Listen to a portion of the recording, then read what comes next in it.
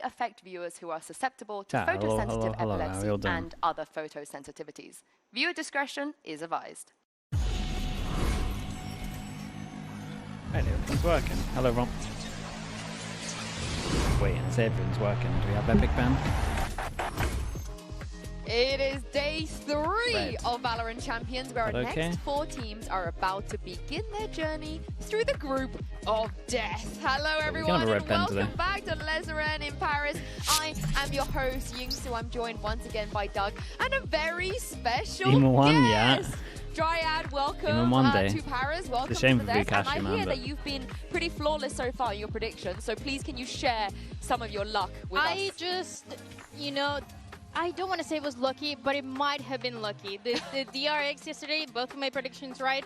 Usually, it doesn't go that way, but you don't need to know that. I'm flawless. I didn't hear that second part. Exactly. You really kind of sold on this. I was hoping you'd walk in and like alpha. I always knew DRX were gonna win that. Wait, really, Prodigy? You hit us with all these qualifiers. See, this one's nice at the moment. Yeah, and can you rage bait me It's not a morning person. Like, I want to get rage bait a little bit. Oh, of course. Yeah, say something offensive. Yeah. I can do that. America's is the best region in the world. Whoa! Okay, well, after yesterday, she might not be wrong. I mean, as a fellow probably pretty hard to argue against Pacific right now. You didn't believe in nerds? Divine Evil, thanks so much for the 17 months. Thank you. Kel the Cow as well, thanks so much for the 2 months, bro. But I was really pleased with how NRG looked yesterday. I think you think about historically how Pacific still exists, yeah, exactly. They've been on attack. And Abyss is so attack-sided that it made their attack side look good. NRG looked incredible. The rage bait, successful.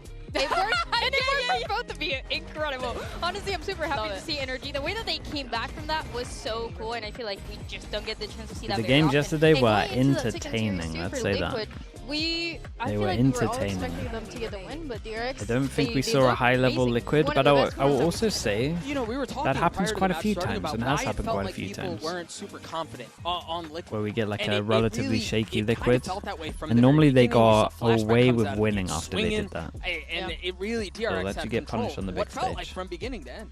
I'm mostly worried about hello, the mate. How we doing? in which Liquid lost. Pacific 2 out of 2 globals, yeah. I know it's copium, but let me do it. They could all go to the finals right now. Hell, Nats will ever make they could actually secure the top 4. Mini boo-boo that we saw. It's one mini boo-boo in 5 years. You know, give the guy a break. Give the guy a break. But looking at today, though, we do have some more teams taking the stage. Oh, that's do you rough, think the NA dominance, the APAC dominance will continue?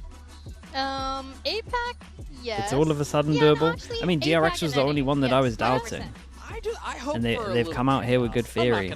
Well, me too. Different comp that people aren't used to playing. Heretics are going to be a ton that was one of the reasons why RRQ is going to make it. Between those 2 teams, but we've got a freaking gigabanger of a match to start things off between DRG and T1. I mean, it doesn't get any better. Every game is a gigabanger so far, honestly. It's been a great tournament. Liquid going back to their K-pop form. Let's hope Paper don't go back to the Zeta form. Mate, I don't even think that was Paper X playing bad in that game. Well, you're at it, so I thought, when I watched that, like, no joke, if Zeta played like that every single time, they win, man. I mean, they win everything. I want to know such a high level. Faction that you pledged your allegiance to, so maybe I can switch. Well, of course, I went with Mixwell. I feel like that's a very obvious one for me. And the one thing about Mixwell is that you guys know that he's known for maybe cursing the teams a little bit when he makes a prediction. So that's my only concern. That's what looks insane. So I'm happy with it. I have the absolute faith in El Padre. The factions here? Nah, it's only streamers that are streaming at the venue. My loyalty's incredibly cheap, okay? I've heard that Mixwell, if his faction wins, he gets a sweet little spinning gecko, or wingman, excuse me, honestly, very cheap. A spinning wingman? Yeah, slip me a little 5. I'm a fan of your team. Okay. If I get a spinning wingman, if I join that guy? that one. Tell me this isn't going into the game. Here's the thing, every, the members of the winning faction, they will receive a secret award, and I think the hosts themselves have picked it. Yep. So you're telling me that Mixwell picked that? What a go. No, but you guys can't switch to Mixwell now. I thought this was already in the game. Mixwell from the beginning. I thought we already had the Dogecoin thing in the game. No, you have not. Day 1 when I found out that it was a spinning today. Yesterday. Okay, more importantly, because obviously the faction host, they will receive a very prestigious award. Yes. I believe you have it with you, Doug, but who do you think is going to look the best with it? Me. And they're so I want to be perfectly clear about this and say this up front. Golden Boy, I've known him for a very long time. Love the guy, one of my favorite people in esports. And he's trusted me imagine with getting few one of the things. Number re-releases, one, the that's most rough. important, he said he would name his firstborn son after me, right? Which is fact, by the way. Can't take that back now. Number 2. He's gonna name his son esports? Number 2, and arguably more important, he's entrusted me with this bad boy right here. Oi! Oh, that is a bad boy. The Pick'em's GOAT trophy. Boom, baby! Look at that thing. Dude, it's got a giant wingman Right? on, I for mean, God's come on sake. now. They And love it- this it guy even way has, like, too much, buckles bro. That I could actually put on, but it's a Killing me. bit too much. So I'm just gonna This guy very is so casually drape it overhyped. over He's my everywhere. person like a Pick'em's Yes. He's GOAT middle would. center Yes, you are. in Like, front it's of been this. there the whole He's time. middle Like on it the belongs. flipping Do you know what though? That's really ironic. badge, because whatever the you're hell this actually the is. pick 'em goat right now. He's Yeah, everywhere, exactly, dude. yeah. That's He's probably weird. behind my head. Do I and cover you know this what? guy up? Numbers are fine, Why is there statistics, 3 of but them on I'm my just saying, screen? Like, we get I'm it, holding dude. the belt. She's not. Whoa! All I'm right. gonna know. take it from you. So There's that's okay. Okay, legit you know what? 3 of 2 them. people that I think probably won't look their best with this belt on, and I hate to put them in it just because Groupology has been such a mess. It is Mitch and Tom, so let's see what they win with prediction-wise ahead of today. 4 with the belt, yeah. Welcome back to Groupology. Why do I hate This is Wingman? Group Dude, D. Mitch, take it away. He's just so I think overrated, this is a bro. pretty easy start for us. That's Team it. Heretics, obviously He gonna gets be so winning much this matchup. praise. People Easy think peasy. he's cute. Okay, It's so just anyway, everything. He's moving everywhere. swiftly on, that's going to put Team I'm just a Heretics hater. into I'm a our hater. bracket. He's I'm super going overhyped. with He's like, T1 going he's like into if that one. I think he's like G2 if make it Aspas was through in fragging as he is first. right That now, would but then everyone was put constantly saying he's the them best and he's in against form as he is right now. DRG, He's and insanely then T1 overrated. falling down. Like And at then I his think top form, Heretics sure. are gonna make Maybe the against run like all the way a back, but we don't have maybe an against like a extra thing, so we're Viper. just gonna do He's it pretty like good at that. defusing Swift and stuff like that. And easy. But in the Group D current is moment, done. what he Thank you for your does, help, dude, Mitch. is insanely overrated. Form-wise, not that. Mitch doing what he does best, dude, it usually. gets me too much, nothing. man. But anyway. And he's sorry, ugly, that's bro. Look at That him. is way too cruel. But let's He's move just a on little to our creature. Mastercard fan poll. We like to know who you think has the most aura out of the 4 teams playing today. DRG, T1, G2, or Team Heretics. Scan the QR code. adorable. Go and He's vote. not, man. And while you're at it, He's tell really us not. who you are backing with the hashtags Sorelli Valorant Sam, Champions thank you so or much for the VCT, 5 gifted. so Thank we you, can thank feature you on the broadcast and see if you can rage bait me and Doug more than Dryad. Jealous, yeah, I'm jealous You of don't him. think You're so? right. It's not possible? You're right. Listen, and I have Iron Mental. I'm unrage baitable. I think all of the other Gecko things Oh, I did it, are man. much cuter. I'm usually the rage baiter. I feel like Yeah, you are. when I'm unemployed, I am full just rage baiting. So it's nice to have this for a change.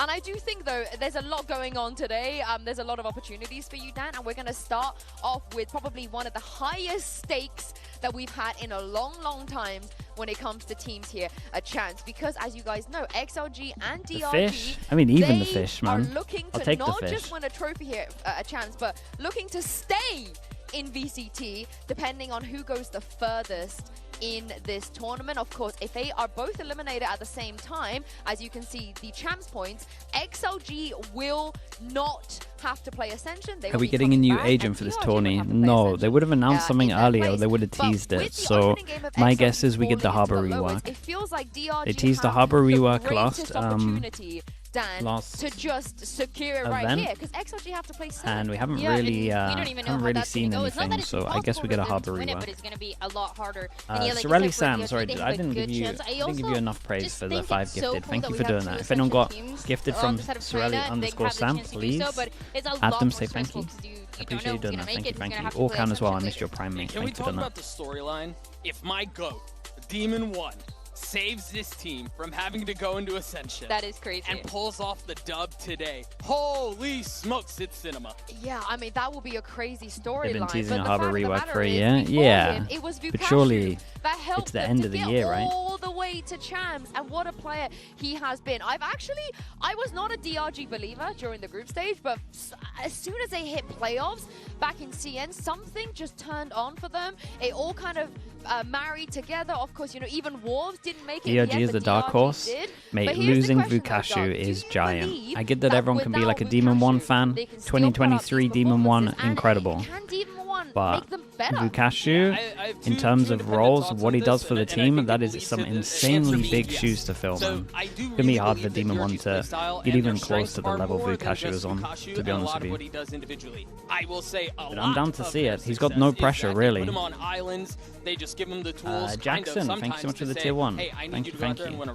He often does that, anchoring and taking space and being. And he's a very inconsistent player. No doubt about it. Maybe it's based off vibes, because I think the vibes on the teams that he's been on before hasn't looked great. In a position like that, but also I love how DRG pairs a lot of their. It's a new role. I mean, in theory, he's got to play Sentinel, man. It's probably some of the most seamless that I've seen in all of China. They're a ton of fun to watch. I'm super excited to see Demon 1 and what he's going to be able to do this time around, but I am a little bit got a lot of pressure? You think he's got a lot of pressure? Last year when he was playing I mean, they're NRG, expected to lose he was this. struggling a little bit with flexibility on the think that's duelist no role. pressure. Then with Lev, it was a little bit of the same when he was playing the controller, and then he goes back to playing the duelist, and then, I mean, he gets out of that team, and then we haven't seen him since then. So I wonder how he's going to fit into this role, because like you said, Doug, he's incredible mechanically, but when it comes to filling the role and playing by himself, I want to see what happens. I think there are two things here that make me inclined to tip the other way. Number one, Demon 1 understands that he has been handed a gift that most athletes dream of and never get. And that's a second chance. An opportunity to perform on the global stage, to essentially Demon 1 thinks he has to prove something? I mean, maybe, yeah. Things have been rocky, where he hasn't been able it's definitely a good adapt, chance for him to prove it. it. I think for a competitor, that is gold. And number two, I think if you're going to put him on an island, and he has perhaps struggled with adaptability when it comes to different roles, this, that, and the such, putting him on a Sentinel role and asking him to anchor a site by himself is probably the easiest thing you can ask of him. You're not worried about. I mean, I agree with that part. I agree with the fact that you're on your own. We know he's literally, if he gets to fight the sites on his own, and he's just allowed to just anchor heavy, just try and take one down, do his own thing, then he might have a pretty good go. Excited oh my God, what is that this? Demon 1 is back. They're so happy. You know, Ethan was even saying yeah, we got a giveaway, I think. Demon 1's biggest win condition is that he over-delivers. And what when is he it? over-delivers, the original Slug sweatshirt. Man, who did the giveaway? I mean, we got a giveaway, chat. I don't know who did it, but we got one. Exclamation mark enter. Got 90 seconds. Want to win some merch. Social media team. Shout out to the guy that did it. And they're leaning into that, as they should. Dude, it should definitely say who did it. Probably got about an extra minute to enter right now. We got to farm him for some content, right? DRG were farming him. For a Slug I was farming him as well. In fact, I made sure to catch up with him ahead of champs and play a little game of hot or cold. Get your entries in, chat. Get your entries in. It should do it in a little bit. I am honored to be joined by the 2023 Champs MVP. Dude, this is so sick, man. I love this little giveaway thing. It's pretty cool. Thank you. As you know, I'm really worried that I'm going to miss it sometimes. Back, so we got to milk you for some content. Of course. I feel like you've been doing a lot of content already with your new team. So are you ready for this? Yeah. All right. Some more. Switch only? Yeah, I think it's Switch only for this one. And you got to just tell me if it's hot or They don't have a. I'll play with you. See they don't have a YouTube. Let's start with the first statement. I think you're going to be... I feel like I know where you're going to go with this, but double duelist compositions. Is that You still might have time. It hasn't ended yet. I'm going hot. I'm gonna do hot. Yeah, I'm instant locked in hot. Why okay, did you the have to winner think about that at one? Tyro well, the meta is different now. At so like, Tyro it's not like ideal to do double duelist. Congratulations. But you can get Original away with Slug sweatshirt. Let's have a little look. Is that not the expectation of you stepping in Tyro for this you roster here? to be able to flex the duelist and I guess the sentinel role? Find out soon. Okay, we'll find out. All right, let's move on to the next one. You did win. You won this guy. Honestly, 2 years ago, I think you must be able to pick the size and color. This question, but I think we've evolved a lot since then. So TikTok dancers, Demon 1, hot or cold? No, wait. But I've seen you. Absolutely not. But I've seen you make so many like different types of TikTok content with DRG. Click the redeem button. Why is it cold? Let me know if you find it. I do not like doing them. Oh, you don't like? They just force you to do them? It's not forced. I'm like, I'll do it. I'm not gonna say no, but I'm not gonna do my own TikToks. That's for sure. Okay. So where do you draw the line? Has there been something they pitched you? You're like, I categorically will not do that. There's certain things I wouldn't do, but like I don't know. Dude, shout out to whoever did the giveaway as well. Maybe I can find that out. Do you think you would have done something like this back on your previous teams? You know, like what? When you were a champ. Oh, those TikTok dances? Yeah. I don't know. I don't think so. So it's a recent development. I guess so. Yeah, I've been doing. Tyro, let me know in chat years, how stuff's going. We can love give you the that. link if you didn't get the link. Next one, again, I think I have a feeling where you're going to go with this. Hot or cold? Demon 1, standing up on desks. It's still hot. I'd do it again. Some things are still the same then, you know? Of course, yeah. Okay. What was the feeling that Good, time? even check if you this. kind of look back on you being that iconic, getting up on the desk when you won. Looking back at it now, it's kind of like cold. You know, it's fire. But like when I did it in the moment, I don't know. It's working well, just putting in the info. I just did it Love just that, to do bro. it. I feel like you invented aura at that time. We didn't have that word then. We didn't know what to call it. Yeah. And now I think other people are trying to replicate that. Have you been watching the global events this year? The match is like, reasonably priced. Yeah, we don't make much on it. Maybe some people. I more just wanted to like have that. merch more than it to be some kind of profit something thing. planned for this event? Me? I don't know. Going in with the Mini, hello, thank you for the raid, bro. Appreciate that. Maybe you can run across Thank the you. desk. Hope your stream is good. Take 5 this time. Riley as well. five Riley, best, thank you it's so much better for the than raid. one. Dude, you guys raided at the last same time. one, Is this coordinated? we'll do a bit of plugging here. I appreciate that. Thank you so much. DRG bundle. Ed Sheeran raid is crazy. Ooh, okay. What do you like about it? I like the colors. My favorite color is actually green because of my color of my eyes. So it matches. Yeah. Okay, I'm gonna ask you a horrible question. Which bundle do you like the most? The Lev one, the DRG Riley, one, thank you or for the doing EG the one? raid as well. Thank you for that. The DRG one. Hey, okay. But genuinely though. Yeah, that's genuinely, your- I like the color green. Okay, it's a good thing that you're on this team. But thank you very much, Demon, for joining me. I can't wait to see you stand up on the desks and sell some DRG bundles. Yeah, of course. Dude, it doesn't tell me who did the Twitch gift. I wish it did. instigate there. But have you guys seen a change in him perhaps when he was on EG, the way that he's carrying Oh, himself? maybe it does. Javo, 100%. thank you for doing that, bro. Back then, every time there was I an think that's interview, right. it Javo, was if you're here, just I short appreciate you answers. doing It was the a lot of, he's just going to merch show it, giveaway, man. you know, Thank you when for he's doing going into the matchup. But now you get to see a little bit more of him, and I think it's super seen. He's incredible to listen to as well. You know, what's funny is I feel like I've had the privilege of interviewing him a couple of times throughout his career, and I feel like the experience. I checked out the giveaway thing as well. If people want to do it in the future, go to the site, you do a giveaway, and then I pay for all the shipping and stuff, just so that whoever wins doesn't have to like pay for anything. He does seem a little bit more loose. He seems a little bit to do more it in the carefree. future. He's let his hair down, so to TL speak, Koji and with the so tier 1, thank you with the 2 months, really and I'm excited kind of for it. slimy with the Prime as well. Brother, Thank you with the 10 months I thought he also. was just gonna cop out and go, yeah, DRG, because Did I make the 1 minute DRG, summary? whatever. No, not yet. He had thought about It'll like, probably be oh, day off, right? Yeah. My man's put some thought. It'll probably be There's something probably to be be said on about players the. leaving Americas and instantly become When's the day off? whimsical and Tomorrow? just TikTok dances Can you, and, I grieve that loss every day. You don't understand. Crashies? Yeah. Tuesday, right? Me 2 days. too, honestly. I'm getting angry thinking about it. We need to move on. We can be angry about it tomorrow because, of course, think Liquid are gonna be everyone okay? wants to speak to Demon 1. We had to let Mika step Yeah? in as well and have a chat with him should be. before today's game. Let's hear how he's finding life on DRG. Yeah, I think so. I've got with me the biggest not, like, plot super twist of confident, Champs man. 2025 so I'm far. not super Demon confident. 1, welcome back to Champions. Thank you. Well, I want to know, what were the challenges in needing to integrate with a team like this so quickly? Obviously, the biggest challenge is the lack of practice. We only got to play like a couple maps together, so we have to deal with what we have. And the other one is obviously a language barrier. Obviously, that still exists, but we've been making it work and coming up with key terms to help us succeed. Plus, you're still the GOAT. Huh? You're still the GOAT, too. Yeah, thank you. Good luck. Dude, he didn't know how to. He didn't know how to take the compliment. That was just such a wholesome interaction. Hans, thank you so much. You know, I'm still the He's goat. like, wait, what? And, you know, obviously, a microcosm there, but a really good example of what I was saying earlier. He's a Rentan, little thank you bit for the looser. gifted as well, He's a bro. little I different appreciate here. that. Yeah, Free I mean, he falling was as talking well, about dude. the Appreciate the biggest gifted. challenges in Thank my you for doing face, that and I also. think the elephant in the room is Excels Dan, as I well. think T1 Thank is you the as biggest well. challenge they're going to face Excelsior, today. maybe. I am so Emperor, excited to thank see you for that. T1. I mean, last time that we saw them internationally was back in Bangkok when they lifted that trophy. And now coming again, I feel like we're in the same situation as we were coming into Bangkok. It's been so long We're since not bro's really got a expecting too compliment. much Yeah, of them. maybe. We know that they're not bad. They're He's not just like, dude, good, people they're have just been kind of in the flaming middle, me for the and last it's year and a the half. perfect opportunity for them to do it again. He I'm didn't know not how saying to that handle T1 is it. going on a run. That's I'm funny. just Sounded like you were saying that I saying have that. a lot of hope in this team. I mean, they're probably going on a run. Let's be real. A desk divided. No, but let's be real. Okay, how do you feel about T1, Doug? I think they're a strong team, and I'm really excited to see Ooh, how I they think do. I have I have DH in my VFL, VFL, right? right? A ton of fun. I know we're going to chat with him about had to him a get little bit more a later, chat. but VFL at the moment, is it just my team that's bugged or is everything bugged? I've got 0 points right now. I love their map pool. I had something fragging heavy, 0 points. TMV okay over there?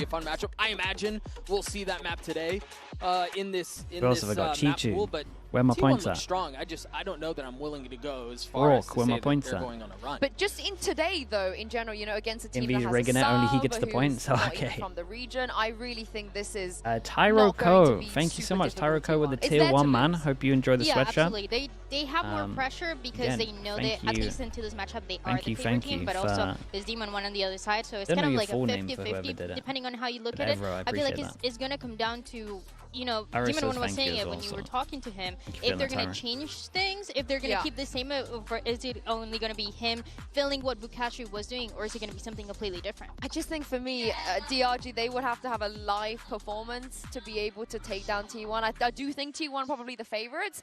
And you mentioned DH. How do we feel about DH? That's a great point. Yeah, if TMV isn't going to actually make sure that his VFL works, we should probably use his stream to promote and he's been exactly what the team prime needs. I think, subs. you know, we had this conversation Is he not even live? when it comes to rookies debuting on this stage where everything has a little extra shimmer of black and gold and how blinding that can be. Not even live, But for bro. him, I think this is going to be a really good test as you think We're about flaming his a guy who's not even live streaming streaming right now. Also today. I like the way that not only he's finding some opportunities by himself, and that's what makes him so good for some of the matches that we saw in Pacific, but also the way that in the late rounds you see him and Meteor, the way that they're playing together for these post plans is so good, and that's I'm 77th on the leaderboard. Is that true? We're top 100? We haven't seen him yet, but he's Mate, incredible. to be honest, you have Meteor, a player that you know so well. I don't care where I am. Where's TMV? If I'm 77th, where's TMV in the I'm not being leaderboard? funny, but That's I the don't only think reason I a play. Korean Mate, I rookie could be has second ever to last. failed As us long at as the he's global last, stage. I've won. Every time a team has brought in a That's all I Korean care like about, man. Caron, It's the only reason I play that game. whoever else, every single Zan time they is come with the to a Prime. tournament, Thank they you are so much, just dude. I appreciate they're just that. ridiculously Thank you for the Prime. good. Thank you. And I have full faith in DH. But my question is, Dan, when were you going to tell us that you were playing for T1? Yeah, this is your initials, no? You're Yeah, DH. double Yeah, liquid. my initials are DH. Yeah, That's the double first thing that I liquid. thought when I saw him, and then But they're gonna. we might Or not maybe play they play the same. 2 There games. might be a We'll slight see. difference, but you know, it's okay. Tiny, agent pool, maybe, you know. Just that though. Just a tiny skill level difference. Yeah. We're good. I do think there's a lot to be said about the structure that T1 have for DH. You know, we were talking about it a little bit earlier. You've got Hands in the YouTube chat as well. Thank you for doing that as well, bro. I appreciate you. Legendary heavy hitters on this squad playing alongside him, and I mean, that's the perfect setting and scenario for a rookie. I also want to say, because obviously we saw Meteor wearing Do we know the that maps yet? bracelet Nah, there. not until the walkout. has never worn the bracelet. Forsaken told me he wore it once and put it in a safe.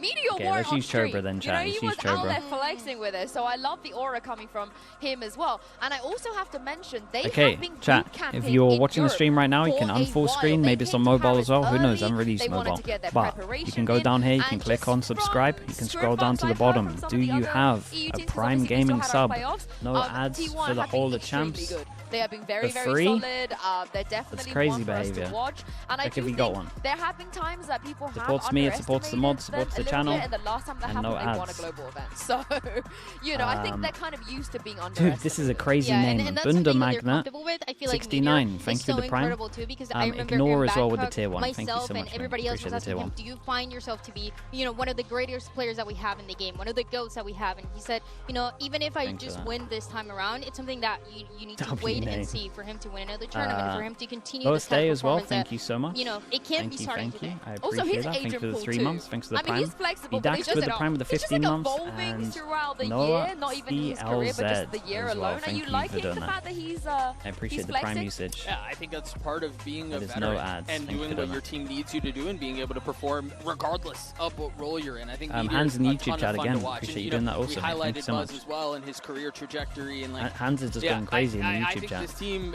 should not be slept on for as much as people might hesitate. What I will say on the other side, because I know Mail as well. Tom Thank you for the 3 months. Appreciate the prime. His agent pool is just probably the craziest thing I've seen, which is Mail says I'm no Cypher, Bunda Magnet, but here's my prime. I As you appreciate do, that, right. Mail. Yeah, Thank you so much. why We've got not Callie down with the perfectly primes for the 4 normal? months. What is We've got perfectly Mac normal, of course, is VLR Buzz as well. coming Thank you so back much, for Mac. his And big Mango champs Freeze with the tournament. 5 Nick has had a gifted. chance to catch up with Thank him you, bro. I before today's appreciate game. you as well. Chatting all to do. We've got an Oiler. Let's get the Oiler Slug spam going. Thank you Mika so much. and Bella man. here with Buzz Appreciate of that as T1. well. Hello, And Buzz. Moon Now, Avelli I'm as well. not sure Thank you so how much. long the team has had to prepare for DRG's newest member, but I'm curious, what do you think T1 has in the bag in order IXKYS to as slay well with the this prime. demon? Thank you so much. Thank you. DRG의 새로운 And 얼굴, Kia 익숙하지만 and 새로운 Eric 멤버가 합류하게 with the prime also. 됐는데 Thank you. K-pop 디몬 헌터가 Karasaki 되기 위해 T1이 And 어떤 Chris 준비를 Atlas Gaming. 했는지 듣고 Appreciate you too as well, 싶습니다. dude. Thank you so much, you too. 일단은 뭐 저희가 DRG 말고 다른 팀들도 많이 이겨야 still 되기 T1 때문에 Hey Watchers? Oh, for 특별하게 sure, man. 준비한 건 없고요. 디몬 헌터스도 Hey Watchers went 좋지만 up after the 용을 잡는 멋진 용사가 되도록 documentary. 하겠습니다. Well, we prepped for everyone that's here at Jam, so we don't have a specific plan for DRG. But hey, you know, it's good to be a demon slayer. It's good to be a demon hunter. But you know, we root higher. We aim for higher. We're gonna be some dragon slayers, he said. All right, well, eager to see you go up, up, and up. All right, good luck. That interview was golden, and Buzz, For maybe God's he could sake. be your idol. The non-stop. Gotta be golden. Yeah, gotta be golden. Hands again in the Doug YouTube is chat. like, Appreciate I you, think bro. that was a another reference that I missed. You've never seen K-pop Demon Hunters? No. But I did know it was a reference. I just Okay. missed count. it. Does that Doesn't count. help at Yeah. all? Nope. After tomorrow, we have a day off, so we'll know what we'll be doing with Yeah. Doug. We're going to watch K-pop Demon Hunters. But we talk about veterans. I can't believe Joe we Shen, could thank even you have so a much as well with the conversation prime. Thank about you. veterans, Thank you. Doug, Appreciate the 4 without months. stacks. The original mouse. Whoever got winning this? I think T1 will be fine. He's been around from the very beginning, and you're right. When you think about veterans, maybe he does go a little under the radar, right? Yeah, you think massively. about Meteor, you think about Schwoob Demon as One? well. yeah, Schwoob you or think Swab about King with the Buzz, prime. and Thank you for the then 3 you go, months. oh yeah, stacks. Holy smokes, stacks. He's been a rock for what feels like almost every team he's been on, and I think he has the potential to be an X Factor if and when those other pieces may not be delivering. Yeah, and let's be honest, if there's anyone that's not going to be bothered at all about who is stepping in on the other side, you know, a world champ, whoever you want, Simply it's Mo Stacks as well with there. the He tier 1, doesn't bro. care. Appreciate He's you, gonna Mo. be Thank doing you his with thing the no 2 matter who months. it is. Yeah, and he's played so many international events. He's played so many matches. He doesn't care. Who do you think will win against G2 Heretics? I feel like he's I just think such an incredible leader, G2 will and be it's something that you okay, see in his face, but the way I that think he's it's going to celebrating be the rounds, the way close. that he's sometimes struggling a little bit. Because And it's honestly, about things if that are you going look wrong at in the Heretics team, and you things that take out maybe he might Icebox have, out of the you know, equation, made and they're you know, actually if he made a mistake they or actually have a not. pretty good map He's pool. just so cool, and I'm so Road's happy a question that we're mark, witnessing this Abyss is a event. question I'm mark. actually pissed at us that we've missed like the aura clout battle between these two teams. We talk about like the fried chicken bit. We talk about the mouse kiss, and then we talk about Demon One standing on the chest. Right. Like, forget about defaulting and macros and side execs and layering just utility. Yeah, I just want an aura clash between these two teams. And Matt with the you tier 1, thanks so much for the 2 perfectly months. segued there Thank for the you. MasterCard fan poll, because it's time for the result. Earlier Thank you for we doing asked which of the Group D teams you think has the most aura. The results are in, and you guys said G2 with 45% of the vote. Crunchy T1 Taco with the tier 22, 1, thank you for the Heretics 7 months. with 17, and DRG only managing to get 16 despite adding makes no Demon sense. 1. That makes no sense. I also don't think people have seen the way that like Nick, also Spearsy 1, they all have aura. They all do. Not only Yeah. Demon 1, but have you seen their hair colors? Oh, that's aura by itself. They Like, need to pick you up. That's like the kind of yes, team I you know. need to join. I know, exactly. I saw it and I'm like, this is my team. Yeah. Yeah. I was thinking about G2 winning, and I thought, well, I don't know. And then I remembered they walk onto the stage with Oakleys, and they're decked out in Polo Ralph Lauren the whole time. No, but they have like, aura. Yeah, Try that's hard. what I'm saying. That's what I'm saying. Like, Especially try now. hard. because can I Try tell hard. you, I try walking out onto something like that, dressed like that, Try I look hard. dumb. They look awesome. It's crazy. I don't get it. I think I love G2, but I also love Rage Baby. Ultimate, like, thank yeah, you so they're much as well. tryhards, Ultimate you know, like 9998, they don't have thank you, the bro, appreciate natural you. aura, but What do I know? Because if we look at predictions, I had a bit of a stinker yesterday. I was 2-0 and then 2-2. But it looks like there is way more DRG believers than Heretics Nah, we didn't believers, find time. Come on, Yeah, it's gonna have to be Tuesday. Today. Dude, I'm telling you, this is how you know this tournament's messed up, man. Because if this guy starts going positive in predictions, something's really wrong. For a little silly, and that's the reason. Unless he was just pretending to not know anything for the whole year. I mean, G2's. Okay. That's not. Making sure. I'm not dumb. Oh, yeah, because they definitely did so well against Heretics back in Masters Shanghai. Yeah, same roster, by the way. Anyway, thank you so much for the tier 1. I just think... He might have. This he one tricked was us all. honestly such the a hard whole one, year long con. AB. I think I'm gonna go with T1. But It's I'm a little 9-month scared. long. I'm scared. Okay, yeah. long I'm con. back on the graphic. I don't know, man. What about the second match? So T1 for the first one? G2 for Obviously, the second G2. one? What do you mean obvious? You're talking to me. Exactly. Do you feel the rage bait? Oh, do you feel it? goddamn. It's happening. I actually do feel it. Broken this is clock how it theory, feels. that's but true. this tournament has been full of surprises so far. The problem is Who he's already been will right 3 survive times. From Group D, there's only one way to find out. It's time to kick off day 3. How much hope do we have for Demon 1 today? I think he'll do fine. His role isn't great in terms of the amount of practice he's had of playing like a Cypher mostly, but the anchoring, being able to fight on site and just sending it and lurking, doing his own thing, probably pretty good for him. He just gets to do his own thing. It should work pretty well. Dude, your name's always crazy. Little fat ass. Thank you so much for the 13 months, bro. Appreciate the tier 1. Every time we see the big stage, we know that. You think Liquid will advance to playoffs? I don't know, man. It's gonna be hard. The feeling of people in the crowd cheering for you, there's really nothing that compares I like this to name, it. though. I've been at the Wingman highest of the Poacher high, with the Prime. lowest of the low. I didn't realize that was like a I've job seen or what something. being Thank a you so world much, champ bro. feels like. Appreciate the Prime. I've seen what not being able to win anything feels like.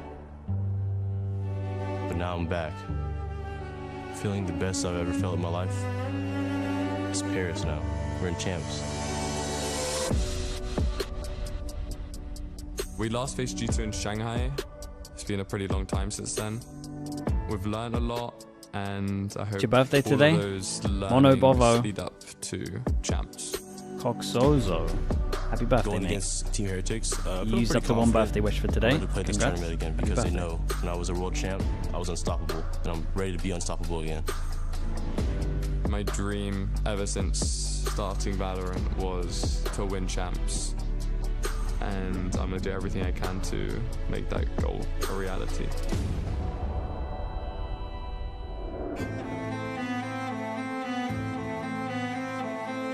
To win champs, obviously, it would mean everything to me. EG are your Valorant World Champions! I did it once, and doing it again would be even a greater achievement. I would say T1 are pretty strong. They have really good aim. 일단 저희가 어떻게 하는지 대회를 보였으면 다 아시겠지만 Mango Freeze, thank you for the gifted. The birthday present. Thank you for doing that, Mango Freeze. Fruistamon as well. Thank you so much for the Prime, bro. Appreciate you doing that. 일단 저희가 일단은 조금 재밌는 팀이고요. 그리고 이번 챔스를 위해서 준비를 엄청 많이 Did the other members of DRG just not want to do any content I and always stuff? give my 110 effort to be the best I possibly can. All your time goes into it. You work on your craft.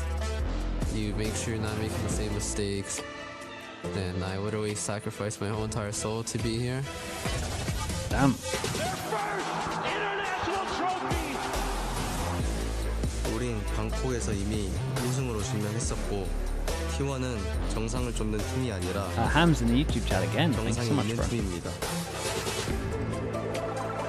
Thank you so much, Hams. You're going crazy over there.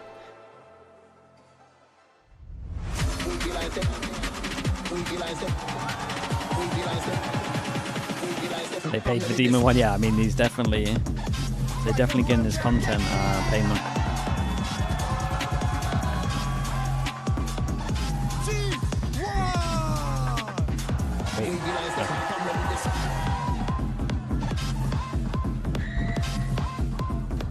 Kuka in the YouTube chat as well. Thank you so much. Is this the real one or is this the fake one again? I never know. Thank you so much, dude. Appreciate that. Same with Demon 1's getting 30. T1 already. I don't think so. I think G2, well, it depends what you call full shot. I think G2 will get top 4 at the very least. That matters the most. But talk about return of the king. Demon 1 is on stage.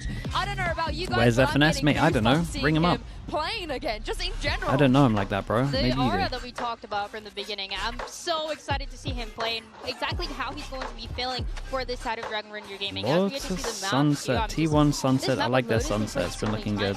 Yeah, I mean, the sunset, Doug, as you rightly said, this is something that we were definitely going to see today. But you got to say, looking at the rest of the match, Aston, thank you so much for the tier 1. Appreciate the 25 months. When I look at this pig ban phase, I'm inclined to think that they won that. Yeah. No Abyss. I mean, we saw a good amount of Abyss yesterday. I think this is fine. Successful. I mean, both these teams are at sunset, but DRG are no slouches. The DRG common English, they use both. DRG love to 1-4 on Lotus a lot. They leave previously Vukashu on an island and let him contact and make sure, at least on the attack side, there's nobody taking aggro space. And then they play around his timings and around his space style. I imagine they're going to do a bit of the same. And then Ascent is a really fun map too. I love the way they play it. Yeah, I look at this and I go, T1 might be in a little bit of trouble here. Talking a little bit about that map of Lotus too, one thing that catches my attention is that not only do they play a lot of those 4-1s, but they play a lot of 5-man hits where they have 2 sets of utility. If that first side hit doesn't work, they're going to have that second round of utility to make it work out, but it makes it a lot harder for the post plan, so that can be an opportunity for T1 to capitalize from that. I still feel like, yeah, there's a good chance for DRG here, especially if they get the map 1. And you might look at Lotus and Lay 317, thank you so much, bro. Appreciate the tier 1, thank you, Lay. Throw the numbers and you go, oh, it's only a 50% win rate. That's not very good. They're 4-4. 2 of those losses were to Billy.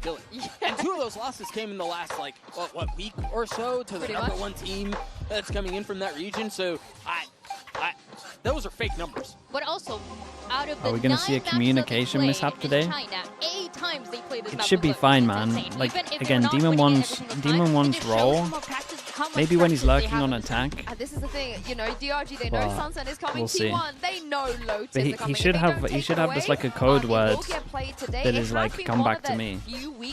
And then it's kind of fine. Come back to me or I'm going to send it. But don't assume this is if he's got 2 code words for them, then he's kind of fine on attack. He can just lurk and then they either brings him back or he just sends it. Why not? He will. But how about Demon 1? Do we expect him to just 1-for-1 the Cypher? You'll be surprised how little comms you can get away with, I think, on this role. Because of the time that they had to be together, Go and stop together, I think that makes the most sense. I just want to see if he's able to actually perform with this Cypher, kind of playing by himself the way that Vukashu used to do in China. Yeah, I think I miss Carpe and Saya player. Saya players in tier 2 at the moment, right? Dan, wait, did Saya player's team make it to You Ascension? can't really revamp your entire structure over, what, a week, maybe 2 weeks, and then you consider travel, this, that, and the other. But so that's problem number 1. Number 2 is I do think it's probably the best way to slot him in.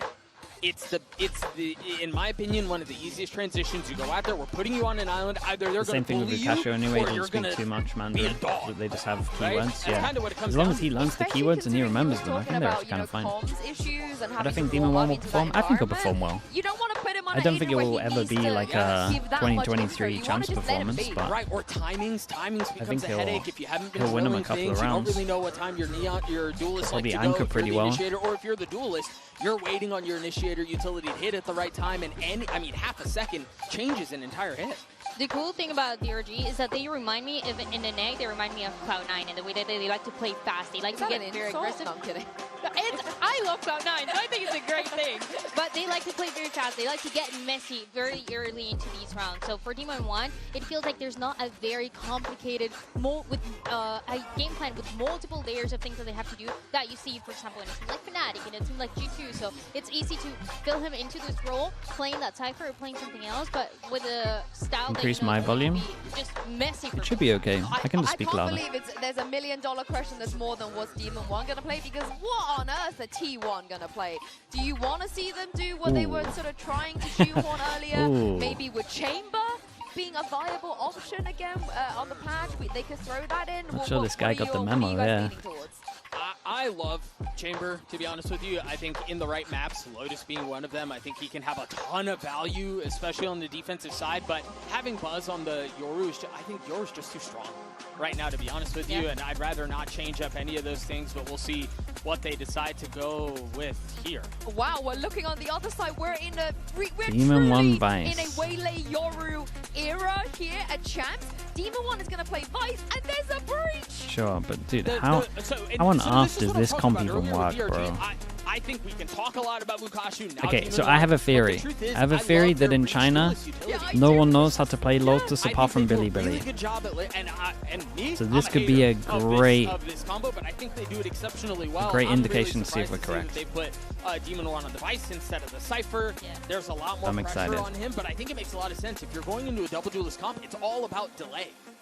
And looking at their comp, playing Growth, for example, we haven't seen it. I want to say that I'm right, but on this map of Lotus, especially because Akuman was playing on this Neon instead with his double duelist with Spirits that is constantly on this Yoru. So I want to see also how that plays out. Truman White with the Prime. Thank you so much for the whole year, mate. I appreciate that. So here's a debut for him on this team, back on the global stage. What are we waiting for? Mitch and Tom, send us into game. Thank you, Yinsu. What a game we've got in front of us. A world champion returning to the international stage, to the champion stage. And the breach double duelist. I mean, I imagine they just absolutely send it. This is what. So when I watched, and again, I watched minimal China games, so not like the best in terms of knowing. But when I watch, normally teams in China just play what I call ranked. Take space, hit site. Take space, hit site. They never really give themselves options or go around the map. And when you have a breach, no scan initiator, I think probably you can see that a lot. Yeah, I like this though. They let them actually, they go silent over towards A, let them go out and then pop on them. And while they're already falling back off of it, they love these aggressive starts. They love these front forward plays. Oh, Flexin hasn't fallen all the way back. That's going to give an opportunity. DH with a response. Meteor. The Demon One wanting to take the jaws. Capitalize. It's risky. Yeah, it doesn't want to lose his team the round though. Didn't want to go for it. What a weird round on this one. Tap of the spike, they go fast. This is a big jaw. Damn. Demon One's doing good, man. And he's showing some confidence. Every time I watch him, he's like wanting to jaw. Towards the B site, taken down. DH leaves Stacks all alone. A 1 versus 5 for the Fade. And DRG not looking to split too much. We'll see them retake this together. And I love this composition. I think we saw it yesterday as well, just how powerful the Waylay alongside the Yoru can be. And for DRG, that's only going to enable them to double down on what we've already talked about in that aggressive playstyle. Do you not believe in the Stacks clutch? Talking about comps, this man in a 1 versus 4. And you were right. Maybe you're right. Yeah, not with that aim. If he gets the first one, I'm a bit more of a believer, but that wasn't very clean. Yeah, not the nicest sign. Okay, this is nice though from DRG. Let them go out over towards A. The second it was like 4 bullets, like a late punish. Well, a solid start coming out from DRG, from Demon One as well. He got the double, but a pistol's a pistol. Let's see when the rifles come out. Lovely. Like, this is the thing with this squad is like, I mean, it's a great comp to do punishes like this. With this Yoru the Waylay. It's so Waylay saturate is just you have to be so prepared for this exact composition. And well, I guess the good thing for T1 is they probably have played against it. I imagine they've at least scrimmed a little bit versus their Korean partners over in DRX, but what do they go for? We got a sheriff. Didn't look prepared for that one. One sheriff, that's it. Side. Of course, this map as a choice. DRG are pretty much allowed 2 deaths on this one with their buy. But recently, at least, DRG have had a couple of defeats. And that might be why we've seen the change. Well, Demon One, another opening for him.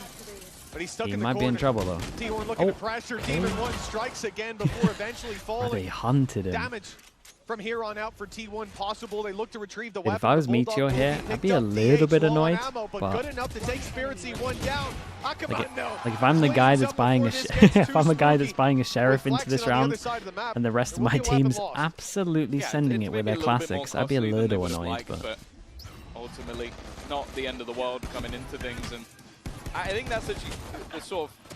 That was always the interesting talking point coming into this match. Hey, thank you so much, dude. Appreciate the 18 months, man. Thank you. Will he be trying it out maybe on the smokes as he has done in the past. But I like the fact they've done the straight swap, because if you've ever watched this squad when they play regionally, Vukashu a lot of the time is on an island. Let's see what their bonus is. They lost a Bulldog. As well with the rest of the team. That's fine. He's going to be an anchor player. It's pretty much pistol again. As you can see right now. Full aggression from DRG as expected. It's a bloodbath. Oh, it's mayhem, bro. There's so many 1v1s.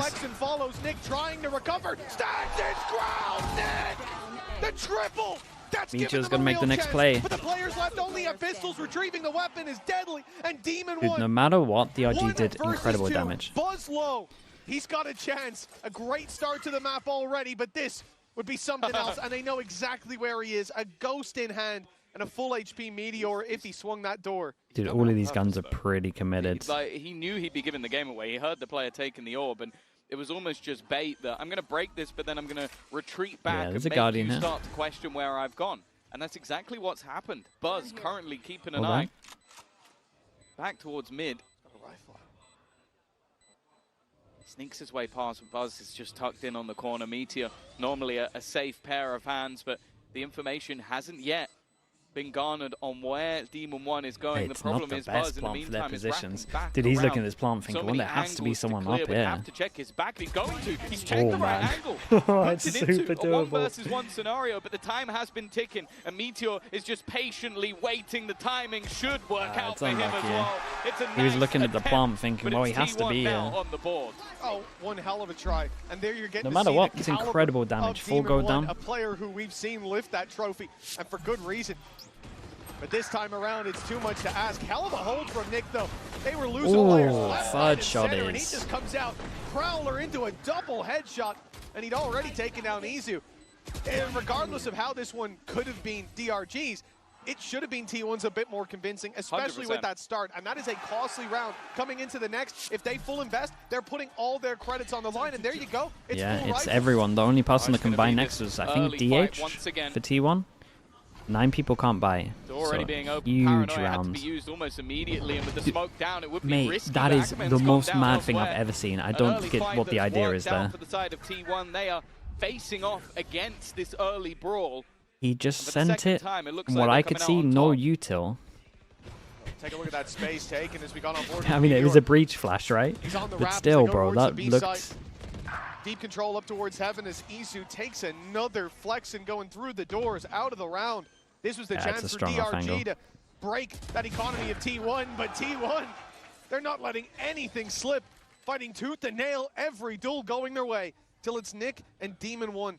An ult online early for Demon 1. Nick not far away, but committing them, even committing the rifles into this round from this point. To confuse enemies, you must confuse yourself. With this replay, it's going to look so weird. To carry these weapons forward, give them a chance, and after what was a shaky round 3, this is a great course correction for T1's economy.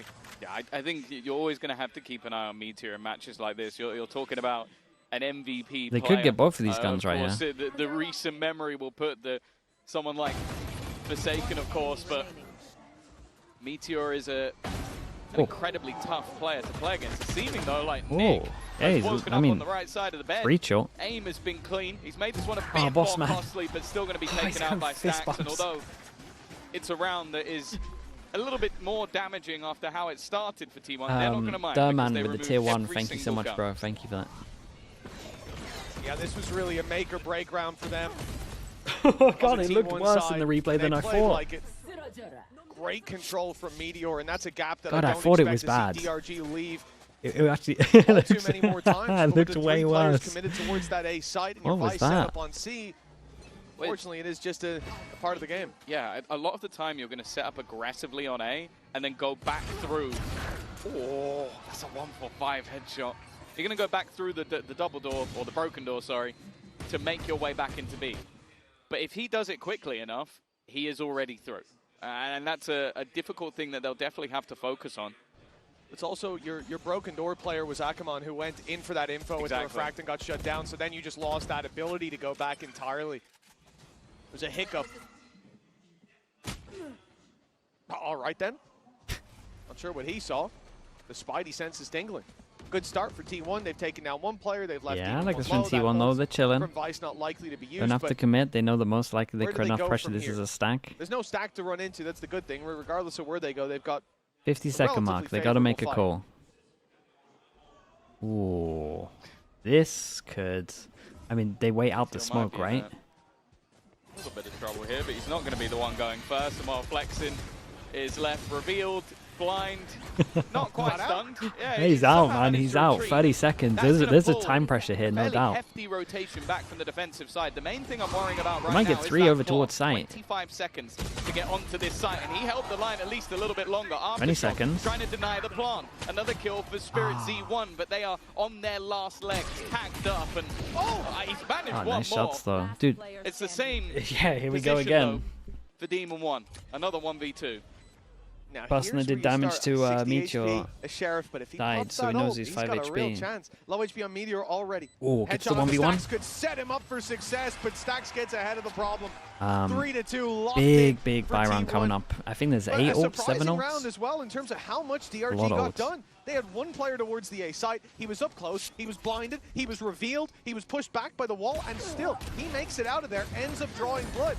That's damage that shouldn't really have been done. Good damage. It was a great eco. And from there, actually DRG super did a winnable. great job to just keep trading out these picks. Again, it's not a round they're likely to win. Breacho, it was looking a little tempting, right? With how it started, so not a bad beginning to this map, but T1 in the lead. Frosty White with the prime. Thank you so much, man. Thank you. I appreciate that. Early tactical pause. We haven't seen much of them in terms of the buy rounds. It was those first couple, and then not able to get things going after the last 2. This will be when they next get back onto the board, and with some Demon 1 late with the rotate there? Not really. They had C pressure early on as well. It was still a question mark. The other thing as well is we've talked a lot about this being a map that really likes to be played by one side in DRG 8 times over the last few months with that 50% record.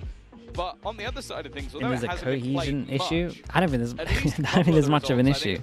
The buy rounds right now have been 2 aggro A's where maybe DRG could have had better synergy. Did it involve Demon 1 in any of that? No. I think it's okay. Although you might look at this and go, okay, this is DRG's pick. This is the only cohesion at the moment is the Waylay and the Breach stuff could maybe be timed a little better from what we've seen. Coming into this map, and especially with the start they've had, I'm getting a little bit worried that if we don't get a response soon from DRG, 7 ults, they might just run away with this. This one is, yeah, this one's a lot. It's going to get pretty chaotic. Be realized as we get back into the game. So DRG have given up with their A. After Switch. that pause, the change the up. You look at the ults in play for Demon 1. Vice now starting over towards A. So having his wanted to play passive over towards A. But a deep play by Izu is going to get a lot of information. Set all over towards here. I mean, it's a lot of info spotting the Vice. Surely he doesn't just... Spotted, pressured as well, and Izu shuts Demon 1 down. The A site open for business. That's our plan. And DRG forced into the retake. At least they'll have that rolling thunder to work with, but Meteor is going to be a snake in the grass. Yeah, this is a nasty position that they need to clear.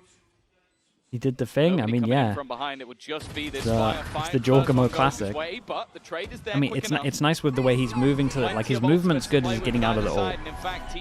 Fast strafe, full speed, left jump. Like it's hard to get him, but I still don't. Still don't think it's super convincing. But they need to start finding these kills. Buzz with another Izu, one more, and while he might have used his ult, but he'll get one more or back towards it. Nick I mean, that first pick makes the whole thing insanely easy. Clean round from T1, much cleaner than any we've seen so far. Well, in almost every round, DRG have been fighting for that A main space, right? They've been pushing up deep. Even in the round where they had pistols, the Sheriff ended up close to the smoke. So, of course, Izu's going to put the dimensional drift through. But finding that pick onto Demon 1, how the information might have been enough. Tilting. But you add in that kill. That's got to be tilting. The round spirals out of control. You're on the back foot playing the retake. Meteor able to pick off another on the way through, and that's Izu down. Gorgamo, you mean the Extra? I mean, I would like to hope the teams would do something more coordinated with this. I call it a Jorgamo normally because he just goes for it all the time. Yeah, this is a nice little set strat on this one. Here we go. Demon 1's going to get tested. He does stick on site.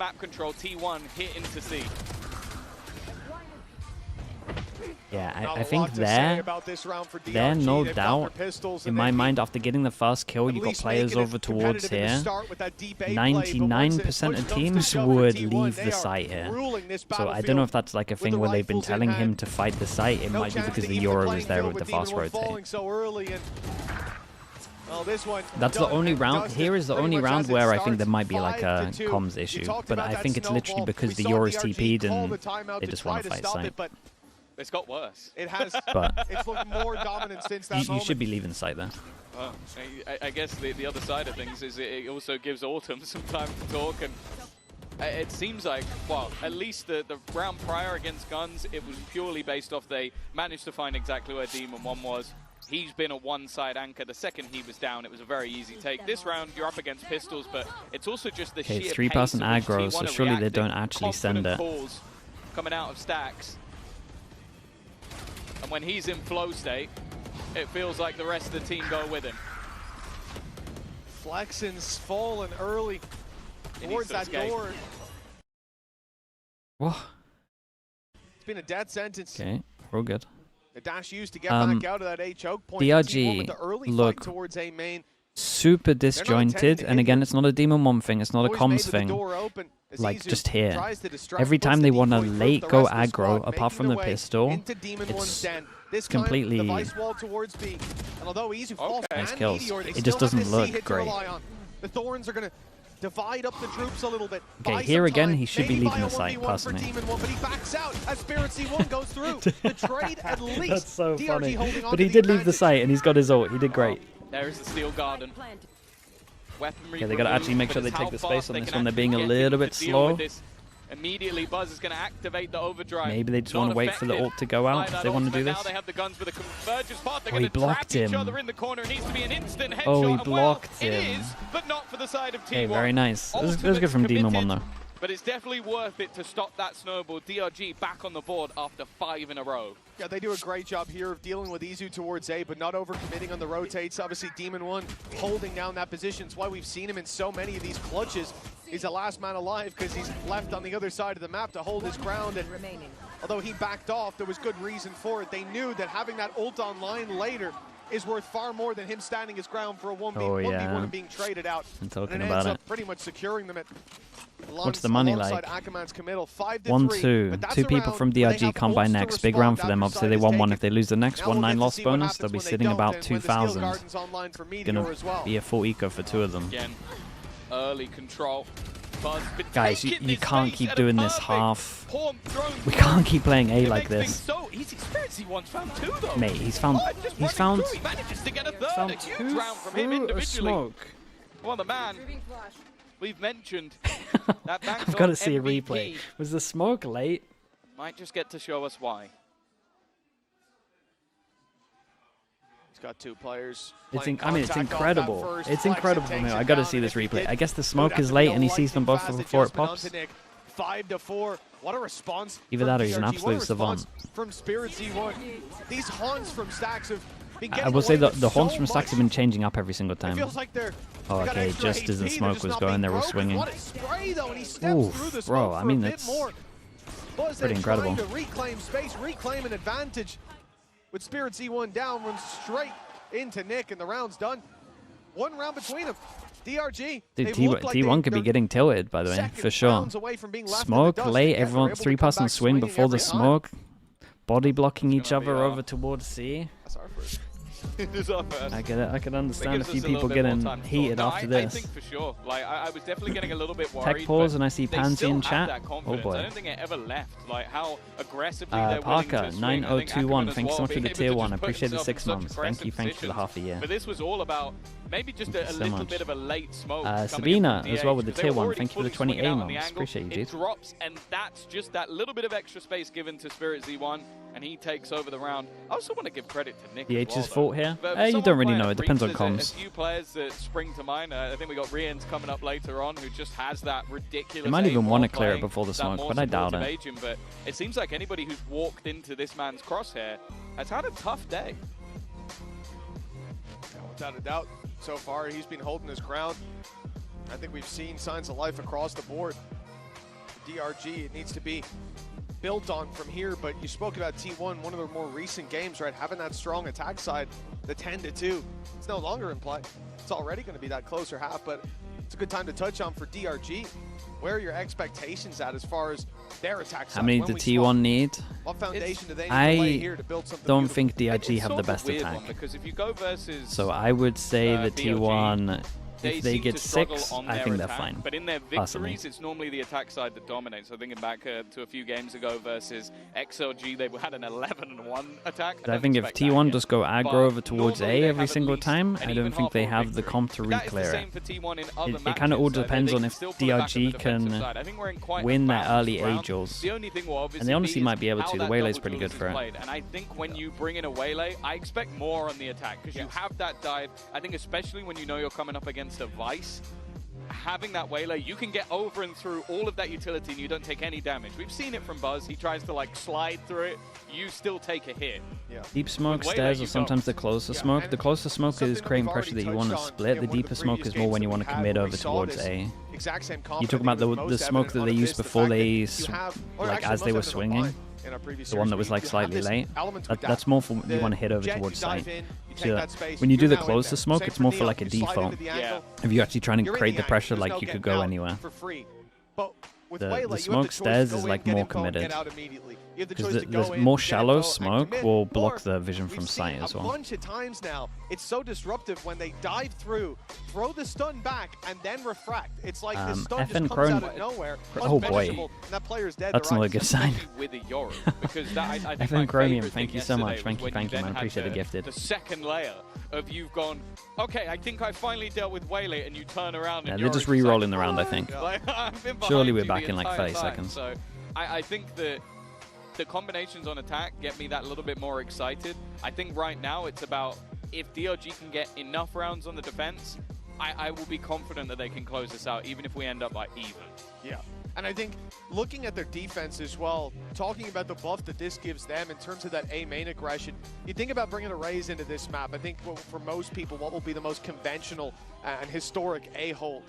When you're playing aggressive like that, you're throwing your nade down early, and now you have to hold that space and fight with it. Whereas, again, with the Waylay, you have this ability to play aggressive early if you want to. We've seen how the util dump works, but also the ability to get What's out my of there VFL after. team? And with it being Omen who's typically aggroing alongside you, you have I'll the just show ability you. It's to easier than cancel trying to any of remember. those aggressive plays if they're overcommitting. For T1, that means Well, you it's might have difficult timed to it crack the badly, code of though. initial aggression, and even when you do, it's So then difficult we to got- capitalize by finding picks. If the Raze is pushed up and you figure it out, Something if you broke punish, you're a DH, man or two Chichu, advantage. Jonah P, Not the Cushy. case here I necessarily. went for DRG having every a deep player that I tool thought belt was to fall back on. underpriced I really like and this something. composition. I think it's Because growing on it's just going to farm the event. Yeah, I think I was somewhat convinced when watching DRX yesterday. Well, we're right back into the action. Again, some early control, and this time, Flexen's been caught trying to push up. A lot of these openers have been going well. They lose every single duel over towards A, it feels like. It's non-stop right now. But luckily, DH got It's ahead insanely hard retake. Got Visal to covered, stall them as well. Almost broken. Buzz in the corner. I mean, we've got to pop this Visal, Decision right? ahead of him. And now the information is there. Spirit Z1, door is broken for him. He goes back to play with his teammate. 2 on that angle. Buzz needs to be patient. Dodges the foe. Doesn't dodge the flash. He eats it. And Ackerman and Spirit feed him some bullets alongside. Stacks. Weird round from T1. It was nice from DRG. They kept up the pressure the whole time. Like, there was non-stop pressure. Even before they planted, it kind of looked like I was watching like Paper X or something. Yeah, it's been They never really felt comfy in the afterpart or got like great positions. I think there, Meteor 100% has to be popping this all. Again, you have the attempted TP through, and it is just patiently watched for. Again, another great horn coming out. My goodness, he Stacks. ate this flash. But then again, it's a His Yori flash is really nice. It's the one that, is it Liquid do this as well? Just in the top right corner. Has a high impact round. And then Pops they just behind get all of you. swarmed on, not having that control anymore. His position was so much more valuable than the fight that was taken. And while from a 5-2 lead and things looking pretty bad for... Mate, again, is this like the third fast death that Omen's had? Flexen's been having a really tough time, but that kill I can't even fault him for. Buzz is Oi. Okay, well, spraying down Nick.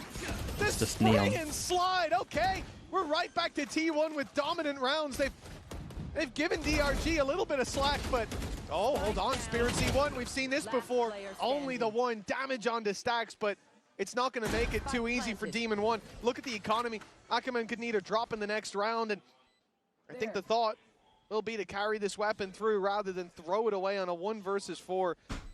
The other problem is there's lots of ultimates for T1, and having those online, if you could bait some out here, would be incredibly valuable. Not even going to go for again, it. It's just a risk Yeah, reward I don't know what that his DRG money's like, Demon 1 but Ackerman's is at least I'll be low. honest with you, I don't think I ever want to see a team again where Stacks and Buzz aren't on the same squad. Because we had to deal with that for a little while, and the amount of just like sheer confidence that Buzz has running through things when his teammate's putting up utility. Like, there have been so many rounds where he has got an opener because a Haunt has caught someone over on DRG, they can't do anything about it, and Buzz has an easy kill. This one, not so much. He just had the read on where that player has been for a few rounds and gets him with the spam. But you could just see the level of confidence that Buzz is playing with right now, and well, it almost feels like a I'm not last losing go at this it. Do they half, just keep it I'll nice win and this simple, one use myself sort of vibe. Winning the half at 7-5. Certainly looked like it would be a more dominant scoreline, but even that is... Oh, that's rough. He's seen an arm. Yeah, I thought it was straight through the smoke. Seeing the arm there is just like, I really feel for Flex, and I don't have the stats on opening duels, but I don't think they're going to look pretty for him. He was flexing so much his arm went through the smoke. Yeah, that could be it. And hit with the Joker Serum. 1 round left to play for. Deep play from Izu. But he's wrapping around on B. Spirit C1's going really to be big pick from him, to be honest. To be wide open. Yeah, and we've got DRG pressuring in the right position. They should just let him take site, and then just let Demon 1 play. Thinking about coming through, and he does just to that's a refract crazy as shot Demon from 1 him. loses in the 1-to-1 trade. They might think C is wide open now. I feel like DRG handled this really well. They'll close in, and with DH, he's heard the TP. No. He's got the timing, and it's a free pick back to a 2v2. Still got breach ult for retake. Kill.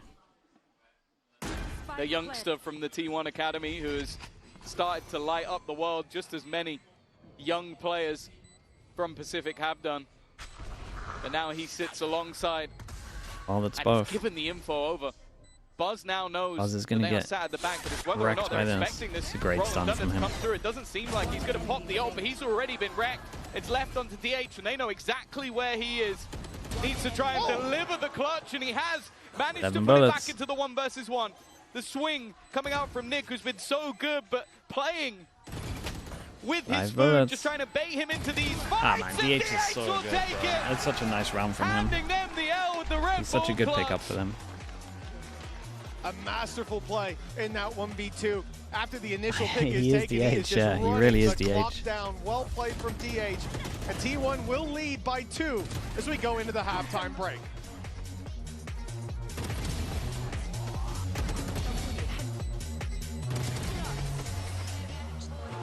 Yeah, that's why we got him in the fantasy.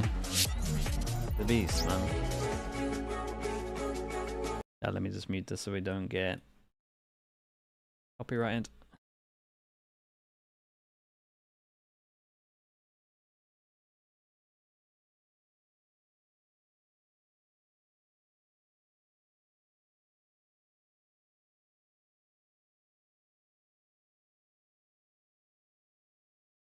Where can you do the Fantasy League? It's ValorantFantasyLeague.net.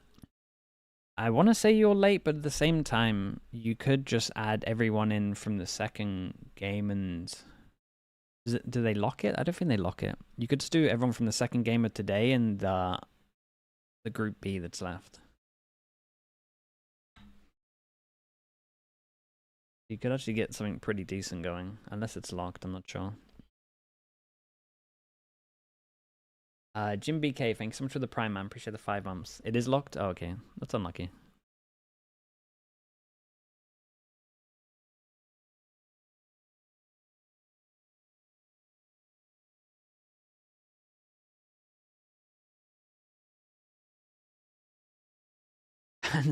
Angie says, I wish EG was here. Honestly, EG stage 1? I'd be in for it.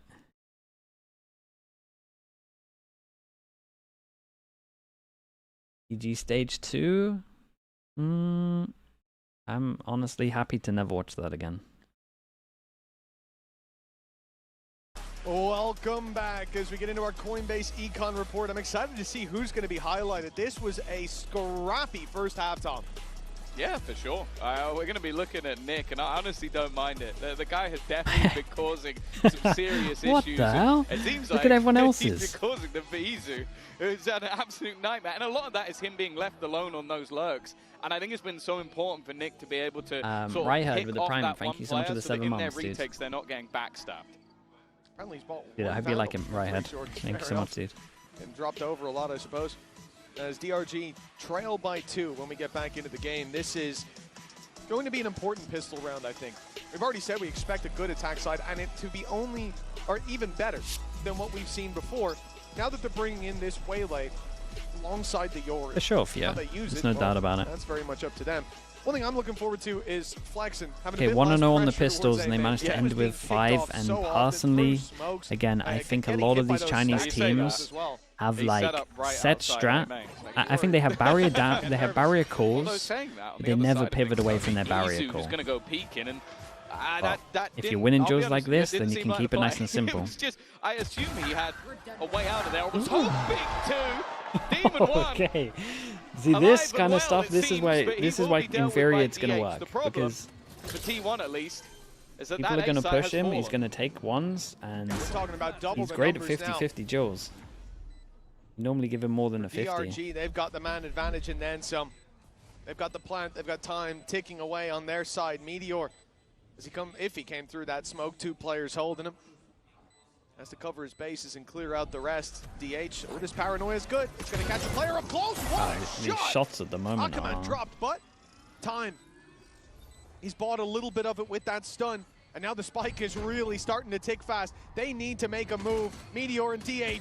It's Meteor through the door to be shut down. The trade was possible, and it won't be very needed nice with double Nick pistol, chat. landing that shot to close out They can't win a map with a double pistol, and it was 6-7. their map pick, DRG then just one behind. not looking great I for like them. the fact that Nick in that scenario doesn't give anything away. Like, safe pair of hands. I'm pretty sure first buy round we're going to see really important revolving door. 8-person, 9-person duel for A. Just basically sits in the corner, so nobody expects him to be there at the end. Solid round coming out for DRG, and an important one at that. As said, I think there's a good opportunity for them building into this. And one thing I want to sort of point out for T1 is obviously in a lot of these cases you're going to have Demon 1 on those lurks. I wonder if that's someone they try and target.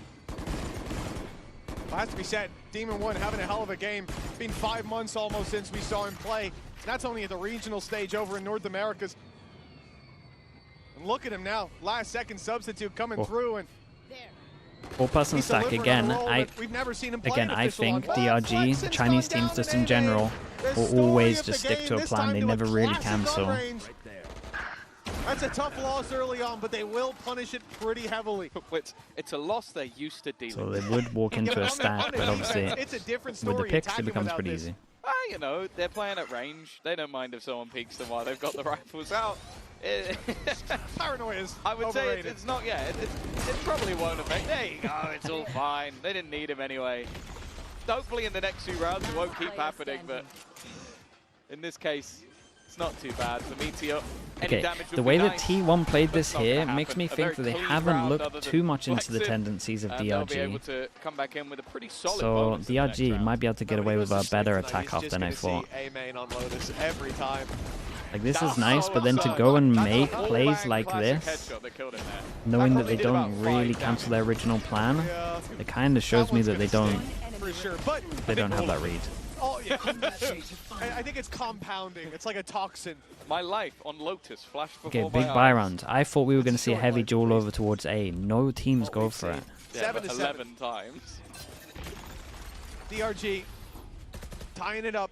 Decent round in the previous. Good economy. Isu playing aggressive. He'll grab himself the first. Sticks around after the flash. CP out, surely. Sticks around a bit too long. The punish is there. T1 start to shift towards this side of the map. He seems to be allergic to his gate crash. Like most of the time, you're going to see a Yoru go out, get a kill, and escape.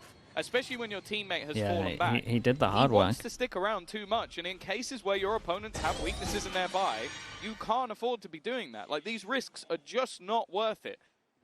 He's 10 and 13 at the moment. If he was lighting up the server, I could understand, but that now gives an upgrade over to the other side. 4 rifles now in play. And well, they've even lost some of their utility on the B side, that they have to be a lot more careful. That's a very important piece of utility. Questions in the back of the minds. DRG, there's the gate crash taken. Let him have it. For Spirit Z1. In the smoke early, got ahead of Stacks, but doesn't catch Meteor coming out. Meteor did pretty insane though. 30 seconds to plant. They didn't pick up the spike, Demon 1. I believe it's down below, so a little bit of a reroute from Demon 1, but those Thorns should buy them time. Pressure's on Nick when they fade. 2 players coming his way, and it'll be Buzz sliding through again. Oh, okay, what is that movement? Dude, I thought they messed up by both spamming, so they knew where he was. It was nice from Buzz as well. Great pressure over towards top site, and then went back and joined his teammate here. No matter what, it's a good bonus. Like, they did pretty good damage on this one. Couple of weird decisions from T1 for sure. It's just absurd. Like, even if you get the drop on him, it doesn't feel like it. Well, definitely an opportunity here. As a bonus round goes, it's definitely not bad, but I do feel like, especially in moments like that, they're going to feel a little bit hard done by that they don't manage to take that round home. Nonetheless, you'll see in a moment. Neon, yeah, Neon looks mad when people doing stuff like that. With a rolling thunder. This could be an immediate response from DRG. Not much money on any team, 1 on each maybe can buy. Super surprised at how these rounds are going. I can't believe DRG are letting him have A for free, even though they're not actually pushing it. Love that bait. That's beautiful. The refract from Ackerman. We talked about the ability to just get out of those deeper angles. Okay, so fighting over towards C, they pretty much know that they can take A for free, because would they be fighting this heavy with those players over towards C if there's a Vice there? Nope. So they know that, again, their comp's not good for re-clearing A, but they pretty much know they're far back, so they can take the space for free. This is a Vice ult with this picked up. T1 want to fight site. Holy bro, we got all 3 of these. T1, they had to rotate. They were here a little bit late, but now they're out of the round. This might have to be a save. For sure a save. And it can't get much better than that. It's 1 armor rebuy, and then 3k for everyone else. Dude, are they going for this?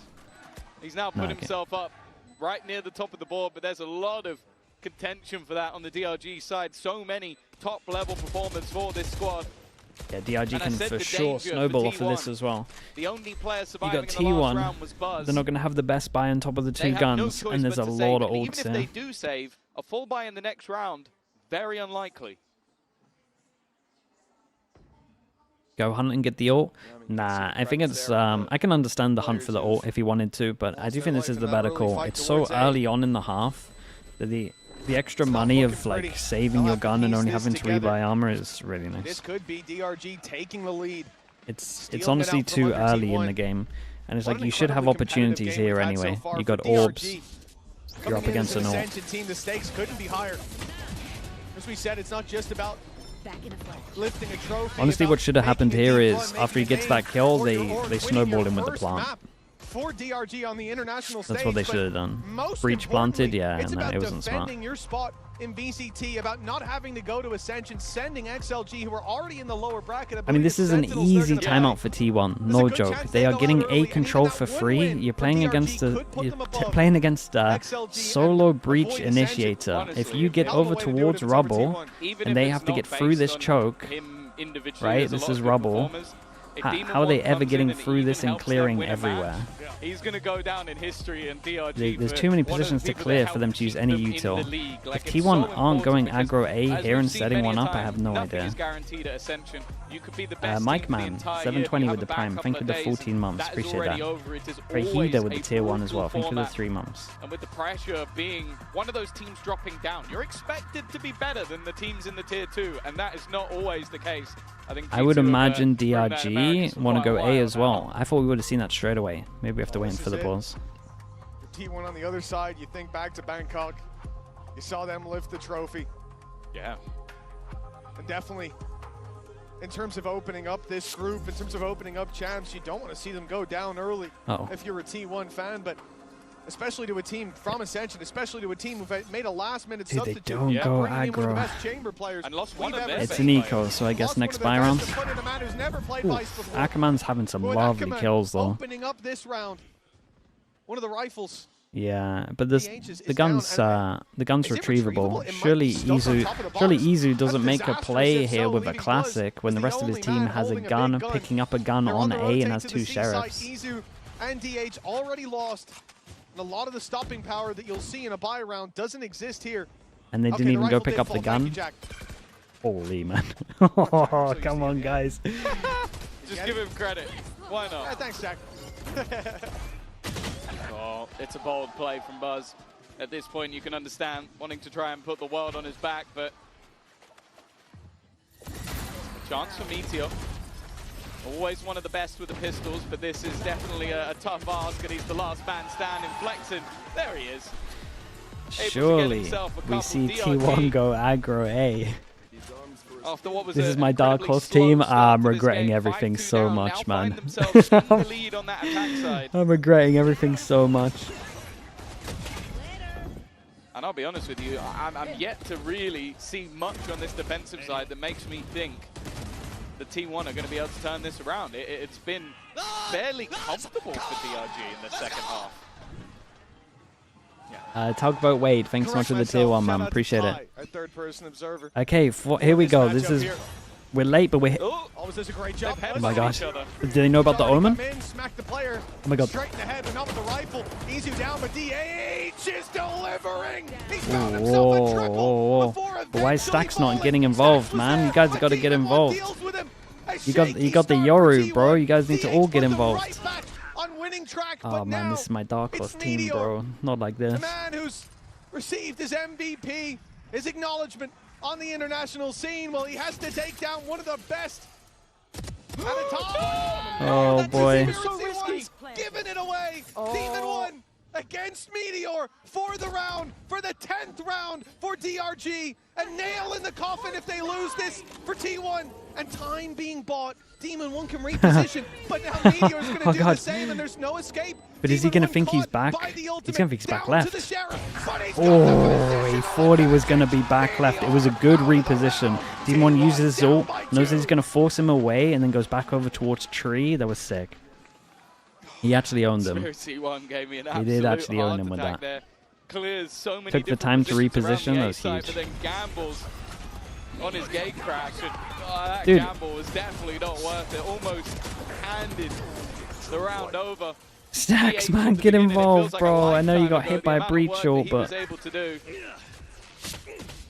yeah, just a silly mistake, but luckily, Demon 1, top of the server Forcing right down now, to an eco for sure. DRG's to take right now. Definitely seeming like the stand-in of the century so far. I want Meteor, sure, not a whole lot in this round, but I mean, this whole round was much better from T1. It's just the fact that they're pushing all the way through A. And Meteor died, I guess, jump peeking over towards C. He's going to let him fade away on the side. Izu, classic in hand. He's good for 1. Done well. Stacks at least finding another, but it's not enough in a round like this. The man left. DH. Stinger in hand. A flank that they don't expect. Remember, they held onto that space towards A long for a long time. I don't think they heard that weapon be picked up. He's dodged the flash. Dude, he walked back next to him. Could be perfect, he walked back into him. One's there to greet him, and even if he wasn't, Spirit Z1 should have cleaned up. 11 on the T1. board. DRG, I mean, they're gonna go aggro A again. That's what they were told to do after the timeout. He flash commits. They've had to make. Look at We're the going roll. full pass and aggro A. He flash commits. They're close to taking this now. this is the thing. I almost wonder, and it might sound ridiculous, but like I can't believe it. Holy. It's much more simple in the aspect of like we need you to hold this side of the map while we directly hit somewhere. You don't need to focus on setting up utility or like when, for example, when he plays smokes, like putting smokes into position. There's no real reason for him to be core without his gun, and you put this guy just to frag. Well, he's 18 It's my fault in the Chinese Lotus now. I'm more worried about how T1 are playing it. Like that double pistols meant the DRG can get a little bit of a buffer on this, but I do think they look better just purely because some of the stuff T1 is doing is crazy. Bad game plan in my opinion, considering the comp that they're up against. To start off, everyone in the E-course, always the person with the worst gun taking the biggest risk. You're 11-8 down. You're up against a team with a stand-in. I also just want to add the context of the rest of the group. The other two teams are G2 and Heretics. Obviously, Heretics went on a crazy Dude, if I'm run G2 Heretics watching T1 right now, I'm loving this. I'm picking Lotus. I don't care what my Lotus is like. I don't think they broke I'm picking a sweat Lotus. at all in winning Americas. In fact, they subbed in Baby Bay and made him look good. I'd say he made himself look good. Okay, big change up though. They get the op out. Op out, they got early TP over towards C, so they're going to go aggro, try and set the op over towards here. But they need to set the Omen up and then TP with Yoru. Right? Or are you just wanting to hold the angle? Dude, a lot is on Meteor for this one. Sunset up next, so it's not all dire signs. It is definitely a time to be worried. Does he take TP?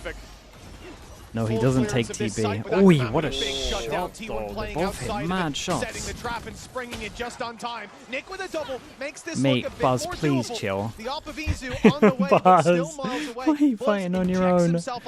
Why have you given him a 1v2? Nice fade up. Holy bro. Okay. Well, that's a lot of ults, though. If I'm DRG, I'm pretty happy with how this went. They got enough kills. That means that money's low if they win this, and at the same time they got some heavy ults out of them. Very worried that round could turn on its head, and honestly, with how some of them have gone, I can got 2 ults out of them in a 2v3.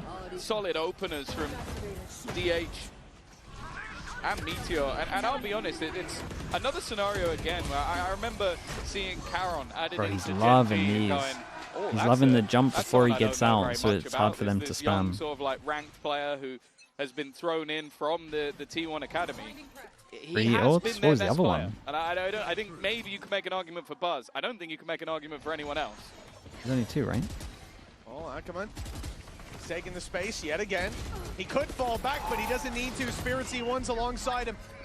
Full control of B site, but it looks like T1 want to fight for it. A delay towards Hobbit. They'll have to wait a moment now with that stun landing, and that's going to get the plant out E1, DRG. most important thing to do in a retake over towards C. That fades quickly. Pressure this point. Nice shot by Izu. Here comes DH and Meteor. Damn, they won both their duels on the side. The wrath of T1 unleashed, and no one standing but Nick. 3 more. He's already got 2, but that off is Oh man, that was a nice attempt from him. It was a nice try. Another round for T1. I mean, they won 2 duels on the side here. They really did. This is a hell of an opening map. Yeah, it looks like man, I'd be pretty gutted if I was DRG here. That was a really good chance to take this. Not been working for them. The risky plays early in the round haven't been paying off. So instead, okay, they lose these duels the on the map, side, and then it's just it's a about rough duel as focusing well. the players in, not allowing them to have these fast flanks, and then fighting as a team. And if you think back to like the old school Vision Strikers DRX that was run by Stack, they were the best in the world at retaking. They were the best at having a setup, having utility put into play, sending in Buzz or sending in Izu in this case, and it works out for them. So I'm glad that that's the adaptation they've made. Now DRG aren't just going to sit there and let this game slip away. They've got to pause themselves.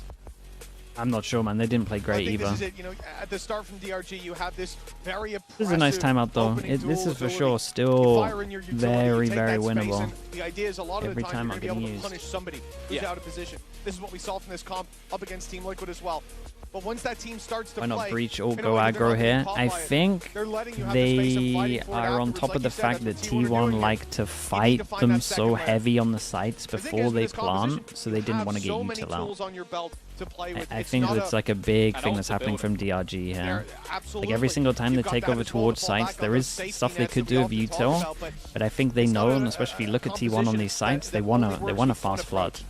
Like Buzz here wanted fast flood. Over towards C, they keep fighting. So I think they've been told when they get over towards sites, instead of like chilling, coming up with a plan, it's more just guns out. They're probably going to send it on you. And a lot of the time, when they go to swing into that angle to take that little bit of extra control, Izu's waiting there with the op in hand. Time to jump. Well, the other thing on the brink for yeah, looking a bit like a set strat, straight over towards B. T1 take this round and Meteor might have a lot to do be here. able to extend into the lead off of it. Again, you see these passive angles being held. The operator brought in for Izu once more just to passively hold A. An already massive group up from the defense on this B site. And elsewhere, just got DH. Jiggle peeking, but has now been smoked off.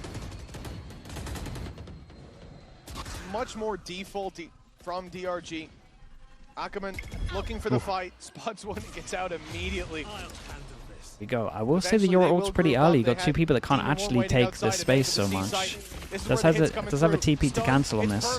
The TP used, but it doesn't get DH to safety. Spirit C1 still Great able to stun. pick him up, and now they've got control over C, but it's being fought for. Meteor step through the smoke. Yeah, I mean, they want to fight. See what I mean? They keep the guns out. They know they want to fast flood. From up top. A DRG in a 5v1 all of a sudden.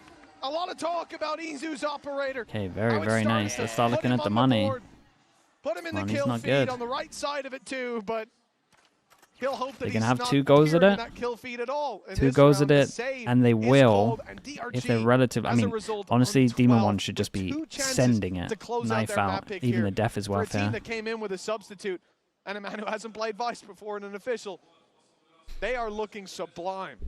Yeah, I think also just this round was a much more deep commitment for T1. What we saw in their last C-site hold was they were Muted House, thanks so much for the tier 1, man. Appreciate the 39 months. To try and fight anybody Demon 1 has been doing good. I think DH gets caught there. Like, they use the dimensional drift, spot him, hit him with the stun, and there's no real way out. Izu, he's surely dead. No way he comes out of that one alive. Sure, I would have let Demon 1 handle that, but And this leaves them in quite a bit of trouble. At least they get the op, though. Is Op's already good. gone, but more importantly, they are going into what could be the last round of the map with, well, I'd say Yeah, the a breach stinky stun vibe. was here. And then, dude, this was like a perfect example round of what I was talking about. Look at how ready they are for them to fast flood into the site. Every single person has his gun out. And yeah, you know, you got rid of the Rolling Thunder. Dimensional drift from Spirit Z1. Fantastic. DRG Okay, don't 2 have goes as at much it. of a punch to pack in It this is looking round. like DRG are pretty prepped with it. Let's see what T1 can do with this. Whoa, mixed what the battle. hell? Izu's Dude, got that's so one. mad that they missed each other. On the buck, he finds another in this round. Off to a flying Dude, this is, start I mean, for T1 should have always been going aggro A anyway. Look weaker, but somehow it's like the cleanest start they've had. Dude, I can't believe these two missed each other. That must have been so wild. Weird. Ackerman flying over most of his enemies and then getting caught out, surprised by Izu. The TP, yeah, the TP was Pretty bold. hefty upgrade as well for Buzz. I'm not gonna lie to you, the TP was insanely bold. Optimistic. With the spike down, the 1v5. I think you'd need the devil himself to show up to be able to eliminate the rest of these players. I don't think it's going to be happening. And even just damage here might help them out a bit. Instead, though, it's a flawless round. Buzz there to close it, and when T1 looked like they were dead no and buried, coach help on this they one. find a round. Did they manage to get Demon 1's ult? I think End of the so. round, another delivery from Stax' reveal. The Hans have been huge, and at the start, plays a similar role, giving them that Man, look target at him. selection for Buzz That's was crazy, easy as a though. result. And as you said, That's sick the fact from that Buzz, the Izu's able to pathing. get away with that is ridiculous. Great fight, and as well, this is the round that should have seen T1 fade into obscurity. Now, they fight on an even playing field against Damn, DRG. DRG get a big win, though. They get a big win of pushing out here. Possible. Spirits has done an unbelievable job of creating pressure over towards A. For their organization's first win on the international stage. Losing this, it'll be much harder. Dude, Buzz is mad on it. They're just so ready for what they want to try and do. Ult out, does he wait for the ult? This guy's trapped behind the wall. Man, poor Demon 1, bro. He's so wrecked here. Demon 1 being revealed only has the shorty to play with, but now he gets his ult. Looks to Oh, take bro, it that back. was such an insane attempt. In form. They have matched each other man for man. Even still, though. Yeah, look at the I can't believe he got one. the spike, getting it back. Is he going to be able to block this? No, it takes more than one to do so, so that's at least the spike back into Dax their is hands. really low. I am looking, however, at DH. 2v3, they want to get a pick fast. Early that this team might just try a move for the A site. Thing is, though, they're in this 3v2. Playing the retake could have a lot of value. For DH, he has to be very selective about where and when he fights. 30 Already seconds left. drop down towards the A site. DRG, they might go to C, though. making their mind up as we speak. They know they've already taken out the Vice on the other side with Meteor's utility gone, but it will be the A side that's the ultimate target. Boy. A sneaky play here from DH, but it all comes down to timing. Nick is walking up on him, but they've decided to leave him for 10 seconds. The plan has to be secure. DH, if he can just drop this spike, it could all be over here, and it's a little late. The Still doable. Gets planted, but Nick is left alone. If he doesn't find this pick, they will overwhelm him with numbers, and DH slips away to the tree. Nick against the world. He's had so many big plays. Oh, poor guy, man. Look at the... Whoa! Oh, mate. That's such a nice try, dude. He got util dumped heavy. Oh, they thought they cleared it. They thought they cleared it, but he didn't go that step further. Overtime, giving them a chance to deny DRG on a map where they've looked Okay, beautiful. 2 goals are trying to win this map. Fully gone. And they got double pistol to get here, so... What an absolute mad round. Both teams kicking things off. Man, Demon 1 almost did a madness here. Shorty being the gun of the round. I mean, Nick honestly almost did a madness. I feel like the Crouch won this. Stuck in place by a seize that was thrown by a stack, so he gets those first 2, probably wants to try and move in that direction, but isn't able to reposition. And DH, once again, spoken about this youngster coming into the squad. He's so stressed, man. Replacing Nathan, thank you so much, bro. I appreciate everything. Thank you for the 39 months as well, man. And right now, he is the best player in the server. Well, overtime for DRG. No ops on this one. Nothing crazy. They had the lead. They had the chance to close it. But now T1 could be right back to winning ways. On the attack side, guard T1. But look at this stack up from DRG. There's 4 players here. They want to fight. We've seen them fight tooth and nail for A. Flash T1 stun. will be keen to take that space when it's given. But now it's a trap that's sprung. Flex him through the door. Grabs one before falling. The numbers even. But it's Nick with the pressure on his shoulders again. This time he delivers. But the slide in from Fuzz. Punished for the 2 versus 1. Oh, he's here so early. That's the decoy. He might have to jump on Spirit C1. Damn, it's so doable. They have the flash to kind of see if he took it. Do they wait? And a 1v1. How many clutches has Demon 1 be in? But this Demon 1 the most opens of the all. door, creates pressure like he's pushing behind, Up top. and then insta rotates Open back. the door. And the Demon 1 has smoke tried to kind of bait works the against idea DH. that he is Damn, he coming goes from heaven. this He's hit position, but very I fast. feel like it's going to take him so long to go Smart, all the man. way It's back smart. around. But DH is And kind once of that feeling smoke it. Tucks fades, in. DH He's got will good have info the on this. idea that this man Yeah, is he's no starting to longer work in it out. position. In fact, it's such an obscure angle. I don't even know if Demon 1 will expect this at all. And the problem is now that clock is starting to tick, the doubt starting to be in his mind. Man. That was a nice try. Dude, DH is a beast, man. DH is so good. A Red Bull clutch. He's so good. Light06, thank you for the prime as well. Thank you for doing that, mate. They are so dead as well with the tier 1. And Momo as well. Thank you so much for the tier 1 as well, But Momo. these last 2 rounds, he has hit another level entirely. Bro, he's clutching so much. What a play in the 1v2. Catches both players completely off guard. And a 4K to deliver T1 the lead. 1 round left. Overtime, coaches They get were their trailing. timeouts back, so 12 who to is 10 this? Who's with taking the weak timeout? weapons, a It's normally the bookie glory play, timeout. A mixed bag across the board. Normally and they be a came T1 back in with timeout, a but- dominant win. But DH for 2. Given My them the VFL, lead, dude, my with a VFL's going timeout great. For DRG, DRG timeout. the team that looked set to close out this map. Yeah, DH is The set history DH is for the popping, Roar. Well, man. now they've got to climb back into the game. It is funny to think that Hesio5 as well. While Thank you so much for the 20 we months, talk bro. I about Demon appreciate you. 1 not really playing for the last few months. Yeah. When he was last playing, it was at least in the Tier 1 over in Americas. For DH, this is a guy who is playing in the Tier 2, and this is his first map on an international stage. I don't know if they're building these like young players in a lab. Like Caron felt like it Dude, they was haven't just been getting away with cheating to this. have someone that good. DH But now this feels time, this is exactly the only the time they've same, had the but third person invested, so 27 maybe and they've been 16. getting wrecked by the He breach is flash. They dragging got to time this players breach flash. Like Meteor, Buzz, Stacks, Like Easy, DH every people single who've been time there, eats this done breach that, flash. Got the t-shirt to potentially the first Dude, match. Well, he might I'm just so have to do it surprised again. they called for Buzz this within the strat. They've first been getting seconds wrecked of here the round every is single dead. time. It was obviously an Ackerman's been incredible so shot. impressive But in those opening duels. dashing in. We've seen him do it not that many rounds ago. It feels weird in the overtime to go for the strat that has literally had 100% fail rate. But with that, it looks like they'll still commit to this A site. Demon 1 holding the flank. This could be a mistake. There's so many players here. Stacks traded out. DH going to burn the paranoia just to deny the space. Slow them down. Well, look at the rotation. Everybody's already here. Do they call for the rotate back? It looks like they will, but the Ops now in position. Holding that cross. Nice though. That was a good call from them. They were fast with this as well. Scars. He's been dealt on A main. 2v4. They'll still move towards this site. And the numbers are still here for T1. At least they were. Or maybe the only one that really matters is still here. Don't all hit A without opening door. He would basically win them overtime if he can somehow hold on to this. 35 seconds and decisions are there to be made. Meteor has left his team. I'm surprised they're splitting up. I'm surprised that's the decision. And while this time DH can't save them, Ackerman will put him in the dirt and Meteor so far away. I'm not sure I agree with that.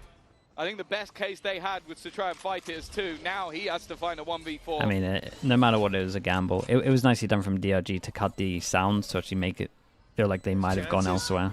Now that he's being spotted looking pretty bad, there goes the ultimate on him. Ooh. Okay, Ackerman will fall, but the spam's through the wall. Okay, let's do it again. Us up to 13, Sip it up. Thank you so much for the tier 1, man. Thank you for the 14 months. Is T1 still your dark horse? For DRG, those opening picks on the attack from Ackerman there. Gross.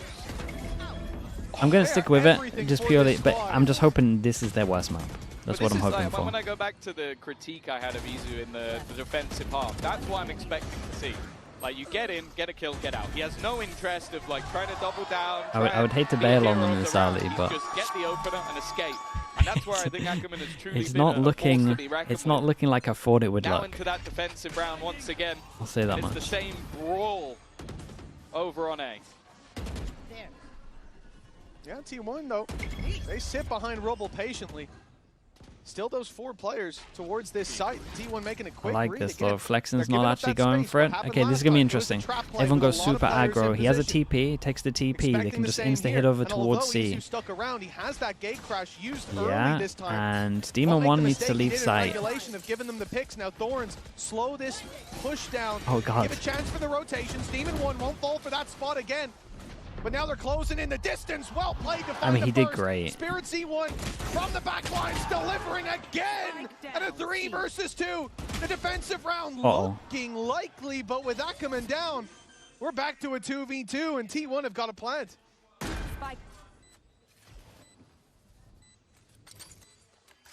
themselves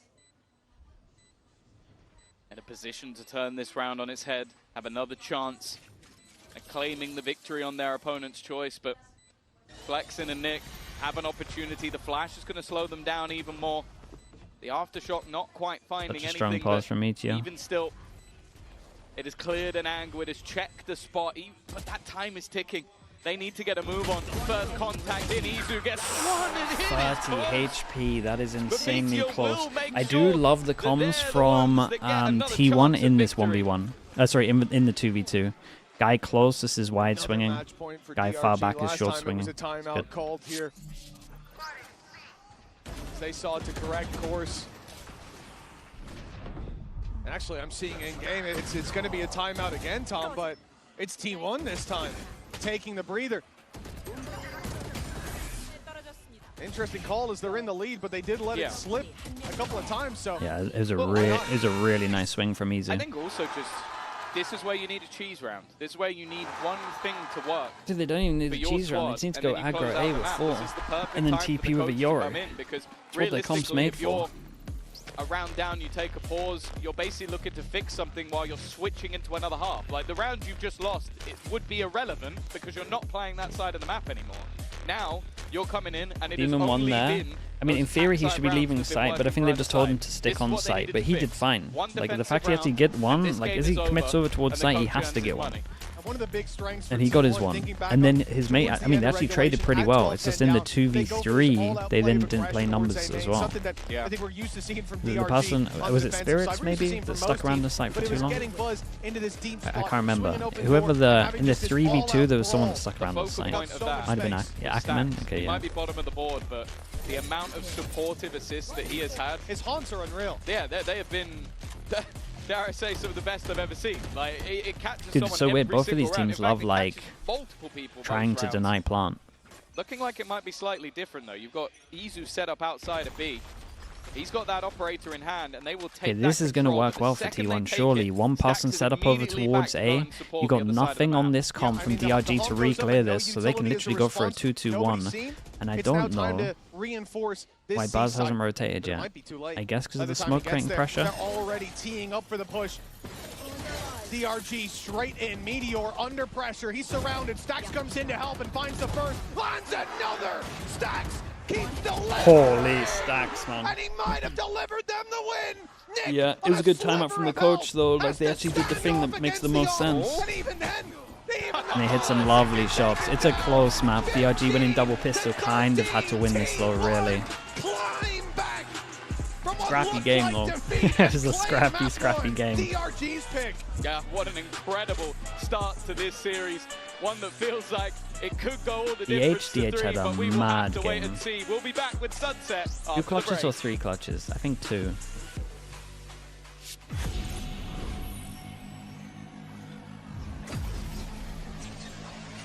But he was fragging as well. Now that I'm a mom, things are different. Verizon's different too. They let everyone in my family choose different plans. We get what we want and we save money. Love that for me. Okay, let me spam some ads real fast. An update is And if you want to avoid the ads and watch their ads, you can check if you have a Prime sub.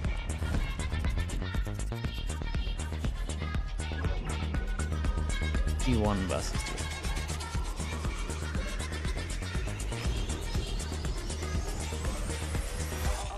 System updated. We will dance together. The future of money is here. Feels good. Esports World Cup, where we are starting off with Valorant. If you want to win, you have to win against the best. So looking for revenge. Should we quickly look at the... There's the shorty. Goes crazy. They've all battled through the pressure and expectation. Damn, Spirits had a bit of a banger as well. 6-1.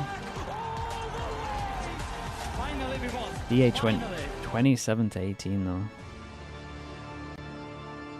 DH did great, man.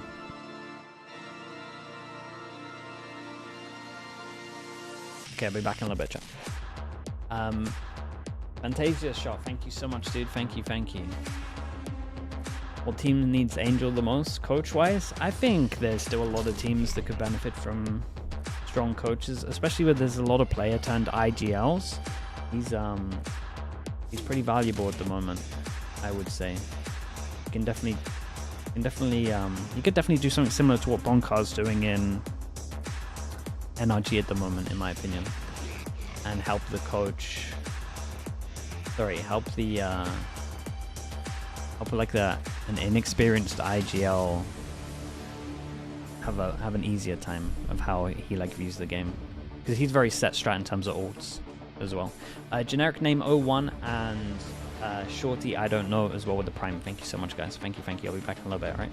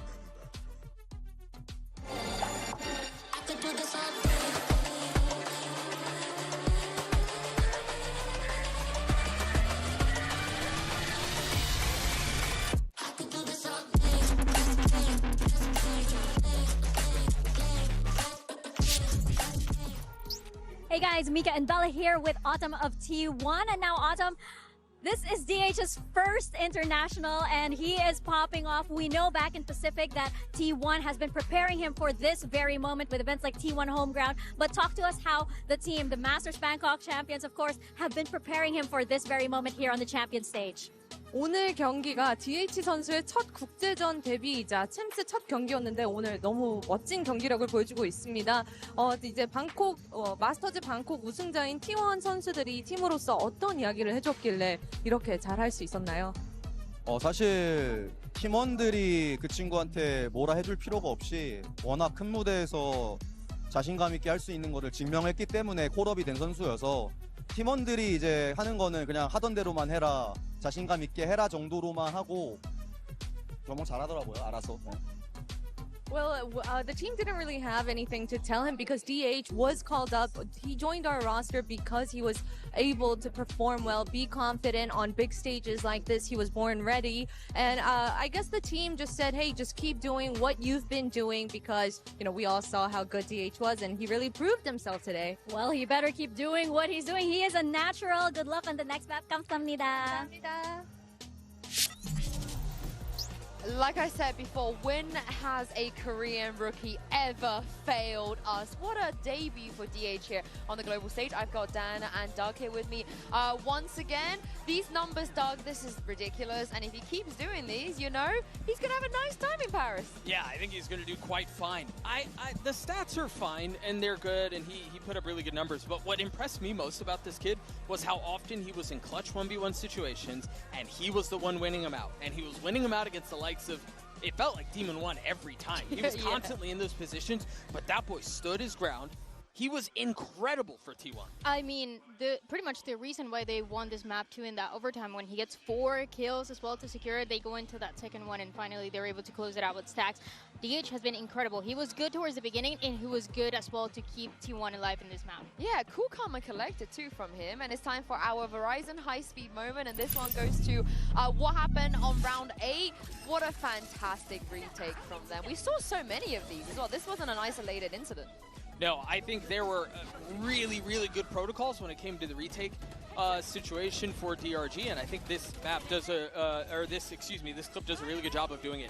I talked about it yesterday, I believe, not a huge fan of the Waylay, but I love the way they use the Waylay out there in order to take space, and then they swung behind it. I think so oftentimes that can be an issue. You can drop the ult, but do you have enough space? Do you boldly and do you confidently swing out to take those fights? And that's not always how it plays out. So I love the way they played that. Especially because when you see T1 on the attack, they're very overwhelming. They'd like to take a lot of space, and if that doesn't work towards A side, as we saw multiple times in a row, they pivot very quickly towards B. So this time around, you see how it was a forced retake in a few of those rounds, but it was working out so well. What do we got next, chat? Sunset? Okay, so one of the things I love about international events is seeing the meta change. And this is a wild example of that. Again, not a huge all my stocks on Sentinels, but you've seen a lot of relatively similar. On this Waylay they can't win the event. And you're seeing some at the best, they can probably get top 4. Everything would have to go insanely well. Can they win a rematch against Giants? For sure. But just not on Sunset. They're going to be a map down. So they have to do it on Haven. But first they got to beat Gilai, man. And so that's actually going to be kind of tough. Develop in this tournament, I think we're going to see a lot more of that. What can you do to get Waylay in a really good spot to take a fight with flash, with setups, this, that, and the other, and then get the heck out of dodge? When you have a numbers advantage like that early in a round, you're set up so well. Much of your liquid stocks tanked? A little bit. For sure, a little bit. Yeah, they've tanked more than my Sentinels stocks, I would say. But obviously, they were a bit higher. The thing is, Liquid have always been making mistakes. They just haven't really been getting punished for it in the EMEA. But I think this one was like their most. I think this was actually their most outrageous performance. Burn because they heard somebody out there and then TP away. All of a sudden, you've got 4 or 5 rotating. Like I felt like everything was off. Even the TP. Like normally we're like super. I praise the coaches a lot, but I felt like their was it their attack timeout? Their attack timeout on Bind wasn't great. They should have closed that out, and also they only won 9 gun rounds. 9. Which is absolutely outrageous given that it went to OT, so I can't wait to see what Nathan Communism with the tier 1, thank you for the 10 months. Thank you, thank you. Map 2. Yeah, he had a bit of a rough one.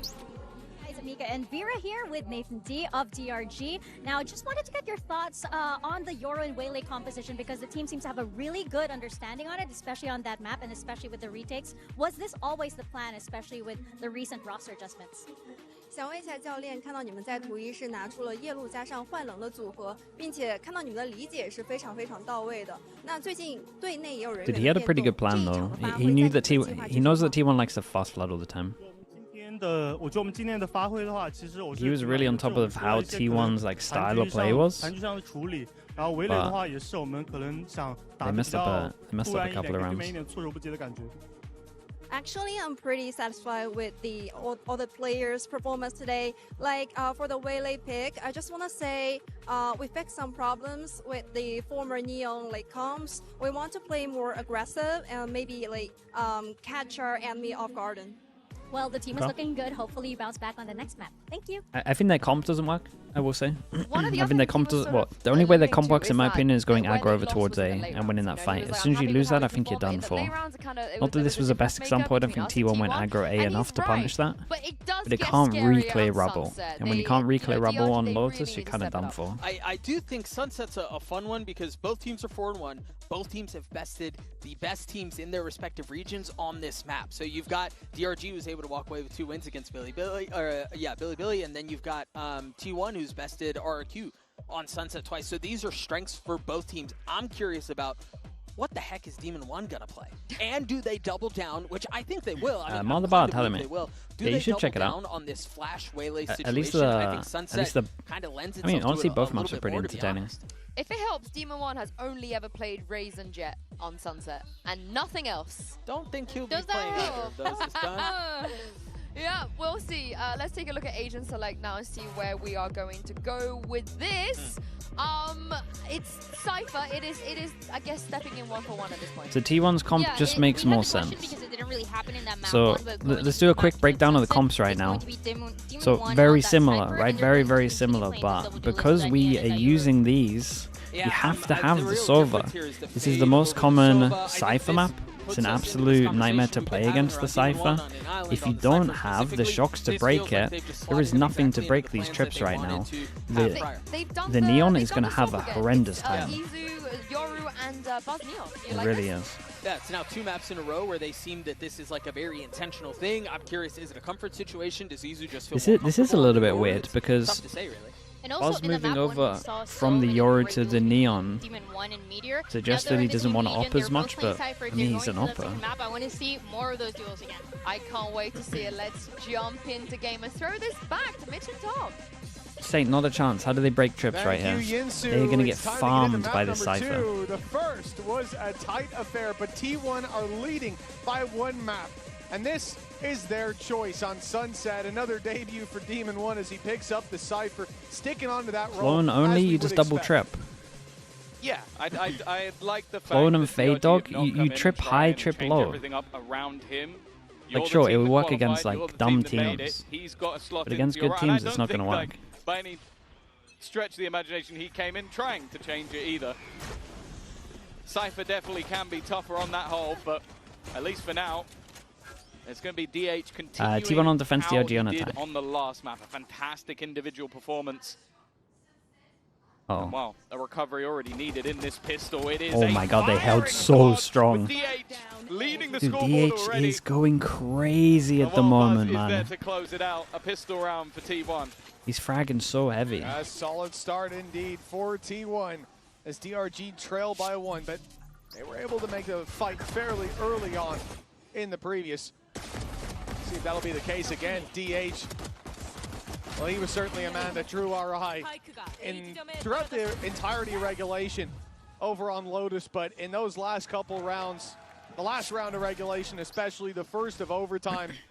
Had a baby. Thanks so much, dude. Appreciate that. Well, for a 19-year-old playing his first map Appreciate the on an 5 stage, gifts. and it's a Thank you so much for that doing was that, about bro. as good as it gets.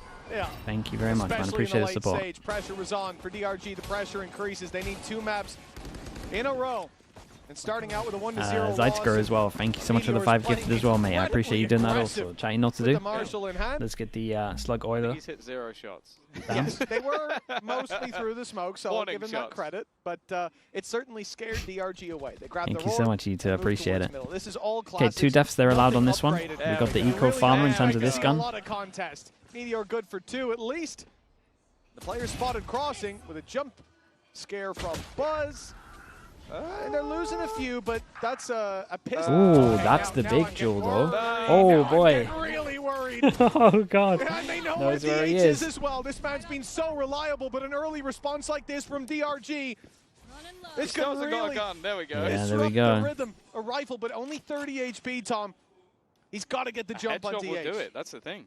DH has light shield, so a single bullet to the face would be enough to win the round. Now, he believes that he has baited 30 seconds left. DH, but DH has just sat at the bottom of middle. He's waiting on this fight. It's a little bit scary. Couple of missed shots, yeah. But that was scary. No No matter what, it's good damage. 2 guns out of their hands. And he will find it. Yeah, that's at least a silver lining, but the same as the DH, previous I mean, map. he's won every single clutch right now, it feels like. They had nothing. And a few more bullets loaded up into that Marshall, and maybe this could have been a clean round, but the fact that these classics are able to win fights like this from That's a wild double dink. down middle. That made that incredibly close, and you can see how tense it got on T1's side. Robbie of the stage. BK. Robbie, hello, mate. Robbie, how you doing, bro? Good to see you, man. Thank you so much for the tier 1, dude.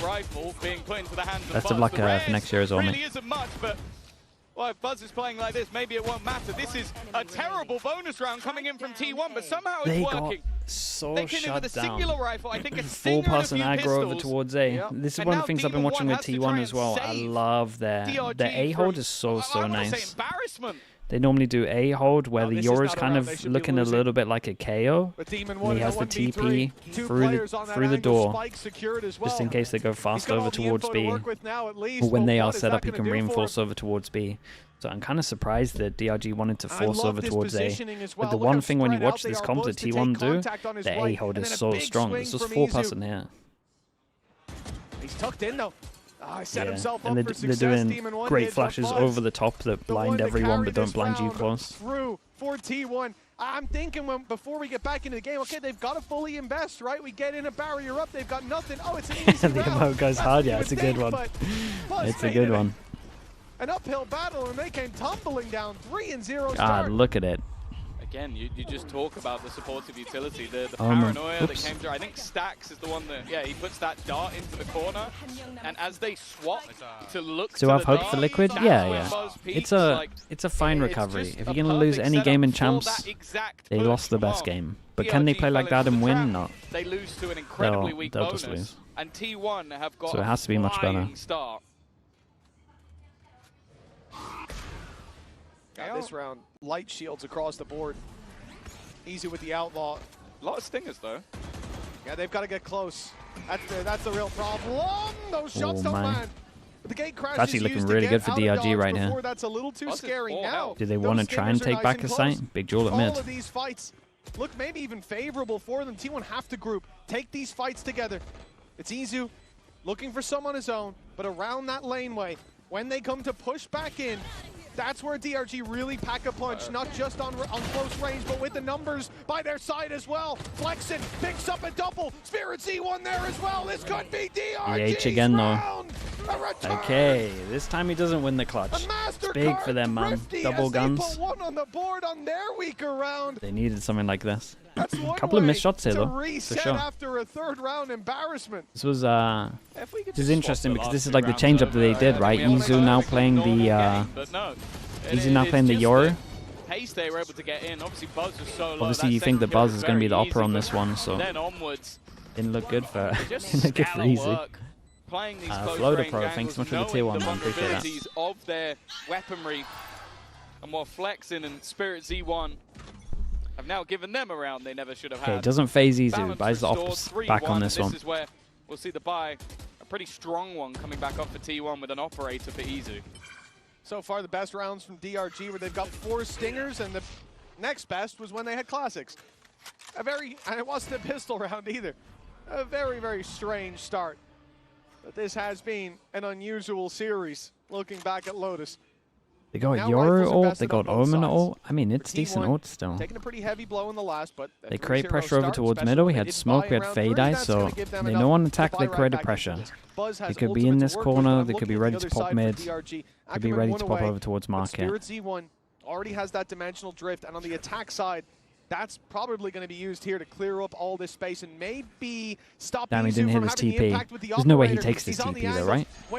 Oh my god, he just took the TP. Oh, he didn't get the kill.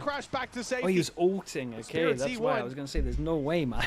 He's like next to him. I thought it was about to be criminal behavior. Clears over towards the site. Do they try and fast flood in? It's T1, of course they do. Meteor's managed to find one on the cross. I think that's Demon 1 trying to jump around the edge, and instead another solid. Yeah, these other two 8 and Omen flash, so. Ooh, just got out of there. Dude, Nick did incredible. Such a doable 1v2. Problem is he's up against the smoke, so he kind of needs to stay close or try to get kills. Flexen's first half on Lotus was a disaster class. It was picked off in aim A, and it felt like in every round. But here's his chance. He certainly warmed up. This is a good idea, but against the smoke, you can't go all the way around. To a 1 versus 2. He's got Izu and DH, two big players for T1. The operator swapped out. It is just the rifle, but Flexen isolates one. He smokes. 10 bullets left, but time ticking. Playing inside his smoke. He can challenge as soon as no, 8 HP. That's so unlucky. Is a nice try. The shot with plenty of time. I think he's putting the gate crash through to attempt to reclaim that up, but surely it's too far. It's not going to get it. Even still, though, a very nice attempt for the remaining couple of players to teleport to the other side of the map. Nick being able to get a couple, and then coming down to the wire. This reaction shot's tasty from Izu. I think even he's impressed Even with it's like, damn, I hit that. And what could have been a close clutch for DRG. Cakes, thank you so much for the tier 1, dude. Appreciate the 2 months. Thank you for doing that. And a problematic Force them down to an eco. Then again, you said it yourself. Really, they don't use. I mean, honestly, they might be tempted to combo these. But only 2 stingers this time. They've still got those. It's not like their low buys the worst. Demon 1 and Spirit Z1, the carriers of the heavy weaponry. And this will be again a round where DRG move together. Yeah, I saw the other guy rotating as well. By Izu and nasty Sticks angle around. in mid. That's Ackerman down, and especially in a round like this, Tom, especially with a stinger. Seeing him slide in and get up close, close that distance, gain you space, you really want your Neon for a round like this. Huge pick from Izu, and he keeps the control on mid as well. That gate crash, not even that close to fading, so he can stick around for quite a while. They've not been able to clear him either. So he's still He going to have goes this back very again. fast flank, and because of that, they have a very good I know, idea. dude, this cam can check him though. 3 players still committed. 3 players strong over towards B. They see smoke, flash, TP. Oh, a missed shot by DH though. That's given them an opportunity on DRG. When they got the plant, that's where things changed with stingers in hand. This time it's beforehand. When Flexen goes diving into market, they've got good control, and Demon 1 lands his shot on backside. Stax might have to back off. He's sticking around. He's getting up close. And he'll get the jump on Flexen, but the correction for Demon 1 isn't there. Meteor alone. Very nice from DRG on this one. I feel like T1 messed up a little bit. These weaker weapons come out as second. They had 3-person strong over towards site. DH flashes the choke, but then goes for the 1v1. Flexen's just very, very good with the stinger. Like, he's a little bit more aggressive in the way that he plays. Like, just looks to try and get up in their face the second he has this gun. And, yeah, just look, he's TPing into he's angles, absolutely sending it. just These playing are nice up shots, though. close. And, Demon 1 also having a solid round at that. Definitely some frustration. Yeah, I mean, it was a bad round. It was a bad round. I give it that. Dude, they have the eco as well. That's really rough. So this is a nice chance for DRG to get some money as well. Stax gets a kill, he gets his ult. Aggressive play, Flexen under pressure. Stax already That's his ult. around, And that is a free gun. Escape the wall bank to connect the pick and get a rifle. For the T1 side, it's the only one they have to work with. look at DRG. They're walking into the spawn. They're taking a very deep fight. Meteor will contain them at least alongside Buzz. It's all about avoiding that rifle for Weird, them. man. Yeah, that's the thing. If they go into A, Like, in theory, they should go I don't mind this, but clear it does behind mean so you that can use the they're ult almost freely. completely surrounded. Stacks Or this. is actually going to try and utilize the Hunter's Fury, and the rest of them, while this is going on, are putting the pressure onto Spirit Still no Z1. plan on this one. They just have no keep space. the advantage. And Izu is now the one that's been given that rifle. It's whether or not they can retrieve the other. Doesn't seem like it. They're going to split back in the other direction, try and group up as DH still creates the illusion that there's a player here. And in the meantime, I mean, Izu just goes all it, walkabout. yeah. Now they have And he can pick up one of these guns as well. Everyone else. Izu picks up the They gun. drops the rifle over as well, Spots picks one. up They know where the another other as is. he's running around the site. Ackerman and Nick have their work cut out for them. Ackerman good for the first, and the trade out makes Damn, it possible. it's an impressive round from T1. They classic handled this is well. what takes them DRG across just the didn't line. really know what to do with this Course space. correction from It was T1, such a but weird round. I Just don't 4 know what boxed in is gonna here. happen next here as a MasterCard Door was Thrifty won down out by 2-2. The defensive side continues the madness of not just this map, but this I mean, they series. needed to go So yeah, re-clear you've towards got B main, the first really, two but rounds. Then you've got T1 winning a round that was I feel like T1 handled it well, though. They never really gave him an opportunity to get a kill other than here when they were putting the ult into it. Then a normal-ish round. And then, well, actually, no, it was an 8 HP clutch. Never mind, wasn't that normal. Then you have another stinger round, and then you have this round. Moropo Latancia, thank you so much for the tier 1, dude. Thank you for that. It's weird. And well, T1. Well, I said they have a chance to get their money good, but is slamming on the table because now they've ended up in. I guess an unlucky. Even better spot, but they're up against stingers Didn't again. work that so well. Who the hell knows? Did they force this? Surely not. Well, we've seen it with Could just 4. be a low buy. We've seen it with 2. Levy said, thank you so much for the 10 months, man. Thank you, thank you. Well, they certainly do. All that utility fired through, but Spirit Z1 the first of all flex it again. But Stack steps up sick, at bro. 3 versus 2 that they find themselves in. Big Joe. TP to backside for early control, and it might not even be needed. Yeah, I Demon think won all alone. definitely had him. Last time, he had a pretty hefty disadvantage, but this 1v3, a Guardian in hand. And a good idea of where this player is. He is checking this left corner. DH needs to be quick on the trigger, and he will be shut down. The spike, though, is not in a good position. With no cage left to cover the cross, that up cut. What? A jump shot with the Guardian. Okay. That's one hell of an attempt. Now he knows that that op is on the other side, but hitting this shot will be difficult.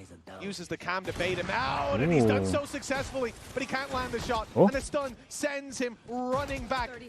The classic round the corner. That's a risky play. They Lost give bullet. Demon one a chance, and he may land this shot, but it's It was one unlucky. bullet It in was the a nice back. try. Not enough as Buzz lands his, and 6-2 on the board. Again, though, anything but a normal round. Yeah, I feel like they fully believed he was hit by that stun. That's the only reason I can think of. That Oh, for sure they fully hit. Yeah, he did good to dodge it, to be honest. It just feels like at times T1 want to make this as uncomfortable for them. And I'm guessing their fans at home as possible because that was way too close.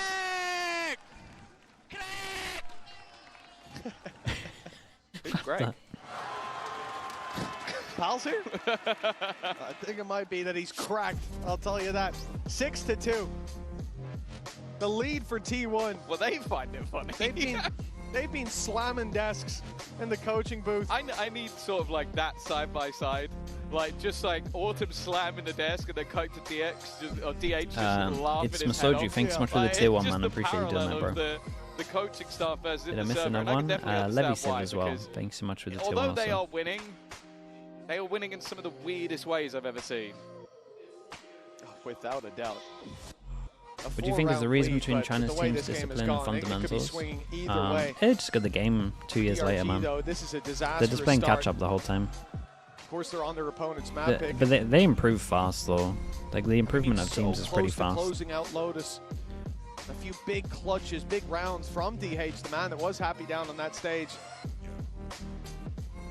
That's what robbed them of it. Tasuki, thanks so much for the tier 1 as well. Appreciate the 2 months. As T1 run away with it despite incredibly close rounds, despite winning 2 where they had extremely light buys, essentially saving their credits for the next and somehow finding it there. But when the next came, it was defeat. They also lost 2 in the exact same way. Yeah. So it's kind of perfectly balanced. In essence, yes, but in the feel of the match, no.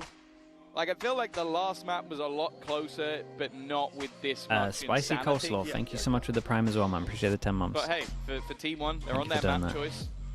At times, they have been fairly dominant when it comes to the defense, but in their most recent match versus RRQ, it was the attack that they ran away with. So, scoreline alone, I think they'll be very happy with the position they find themselves in. At the same time, in their most recent victory, you think Demon 1 is going to leave DRG or stay for champs? Nah, it's literally just a stand-in for this one event. They would be absolutely crazy to get rid of Vukashu. I think a good reminder as well is at the moment DRG and G-Lai, XOG, they're both Ascension teams from China right now. So whoever does the worst in champs out of those two teams will go down into Ascension. They will not be in tier 1 for next year. So there's a little minigame between those teams. If they both come last, let's say they lose both their games, both teams, DRG will win just purely because they came further at stage 2 playoffs. DRG are going to take a tactical pause directly after this. So if they do go down to the lower bracket, like G-Lai being Sentinels would be crazy. It's crazy, yeah, it's really rough. I feel like a lot of control has been given over on B main. I feel like they've left Eli win by champs points. Try and hold on to it. I'm pretty sure from the did they change the rules? They do it off champ points? I thought they did it off stage 2 performance. Anything that's worked for them on the attack side, and that is alarm bells. Because if you get those couple of rounds, you build off it, you start getting yourself into the half, you show something with your buy rounds that you're able to sort of maybe bait players into certain fights or it's off champ points. Then I'm not worried for you. But when they're the only rounds you're winning, okay, so G-Lai will win. So DRG need to get a win. To get up close in someone's face and spray them down with an SMG. So rough for them. That probably means that this attack side is as going as bad as it could be, and you've just had a little bit of luck that's helped you out. So I'm definitely nervous for DRG. But fraud, dude, I was so confident that it was who came the furthest in stage 2. That's what we were saying for the whole of China as well. The goal of everybody's year, but also they still have their life on the line. They showed it at the beginning of the tournament. Oh, really? They are one of 2 teams that is the case. Did they change the? Did they change the rules, or has it always been this? Because I'm pretty sure when China was going on, we were all very confident that was the right thing. Previous year's champions finalist. It was, but they changed it. Most people coming into this event put them. That can't be right, dude. You can't just change giant rules like this. Probably favorites for the whole thing. So it is seeming like the loser of this match has got a tougher match in the lower bracket. Chan Lulu with the tier 1. I appreciate that. Thank you. They didn't win the first half. I mean, I would rather that we're just wrong. But we talked about their attack side, playing with the Waylay Yoru, and how much benefit different rules for different regions. Yeah, I mean, it has been that the whole time. 6-2 down and a chance for this to extend further for T1. Where do you see, from this point, the goalposts for DRG being? Where do they have to hit? Someone get the rulebook out, man. Someone get the rulebook out. It's difficult. We do now head into our that's crazy DRG behavior. Tactical timeout. As said, that was coming. The producers did not lie to me. Prodigy's on it. He's got the rulebook out. Okay, he's looking. But nonetheless, back to your point. I think that how I say that with a tier 1. Thank you so much. Try and level this up because sure, a 10-2 defense surely last it's time super out, hot there right versus now. BLG the time we did one earlier. I'll do it after. Versus XOG 10-2 attack. They've proven that they're good on both sides of the map. But I just think it's going to be more difficult when your Cypher is a stand-in. Like, a lot of the time, if you look at the way Cypher is played on this map, it is an anchor hold at the B site quite regularly. A lot of information to be found around middle and in towards B main. Well, even if just the communication is a little bit off, that means Demon 1 has to kill a whole team as they run into the site. I don't believe that okay, so they use a timeout after a tech timeout because you're not allowed to talk in the tech timeout. Help him. So I think, if anything, they can talk after. The ease should be more so on that attack side, especially when you got this double duelist. Like, you need on the defense to have that push on one side and him as the hold on the other. On the attack, you can be a little bit more loose. But looking a little rough for DRG at the moment. Has meant that someone is getting caught in most rounds early because T1 aren't just sitting back and letting you have that control. And T1 want to go for something aggro straight away. Easier, as you said, Tom, for DRG to not even. put the pieces together with the stand-in. So far, they have yet to win a rifle round, and now is their chance to right that wrong. Ackerman back to winning ways. And Flash goes in, 3 and hit. Damn. But that doesn't stop them as Demon 1 picks up another, and another stacks down. But DH in the corner has the base. God, man, that could have been insane. Demon 1 There's nice movement to just jumping around there. Bro, that could have gone so bad. I'm so surprised they lost count of him. Omen flash. He Omen flashed it early. DRG, I don't know how that corner was left uncleared for so long. Yeah, especially as the Omen flashed. Yeah, dude, he literally threw it from there. But they've righted the wrongs here, at least. Yeah. I will say T1, you might see them invest the Yoru flash. And honestly, like last time we watched T1 when it was playoffs, they used to flash from here above. This time he did different TP and he played close, like hiding in case they went fast. I imagine they invest the flash this time. Demon 1 was quick enough on the trigger to be able to take him down. And flash as well. Buzz was so unbelievably blind. No way, that movement. That got way too close in the cubby. You know, you can't put your head that low too from that position. It's far more than he should have been allowed to get. But just one more, and that's a completely different scenario we're looking at. DRG, 3 rounds on the board. Their first rifle round Jesus, what's going on in this but not game? without its bumps. Unfortunately, we are back to attack pause. A delay in the momentum. Although, to be fair, I think a lot of these players will be happy to take a breather. Maybe not so soon after the last one. Yeah. Definitely a stop-start. I don't think it's alarm bells just yet for the side of T1. Gentlemate's best team in the world. That last round was very much wasn't the best year to prove it. Similarly to what we were But I seeing respect on the Lotus on faith. that A side of the map, just everybody diving in with their utility. And it has felt like a very 50-50 fight, whether or not Buzz is going to be able to just dominate, or in this case where Ackerman has the supportive utility needed. A question will be if DRG can build off of this, because yeah, Minnie, I'm so sorry. I didn't realize you were lurking. It's not like a round where I'm going, you're going to be able to do this every Why single does this keep time. happening? Like if the paranoia lands a bit earlier, maybe Buzz gets a few. If the flash All the is as time. good as it was, maybe he doesn't Every go down. time I try and get a flame in. Still difficult to repeat. But definitely good to see I'm that they've sorry, at least man, I managed to get apologize. themselves one that isn't just stingers running at people.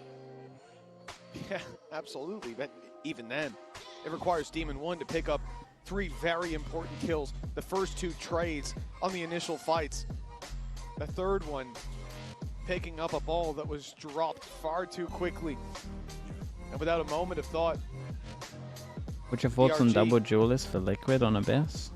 Even coming straight out of that time, I imagine that. I mean, they won't As I change said, it up now. the It's too surprising late. thing to me was that DH I like was the one Waylay that Yoru paranoia stuff. so They're good. early on. He was stood in the same spot as he was when they came to push. Well, it seems like this one is going to be a little bit longer, as we will be swapping out a PC, but luckily Oh we're not going to no, leave you PC before swap? the Oh, tournament. chat. We had, of course, You might want to go make a drink. You might want to go get some ready and going, foods. so You might let's want to see go how chill that out went. for a little bit. This is never that fast.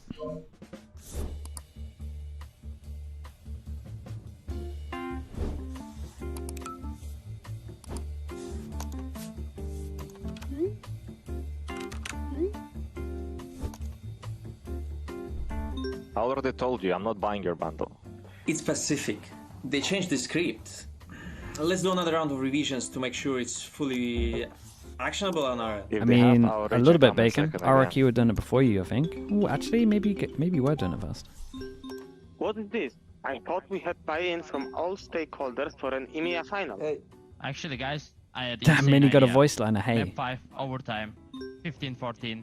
I am 1v3 down, and like it's really low time. I'm killing 2 and then going to spike, and then boom, take pass. Boring. A grand final without the Americas? That's crazy. You know we Look at Minnie, always complaining as well. Please? There will be no tech pause. At least he stayed in character for So this. we're gonna do the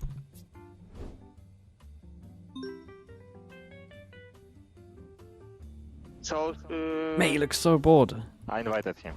He needs to tell his region, EMEA is not going second against the Pacific team again. you can lose the grand final against us instead. Hello, everyone. Hey, guys. What's up? Hello. Hello. Wait, I thought we are finalizing this one in Paris. That's boring. We've done this already in Toronto. There is nothing like a good redemption arc. EMEA deserves this. Hey, there are more changes to the script again. But you already know my thoughts on this. Let's touch base once we are in Paris. Hello， 大家好，抱歉我来晚了。 Could we discuss which teams to get kicked out all of the Americas teams this time? Wish it could be Team Heretics. Yeah, I wish it could be Heretics. Oh, he hates Cuba. Who doesn't hate Cuba? Yeah, keep dreaming, guys. 肯定是我们了，我以为到了8点我们才会决定。 Okay. So let's just undo all of the changes. Specific Silent, thank you so much. Appreciate the prime. Thank you for the 5 months. months. Once you're in Paris, it will be great. Like really, really great. Just trust me. I think we will work out a storyline that everyone can get behind. All right, everything sounds good for me. Thanks for following up. Yeah, okay, gotta go. All right, cheers to the meeting, guys. Damn, Yampi didn't get a line.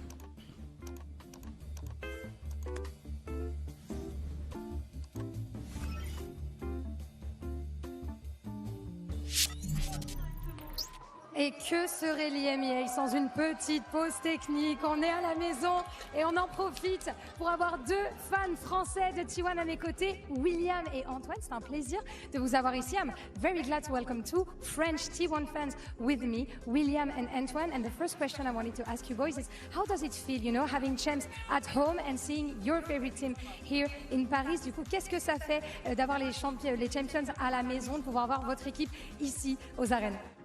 Alors en tant que fan de Valorant et même jouer au jeu, c'est un événement incroyable et je pouvais pas ne pas y aller, c'était impossible pour moi. J'imagine, et pour toi? Ouais, c'est pareil.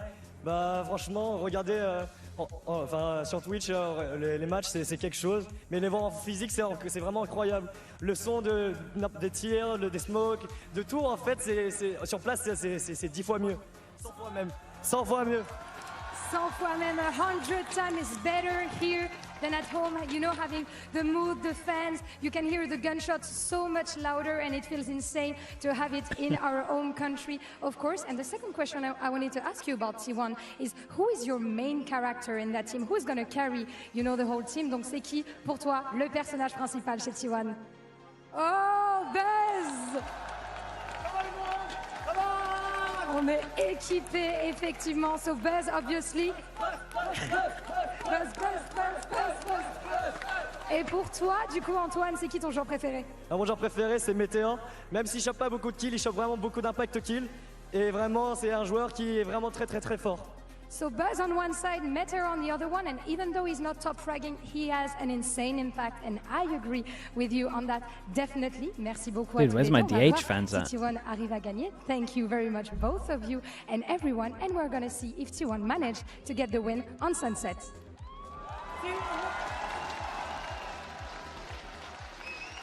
We're all here, it's that's time actually to true. find out if DRG can Surely bounce we're back. from Uh-oh. 6-3 down. Okay. What has been a shaky start to this map. Not Make a it all chance, the way but to can. Ascend, buy us a 3rd map, and maybe even take their first series alongside their first map win. But to do that, they've got to defeat that team on the other side, who, as you can hear in the crowd, they've certainly got some fans out here. Buzz and Meteor, the Buzz chant.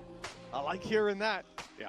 But I think it's a great point as well about Meteor that we heard from one of the fans, that he might not be top fragging, but his impact is tangible. There's a reason the man's been voted an MVP before, and he certainly Sounds like we need a bacon stream. That's what I'm saying, man.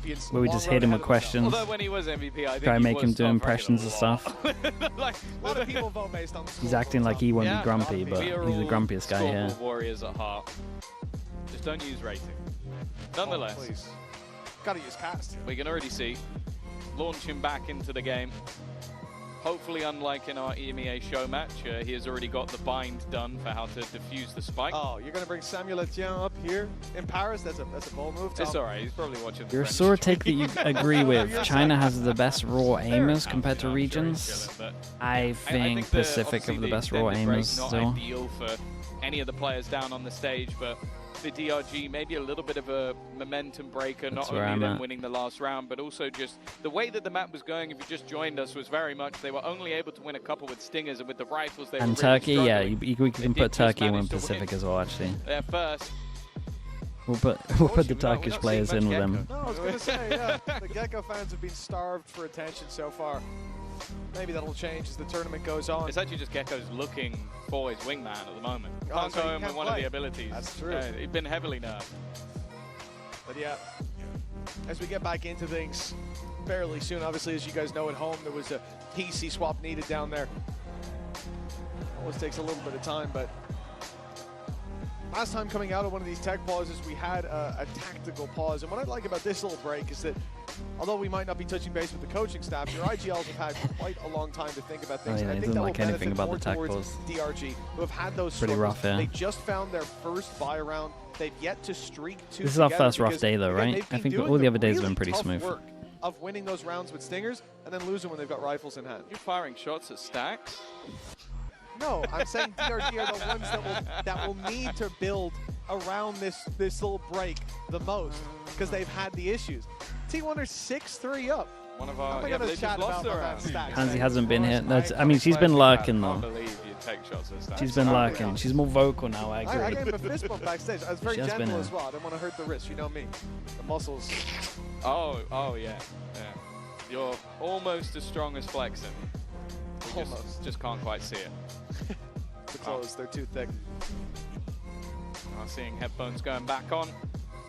DRG, yeah, they probably need to get the No, rest. honestly, this whole game, like I think we came into things with the team coming in with a stand-in, that stand-in being Demon 1, switching over to the Chinese region to try and make this work, and he has been impressive. He's had a lot of high-impact rounds. He's had a lot of moments where I think that you can see that the individual level is definitely still there, especially slotting into a role that isn't necessarily one that's his own, especially known for his more duelist slash chamber Pansy play. cast games, yeah, I think they fly out. Looked comfortable within this squad, and obviously The we're day kind of today. having an eye on the double duelist. 18th or something, 18th, 19th. To see, especially That's my on these guess. last few attack rounds, what they can bring into play.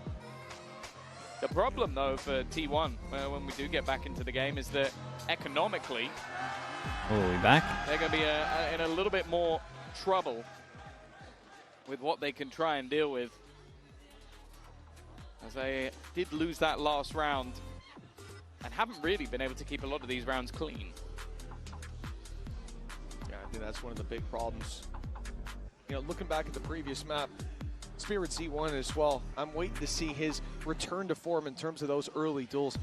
I'm going off memory here, which I probably shouldn't. That's usually a risky game. I think he was 6-1 in opening duels, and you can feel it. That sounds Both awful, himself not and gonna lie. Ackerman finding so much space. Come on, mate. Get your heart sorted. So far, it feels like they've both been having a tough time. And I think in a lot of these rounds, there's been well-placed utility. You think about the slide up that Ackerman went for in the round that they won, because there was very efficient trades from Demon 1 right after. But he slid through, and there was an immediate flash from Izu, a swing from Buzz, and in terms of the utility that T1 are putting down, then you think back to Stacks on those haunts and how much impact they were having on Lotus. It has felt like they have that little bit of an advantage in that aspect. Oh, either way, it's going to be a little bit longer. So let's go back down with Lou to meet some of the DRG fans. Et de retour pour vous jouer un mauvais tour puisque la pause n'est pas encore finie. On espère que ça va venir très vite effectivement. Et du coup, j'ai Fida et Sasso qui m'ont rejoint du côté des DRG. And I'm now pleased to welcome two DRG French fans to here in the arena, Fida and Sasso. And my first question is going to be very easy. We're in France, but you're supporting two Chinese teams. So how come is that? Have you followed, you know, their scene and stuff? Donc pourquoi en France est-ce qu'on soutient des équipes qui viennent de si loin? Est-ce que vous avez suivi un petit peu la scène chinoise? Qu'est-ce qui vous fait kiffer DRG finalement? Let's try and sort comes out. Alors moi, je soutiens la chaîne chinoise parce que je la regarde depuis presque plus d'un an et c'est vraiment incroyable. Il y a vraiment très peu de monde qui la regarde. Et Keng il l'a dit l'année dernière. Vraiment, mettez-vous sur la chaîne chinoise et c'est vraiment le bon plan à suivre. Tech Pause Enthusiast in the YouTube chat says Frenchie says, the French Tech Pause tasty. Thank you so much for that, bro. You never miss a Tech Pause. I respect it. I respect it. A few streamers who Always are following them. Indeed, Kitty, for instance, who's currently catching the match in the arena. So yeah, as Keng said, watch us more. Et pour toi? Moi, en fait, ça fait 3 Pyro ans TFT, thanks so much for the tier 1, man. Appreciate you. Notamment pour BLG, qui joue demain, du coup. Et en vrai, je suis assez hip. Je les suis depuis 3 ans. Et maintenant, en vrai, je m'intéresse, je regarde tous les matchs, la plupart des matchs de la VCT CN. Et voilà. Okay, très cool. So yeah, I've been following them for 3 years as well, and I'm also rooting for BLG, who are going to be playing tomorrow also. So yeah, we should definitely watch a bit more. What should go to meal deal? And last but not least, depends, man. I mean, I'll normally end up going for... Dude, I find like everything has mustard in, man. I don't like mustard. So I'll normally end up just getting a ham and cheese just because it's safe. But then crisps-wise, like the hula hoop beefs, like beef hula hoops, bangers. McCoy's salty V's, bangers. Yeah, so for me, that's probably where I go to. I wish he was there, and we really want to have him here. But of course, I'm very happy to see Demon One stepping in. Et pour toi, Fida? Pour moi, c'est un ancien joueur de BLG, bien sûr. C'est Fléchine qui jouait chez eux l'année dernière et maintenant il est ici, donc je suis obligé de le supporter. So former BLG player for me, Flexin of course, and now I'm supporting him in DRG, and let's see who's going to be able to carry this match between T1 and DRG on the Chinese or on the Korean side. See ya. Hello, everyone. Oh no. I thought we would hop on for a bit because when we're here, we know it's bad. I missed yapping with you two for a bit. So how are we doing? It's not like we don't yap in the green room the whole time. We're not really yapping on camera. So. That's true. Yeah, I traditionally not a yapper. Yeah. Very right. Quiet. Everyone believes that. Keeps my opinion to myself. Yep. Yeah. Yep. And I'm 6'7". Wait, why you just dropped a, like an elite Zoomer meme on me? I don't even Keep know. going. I love that. I thought it'd be fun during a tech pause to play some games, but for now, just to give you guys an update, we have swapped out a PC. We're still encountering some client issues, but as soon as that is fixed, I will let you guys know. Have you ever played a game called Never Have I Ever? Have you played this before? This is like I have actually. This is like a staple of my university university. So the aim of the game is you're trying to say something that you have never maybe done, but the Prodigy. other two people My have goodness, to try what happened and here? catch them off guard. Does that make sense? Happened to? Run that by me one more time. So we're just gonna play a practice round. You guys at home play along. So the aim of the game is you want to say something that you have never done, but the people next to you have. Isn't it the other way around? No. That you've done that they haven't done? No, that's why it's called Never Have I Ever. It's not called I don't know if I understand that, but let's run it. So for example, never have I ever played Jet in a game of Ranked. Oh, damn it. Okay. Wait, really? So it works? Yeah, so I this is Reina only, right? failed there. I only got one. I only got done. I think she's Reina Lux only. I have actually never played Jet in Ranked. I find that really hard to believe. Genuinely. The worst kind of ranked player you can possibly get. It's not for me. Yeah. All right, can I do one real quick? Go for it, your turn. Never have I ever had a cheeky Nando's. Oh! Wait, this week? Ever. Wait, you too? Oh, okay, we're all failing this game. I have had a cheeky Nandinos, and Wait, is that different than a Nando's? No, it's the same thing. Okay. I don't even know. What are we talking about? I go for hot livers with peri peri fries. Chicken. Yeah, it's my Not fave. chicken, cheeky Nando's. Elite Oh, my order. bad. While I'm there, do you know who has the most disgusting meals ever, unacceptable, eating habits? Sliggy, because he likes to eat microwave chicken and rice. Dude, and that's he fine. Eats that every day. Why am I getting called out here? That is What kind of tech pause is this? No, That's not I a good get look it. for you. No, don't I get get it. it. And Oh, hold up. honestly, Dan, I get it. Dan, if you get it, don't admit it. I Okay? get it. This is That's not No, she right. gets What do it. you mean? Hold up. She might be based. I is feel like if ridiculous. I explain myself, Explain yourself. No, do it. It gets even more. But if, I would do the same thing. Yeah, respect. Voluntarily. Yeah. Why not? And I respect your have a Reina dirty luck, actually. palate. I take it all back. I mean, it's not that, you can enjoy other things while also making it easy for yourself when you're at home. Microwave. It's like watching That's an Valorant every insult day. to my culture. Yeah, by the way. no, But exactly. Your turn for a Never Have Ever. You got one? No, she I did don't great. have one. I don't know. At least we got someone who's actually got our back okay, on the I desk. reckon I have another one. Dude, this tech boss okay, needs let to. me- This tech pause No, needs I to think you end, have it. man. Yeah, Why do I feel like I'm just gonna get flamed the whole I'm time? just waiting. I'm sorry. Oh, never have I ever rooted for an America's team. I mean, No, that's a lie. That's not fair. That's a lie. Senvin with the prime, thank way you you so have much. Thank never, you, thank ever you. in And the 5 Sutton years of Buttons with the Valorant prime hope as that well. an Thank you so American much team as would well, win dude. No, I feel like you have. I feel like you That's a load of malarkey. I mean, if we really thought about this, Actually, maybe Crew. I think maybe I kind of rooted for Crew cheekily back in the days. Vamos. Catching strays, dude. Until they beat Fnatic. I thought we weren't even going to get any kind of strays this whole event. Let's go. Were they? Yeah, 2021. But I mean, if you think about it, historically, you know, we had Gambit versus Envy. Embarrassing performance, quite yeah, okay, maybe until Pansy got there. I thought we were safe for like a week. Was I realistically not going to root for Gambit? And then after that, we had FPX coming through, we had Fnatic coming through, all these teams coming through.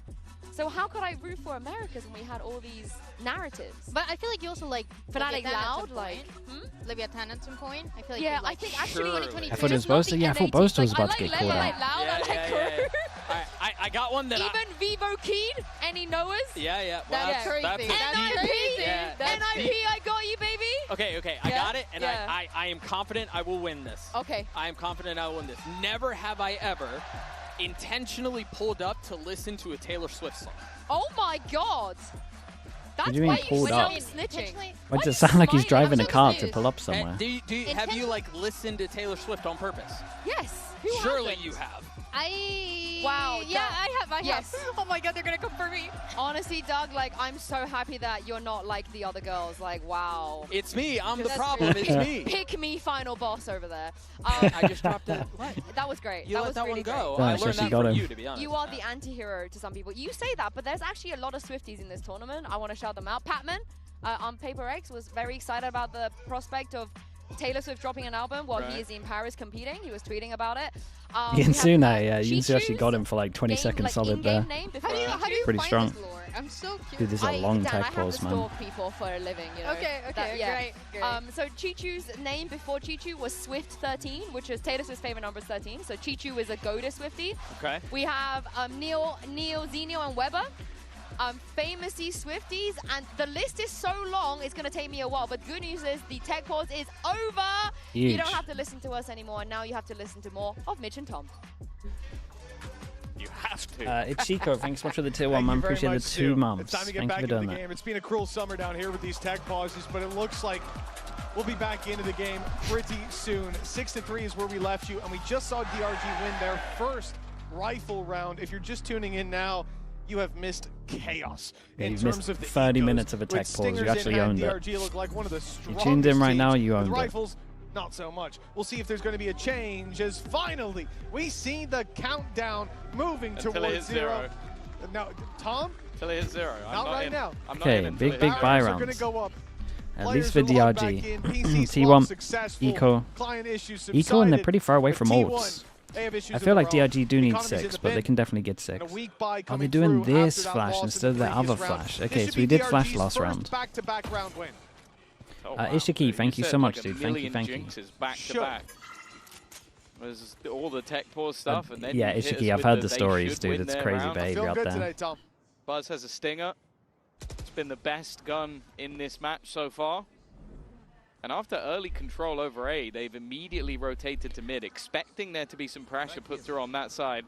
The drone should, that's going to get a little bit of A lot of teams are doing this at the moment. Top mid, smoke against the It's a ecos. little bit dangerous, but I like the use You of can the take the jewel, so they have to commit it a little bit allow earlier. the escape and also give Nick a good opportunity to try and clear them up. The Stinger still going strong. Yeah, the damage is certainly being done, but T1 not going to deny the plant, going to lose another player into the trades in the meantime, and DRG Buzz has a rifle. versus 2. Buzz has got a rifle, and last time he was in a position where he was the one we no looked slide at. or It was a anything, though. 3K in A main. He dominated and gave T1 a real chance. I think that's why they converted. But now, smoked out, time ticking. No paranoia to work with. No stun. Not even a slide, nothing to help out on this. This has got to be raw aim power. They're not looking the right way here. That's a free kill. Flexing gets caught off guard, diving in. Buzz gets 1, and now it's a 1v1. I mean, that one got pretty close in the end. Considering it was just a really low buy with like a stinger coming into this, they did great. Found at last, and both Good damage. Yeah, right, it gets incredibly close towards the end. I like that Ackerman is just so quick to make sure that trade goes through, knowing that his opponent's in a little bit of trouble after being stunned up, but it does mean that everything is incredibly close in the end. But if DRG can continue this climb back, I don't think they're going to mind too much. This is However, where we do get those guns coming back online. No, dude, please. It's a tactical pause though, right? So Mitch, I'm going to hand this one over to you. I think you had about 17 jinxes. What do you have to say for yourself? Honestly, it's just my bad. Yep. I was feeling good. I got a little too confident. Still DH as well. But I'm starting to regret that now.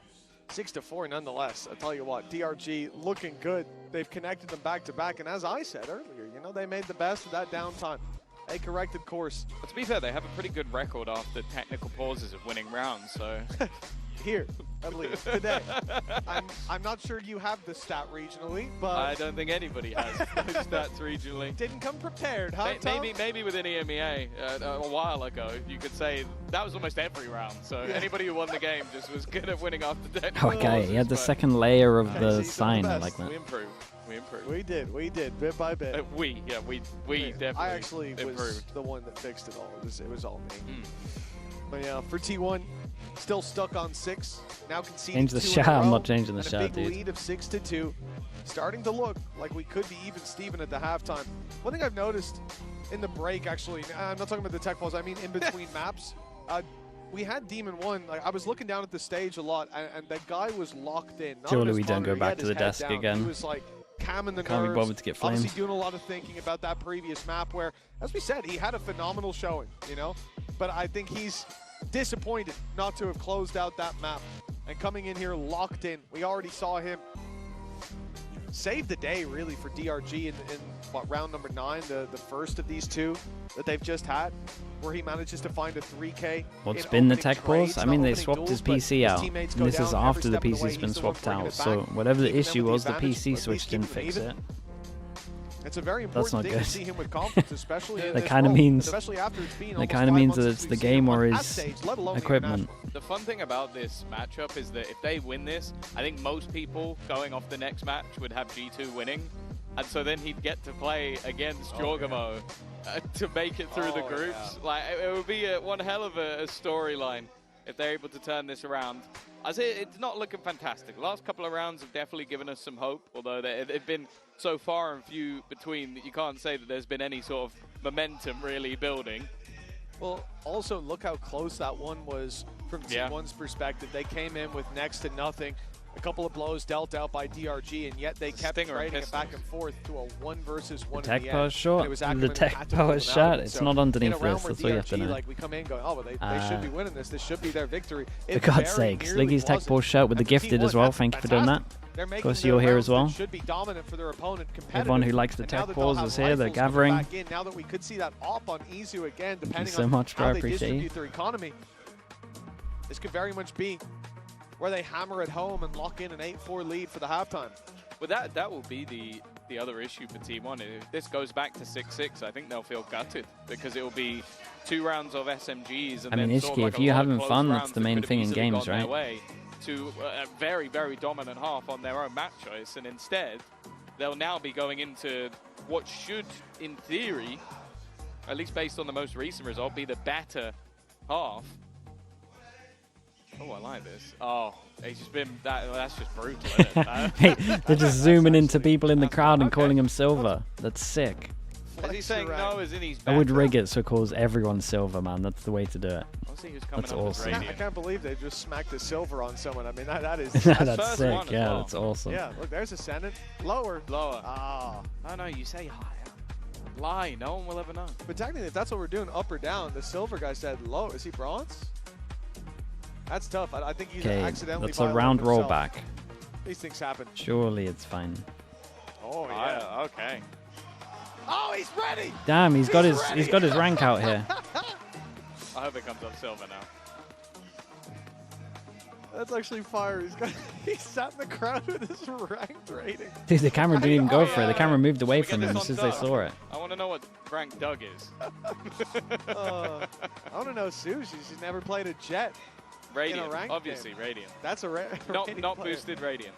Not boosted, absolutely. She hasn't been playing. Who could even boost it, honestly? Oh, jeez. No, as in like, who would do that?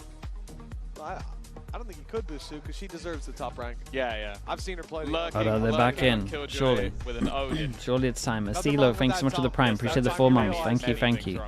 6-4 is the score, and it looks like we're ready to dive back on into the game. Sunset. 2 rounds left to play for. It's a really big round still. 6 is still very doable for DRG. If they win this, it's going to be a lower buy for T1, obviously forced. Roadblock will be hit. T1 have full rifles. They've got the operator out on Izu as They well. want to go for a set. Wait, what is?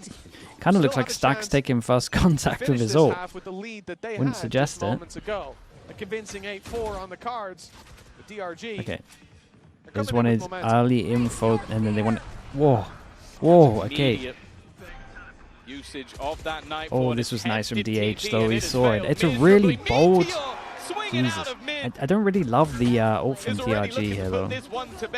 It's a set strat for DRG, and it doesn't really make the most sense. You're ulting like this, it doesn't reach this line, and then you stick the Omen ult in the position where it can get shot from 3 positions. That's a pretty tough pill to swallow over on the DRG side. Again, that's not smart. They connect those 2 rifle rounds in a row, one against an eco, but the second resistance is shown. Flex and caught in the TP. And he saw him and he didn't cancel. And it might seem silly, but I mean, he knows he's hit by the fade ult, but this. The Nightfall was there, so that player couldn't hear him. But the Spidey sense is taken. I mean, he can see him, bro. He's swinging around. Dude, no tech pause. We're actually back. But Meteor ends up disrupting T1 goes super aggro with this one. I mean, Boz is bottom of middle. It's a nice little split through B. Trying to force him into the double kill trips. DRG are locked into an A push, like it or not, and that's where the Hunter's Fury is tracking them down. Yeah, he did good to dodge this, but the cage down as well to block a vision just in case they're trying to capitalize off of it. Push has definitely put some doubt in their mind. The rest of T1 seemingly quite happy to almost play this retake style setup. As now the attack look to make their move. Got you, found my wire. Meteor has been a menace through the smokes, but that reveal, it's caught him I mean, out of Nick. all the potential timings, dude, what are they doing? What are they doing? Dude, it looks like they're so used to like fighting them to stop the plant that when they're like not in the position to do it with numbers, they don't really know what to do. Looks like they don't have set retakes as well that they can't feel like falling back on. T-Pass just ran in on their own.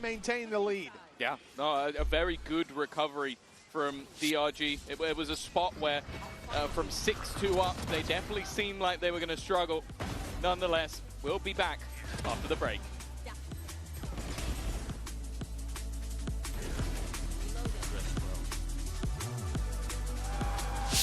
Grim Paper X. I think teams will have, I mean, the style of play is only going to work for a little bit, to be honest. I think you still have to either get information better rounds or just have a full retake.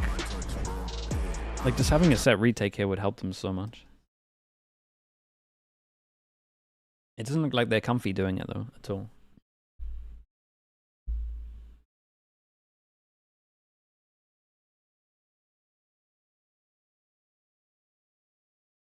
The tech pause, yeah. It wasn't our cleanest half yet, let's be honest.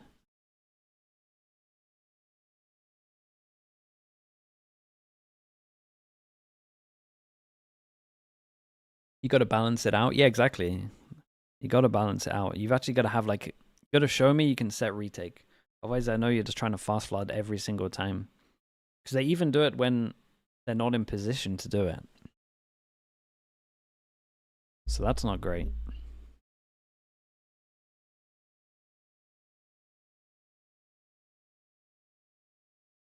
Who won map 2? Mate, we're still on map 2. We're still here.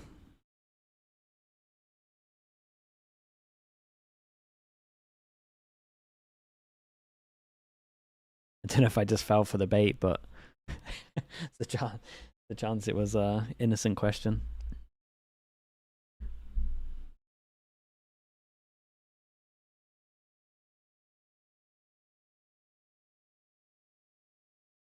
Welcome back, folks. Halftime concluded, and it's time for your Coinbase Econ report. Now, this was a bit of a crazy map so far. Imagine only, yeah, dude, I'm glad only Pixels not streaming today, you're right. Standout give him a rifle. You need that stream to go. You need that day or the days to go smoothly when this guy's streaming.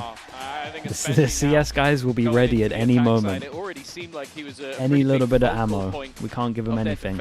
But I only assume that that's going to be even more so going into this second half. The setup from the likes of DH and Stacks has been Rams as well. Thank you for the gifted, bro. I appreciate you doing that, Rams. Thank you so much. Given that little bit of additional space to sort of get in behind. Scared of the CS fans? I'm not scared of the CS fans. I don't care about them. I'm just saying that it's there's definitely a potential of people that would like it. Final round, bringing things back into contention. And well, I said it before, the last time that DRG it's a good opportunity. Played this map, they had a very dominant defense. We'll see if that can be Xeroxu, recreated. thank you so much, man. Appreciate that. And more yay as well. Thank you as well, bro. Appreciate you. T1 already claiming Lotus. But this is T1's pick. When they came in prepared to play, there's no doubt. Aggression early on towards mid. Four players is going to have an opportunity. He did really good though. To get one, spots 3. Well, they're taking it right towards Ackerman. Good stun, but a player further back unstunned is Buzz. That was a double dink through the box from Buzz. Towards this side, Flexen caught down man, to they 20. were split up the whole time. Completely boxed in, nowhere to go, and he's. Oh, he did great to get one. Finds one. Yeah, he did awesome. A lot worse. It looked like he was going to get nothing for his troubles. Even still, though, Stacks is going to spot out the first. I don't know if they've necessarily seen Nick just yet. Meteor is going for the fight, a little bit individualistic. The swing back wasn't bad, but Demon One's done well. Unaware of where Buzz currently is trying to figure out every single angle. Instead, he's being swung on, and it's Buzz once again. I think that might be it. Closing out the pistol they had to win pistol as he here. started it. 3 in the round, and a 3-round lead now for T1. Yeah, that pistol's just going to send them further into the lead, make this it's not like you can force on this as well. For DRG. And here's an interesting question, because they've been extremely good when it comes to the weak buys, when it comes to the stingers. At this point, the pistols, yeah, it's 2-2. You could see them go in for a it's 2-0 on this map, 2-0 fast map. On defense, it's so much more of a gamble. Like on Yeah, attack, you just can run have it to down, be winning the map if find you win double 1 pistol. or 2 players on their own. On defense, you have to basically pray you run into the stack of players, which Ooh, may I like have that happened. one. And at least for now, they have got their stack in the right place at the right time. They don't have the weaponry to back it up, but I feel like this is very all in for the side of T1, but they are doing well to pick apart these pistols. There was definitely danger in this round, but Unlucky. I mean, it was he's happy to run into danger. there was a moment there where the Omen flash came in from DRG.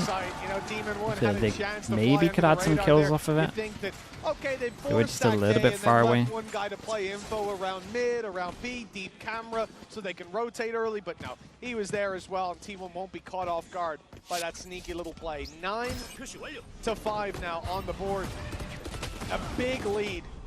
We have seen the gap close in, but it took everything DRG had to offer.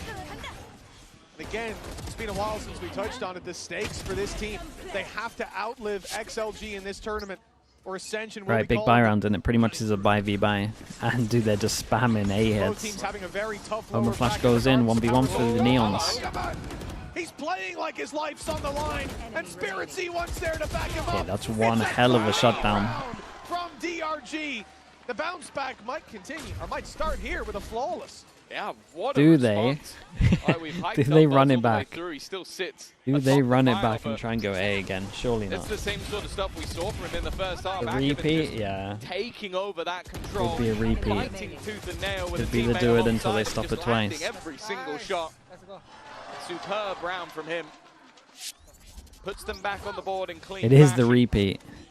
The theory of the repeat is it failed.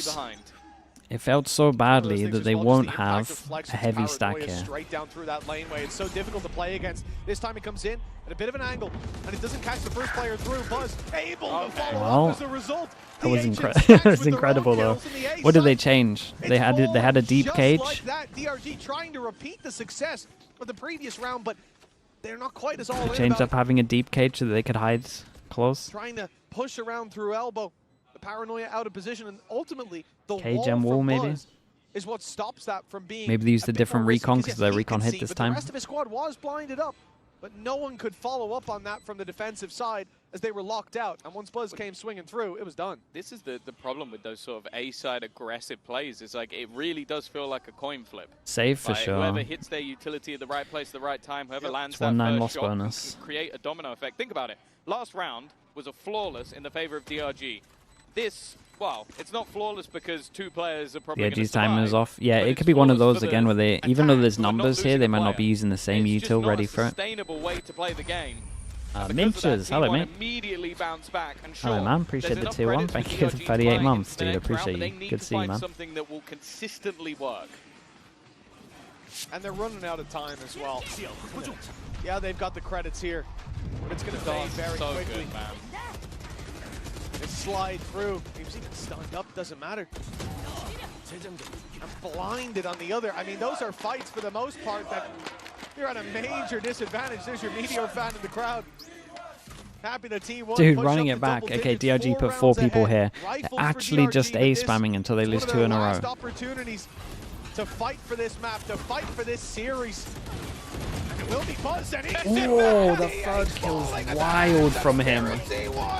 Okay, surely, I mean, they saw 4 people here. Surely they don't hit this again. Surely we got to start seeing mid or B main or something. Our entire map is being decided in one corner. Yeah, they're trying to make up time for the tech pause. Everybody lives or everybody dies, and we have now just flip a coin. Ooh, that's really strong, man. We'll just flip a coin each round, and whoever gets it on heads is going to be the winner. It is absurd. I love the fact as well that we have spoken about Demon 1 being in this squad. He's the B player. Like, he's just been, for this whole game, he's like, okay, there we go, we cancelled. No, okay, I'll save. Yes, awesome, great job, I'm pretty guys. sure it's an important round. Like, oh, when they come to push B, can't confirm because we didn't get to check the money in time. Hasn't mattered at all. But you would imagine it's an important round. This time, it's different. T1 don't decide to just throw themselves into the blender. They've just walked up A with the spike. They have. The idea here is to fake it out and look at how it's worked. DRG rotate. They push mid with 3 early, come through market to reinforce the B side, thinking that's where the hit's coming in. But now, those players stepping back in the other direction and seeing no contest around A main. T1 should be sensing that this side is much lighter defended. This time they let them try and set up with 1 over towards here. They cleared a bit of B pressure in terms of actually made B pressure here. And then it gets cleared. Yori takes the TP, Prowler to re-clear the question mark. It's pretty good. They want to get numbers. 1, 2. Here the drone as well. 3. Rotation is coming in, but they can't take see the cage. 4. It's down to the spams, but nice work from Flexen. That stack's gone. Yeah, Flexen making a different name for himself when it comes to A main on Sunset. The spike will be retrieved. However, T1, they're not looking to the side, at least not with 2 of their players. Paranoia being lined up right now, but they don't find the picks. Oh, that was a nice kill from Nick. Unblinded, able to drop I mean, someone would have to go wild from T1 here, and it might be Meteor. This could be the MVP performance. In fact, it might need to be Buzz by his side. Another for Meteor. Buzz with 1, and it's Izu alone against Demon 1 in the clutch. 3 rounds between them around DRG. Oh man, Meteor though. Meteor did insane to get this to 1 round. I'm pretty sure their money's done. I'm pretty sure that was the round. This is one of the first sort of like close rounds we've seen in a while, and a lot of it came down to Meteor. This is target isolation. I guess they'll force every single time, not giving them an opportunity for a trade. Well aware of the angles that were left missing, and gave Izu a chance, maybe in a round that they never should have had one, because the way that kicked off looked so good for the side of DRG. Okay, yeah, I guess they won the round so clean before that they're actually fine for this one. We're right back to regular actually missing nothing. Izu's look to fight towards that A site with a multitude of DRG players ready and waiting. The rest of T1 though, they're going a different way. Flexen definitely having a better time when it comes to A main. Demon 1 though, under heavy pressure, finds 1, but he'll go down eventually. Hunter's Fury clearing out the backside. Next kill's pretty important. Spirit should just leave the site. DH with a deep swing. Spirit C1 falls, but Ackerman's there so quick to trade this back. The advantage stays with the defensive side. The spike trapped on the site. There shouldn't be a way for him to get out of here. The drone feeling Ackerman as Meteor creeps his way ever closer. He's got this wrap around it. It's really down to Flexen's timing, and he's not clearing the angle. He's not covering it. But eventually the trade comes through, leaving Stax alone against 2. He's known. Oh, dude, imagine he gets closer. But they're grouping up, looking to play this together. A wonderful reposition. Nicely timed on this one. Flexen did great as well. His TP kind of created pressure that he could have been over towards here. So he joins his so he actually managed to create like all of this as pressure and then joined up with his team to play double. It's been at 3 for a very long time. They've never been able to close that gap any further. And we now wait to see if they can finally start to string rounds together. Well, it's very much now or never. Look at this from Flexen to open up the round as well. It was a TP. Oh man, the timing of this peak is really nice though. He swings on the back of it. Demon One Flash doing fade great IP work to find one. Ackerman's quick trade through the smoke, but really the round's about Flexen. A main was not a place that he had very many favorable fights in the previous map, but going into this, okay, it that seems does like break he the owns it. econ though. They'll need to keep ownership over that. Spike towards B this time. And the early pressure on A. Paranoia, primed and ready, not used. Bucky in play for Ackerman, sensing that it's going to be a weaker back up Bucky for the ult. With that, without too much risk. Demon's playing a little bit. Okay, that's a bit better. Like that adjustment. I'd say he's playing a little bit aggro considering the round. As well to stick around and find one. And look, they can even get a plant here. Yeah, the only thing is the rifle on Meteor. Looking to get it behind. That's the one for free. Now needs to isolate this duel onto Demon One. This is going to be important. He wins this, and oh my god, what a weird round though. It was the double Omen flash. Demon One actually did incredibly good. Did not get killed there. All on Meteor at the moment. The rest of the players still yet to claim. It's up to Meteor again. Trying to give space for him, but he is being spammed out already. Meteor, he's done that. Manages to find another, puts it down to a 1 versus 1. Oh my god, man. DH into the clutch, running round. Just trying to get away from an opponent who's running in. Oh, such a good try. 26. 26 HP. Did so much in that round. He was chasing him for about 10 seconds. That was sick. A 4K. I mean, we talked about Buzz when it comes to having the rifle with the weakness. But jeez, that is ridiculous. Did we need that slow mode? Look at this, he steps into the wall. They thought that's going to be their fast lane to success, and instead it was very nearly their downfall. Isolating. Just one man, but he fires back so strong. DRG able to close the gap. It was real close on that one. The rifles back out on T1. Dude, what a huge round this is. Okay, we've got one person that can buy next. Set strap with the Yoru ult, fake like you're going through market, and actually just hit heavy over towards B main. And we took space from middle as well. Damn, he loves this, bro. Fantastic start. He loves this. He's doing it non-stop. Nolan, thank you so much for the prime, man. Appreciate you. Thank you, thank you. They broke the trip top middle as well, create a little bit of pressure that they are over towards middle, and they have the kill trip to give them info. Wait, how the? But he needs to deliver more. Meteor and DH down. Here comes the ult out of Spirit Z1. A lot of information to work with. Good stun. It's a nice reaction from T1. Your ult goes in, and they tried to isolate the one back of sight. Easy fully had time to get you to now. Dude, this was a nice round to watch in terms of the reactions from a lot of players. There's some cool reactions going on the site. Just one behind, and the economy of T1 starting to struggle. I really like the way that T1 tried to play that. They see that Spirit Z1 is going into the ult, so they push back sight. They try and avoid him while he's giving information, take another fight, but the fact is, he was the danger in that round. He was the problem that they needed. The call from Buzz here to stun take back sight was awesome. Was enough to take that one home. Force them down to an eco again. They're actually in trouble. Brought together in a row. The whole plan of A spamming has not worked well. Pull out that timeout because from this point it's been a back and forth with them taking the pistol, the follow-up rounds as well. That gave them a pretty big advantage. If you win both pistols, win a third round bonus in the first half, and then still lose the map, I'll be honest, I start to understand Autumn's frustration from earlier in the game. Without a doubt, the timeout from T1 here to course correct. This is a tough round to do it in. As we said, the economy now taking a big hit. We should be looking at 11 to 11. It's on DRG to make that happen, but they come in with a nightfall as well.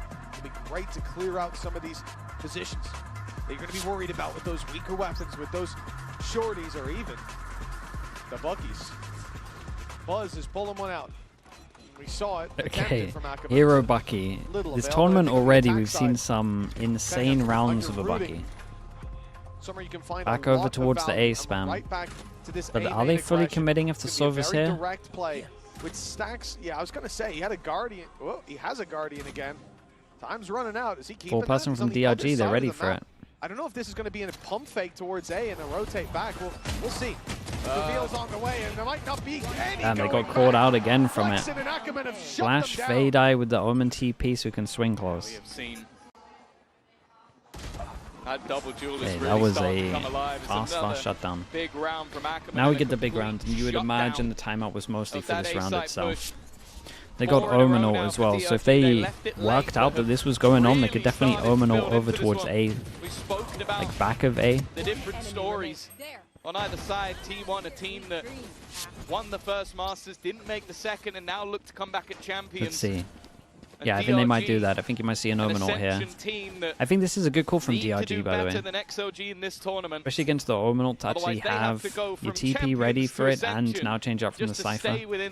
Might be worth flashing to create that you're doing the similar thing. For that right now. Dude, T1 are just A spamming non-stop. At least on the other side, it's much more of that direct take again. Yeah, I reckon this had layers. If they were getting fought, I think he would Omen ult. The fact they didn't get fought, they can just force the site itself. On his way through, DRG, a bit weird for the Cypher to play on site here, but traps. All the information. On retake, they've still got a lot to work with. Nightfall. Omen ult gets stuck over towards spawn. Dude, no one is looking for this Omen ult. Okay, one person now. Nick is looking. The thorn in their side, but Flexen quickly eliminates some Stacks. Grabbing himself good, but he's damn, they handled this really well though. Fatal was good. Hit the other three and then the Omen ult. There was actually two people on top of it as well. 6-2 up at the halftime. Yeah, the set retake, man. Something that T1 could benefit from. Extended it, but T1 now trail by one and need another overtime. This time on their pick. DJ Pysels, thank you so much for the 22 months, man. Appreciate the prime. The way that the rest of this map were going, I thought that T1 had this dead to rights. A 6-2 start. Yeah, if DH gets that kill, it might be different. To give them the lead, but some real resilience being shown by DRG. They came in as the number 2 seed for China, but I think many had the expectation that once Demon 1 was added in as a substitute, surely not. One of their best players, that this was oh god, wow, they only got one strat. Maybe not just Sova ult on top of it as well, so Neon can capitalize with it. Oh, that's a big kill though. That's a big kill. Definitely works a little bit. What is that movement? Works a little bit easier when you got the Sova ult, and we're going OT again. Got his moments inscribed unless in the history books. You think about him standing on the stage, and hell, he might mount that on the table. I say. Put the clocks back to 2023. And he might mount it again if he wins this one. In fact, he'd be very much justified to do so. A steamrolling from Team 1. Everyone hold. We saw throughout that break between the maps just how deflated he was. Losing that first. Having the opportunity to close it out, but you can't put that on him here. They are playing so patient too. Okay, well. The swing from Buzz to close it. At least we gave them the respect. 12 with a flawless round. T1. They bought themselves an overtime and another chance to close this series 2-0. It's actually crazy as well that after how many coin flip rounds we've had on the A side of the map, that they still do this again. Like, this is him just this was nice from them. They're kind of like learning on the fly to deal with the hits as well. I think ever. It's not even like the B site isn't popular when you go across the majority of teams. In fact, these B splits normally so common on the weird map, thing is though, so confident I mean they don't. in that fight. Surely T1 can't keep going aggro A. Set up outside the B site. Easier later buy on this one, buys the op. Gotta change things in OT, I suppose. And They got a kill trip over to. This is interesting as well. Kill trip over towards site, but a lot of the times you need a heavy pen gun to actually capitalize off of this one. Kill if they're there, and they're almost always there because you want that. See if they. I'm not even sure they're going to position right to get a kill off this. Actually, exec on the site for DRG. The site set on B. T1 clear over towards A. With how much space Izu already has, it is going to be the rotation back in the other direction. The thing is, though, the pings on the map suggest cameras cleared middle. Maybe DRG expected this all along. They managed to get rid of Stacks from B main. The Prowler forced him off. That even pulled the rotation of off of the contact of the minimap. This is cool.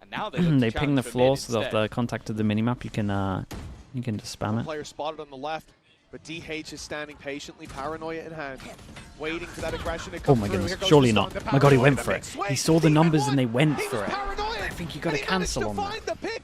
Nick with another. DRG are not going to let this one slip without a serious fight. And Stacks can't match up to the numbers thrown at him. I can't believe they saw the numbers and they went for it. Camera spotted one. The jump spot at mid spotted two. For this squad, an ascend could be on the horizon. Yeah, I like the Okay, they get another go at it. Like having that early. You would imagine they're hitting A. Falling back and then, yeah, as you said. I mean, to be fair, that's a mad kill. Through, I think probably spotted by a teammate a little bit further back, which might have helped him out, but.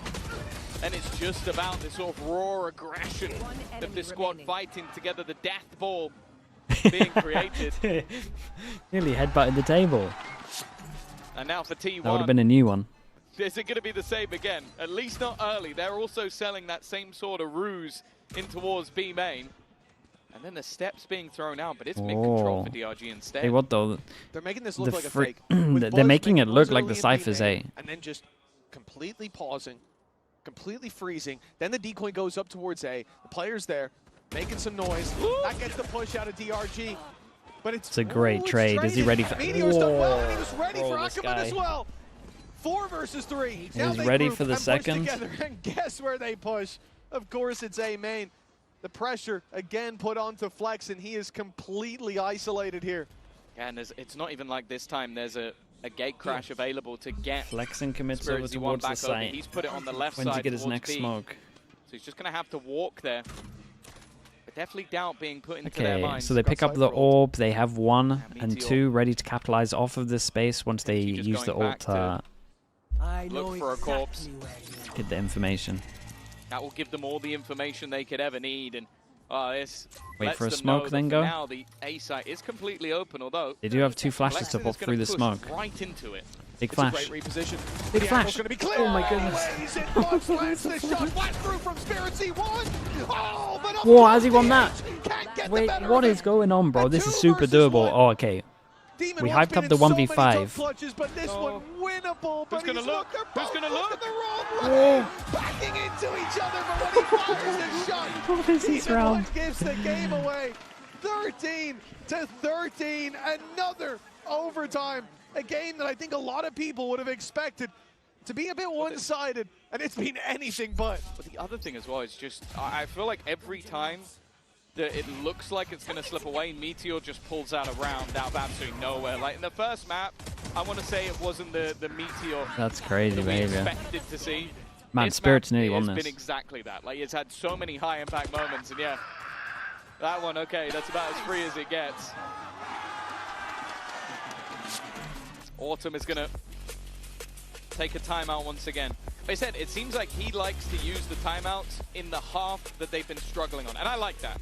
Coming in, they have not been able to find too much when it comes to these defensive I feel like rounds, they've been struggling on so both, to be honest. So he's going to try and give his I feel squad like they've been struggling plan. both halves. That did work for them to win 15-13 on the previous map. DRG having a moment to talk as well. The pressure. I imagine for a lot of these players, I think we should being this high. Guys, when you get onto attack, I think we should try a 5-person A. Lost before. This could be them fighting for a 2-0. Definitely going to work. In favor of DRG, and instead, Does Easy want to op? Easy wants to op again. Just like in the grand scheme of things with XLG and the Ascension points. You need to make that deep run, and it starts here for DRG. Attack side. As the timeout. A timeout subsides. Well, DRG want to do it back to them. They want to go for the fast A. DRG thinking about A main. The good thing that T1 are doing here is they're gonna use a lot of util early to make it look like they're fighting this. I mean, both teams pretty much did the same thing in these rounds. Try and cover up where the Cypher is. The entirety of this one. Ooh, that's actually nearly a kill. Camera top mid should spot Flex in. It seems like his opponent is well away. He's managed to get through though. Oh, this gets weird That's now. Something that T1 desperately have to deal with. They're going to go hunting. Buzz is being sent to try and get rid of this man, but in the meantime, they are fighting. No, that's so close. And Meteor did incredible to get one over towards the site. And Buzz has accidentally killed the guy through the cage. There's no way that's the kill that decides the round. There's still a good chance here for DRG. It's the Izu off. They already have the man advantage for T1, but now they can sit and hold an angle. Any peek in that direction is almost an immediate Recon loss. TP slide. Izu's been pretty consistent with that, but now swaps over to the rifle as push comes to shove, and it's time to get aggressive. And DRG are waiting for this, though. They're looking for the fight, but Izu's the one bringing the heat. 14 to 13 after the timeout. T1 are now facing into map and series point. Dude, that kill on side is so unlucky. They're going to have to dig deep, even just on an emotional level with what they've been through in this game. This could be already over in their favor. Meteor did really good on side, to be honest, to kill one. This kill, that was the main kill.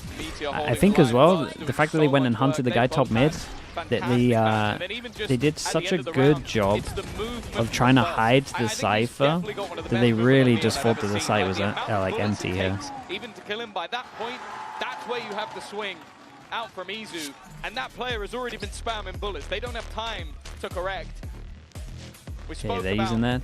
Timeout. Our T1 like to call those. Dude, it's been a long map, that's for sure. They've been struggling in those defensive rounds. 1 hour 22 so far. They're calling it because otherwise they're in the lower bracket. I think this is honestly the hardest part of the job for a coach.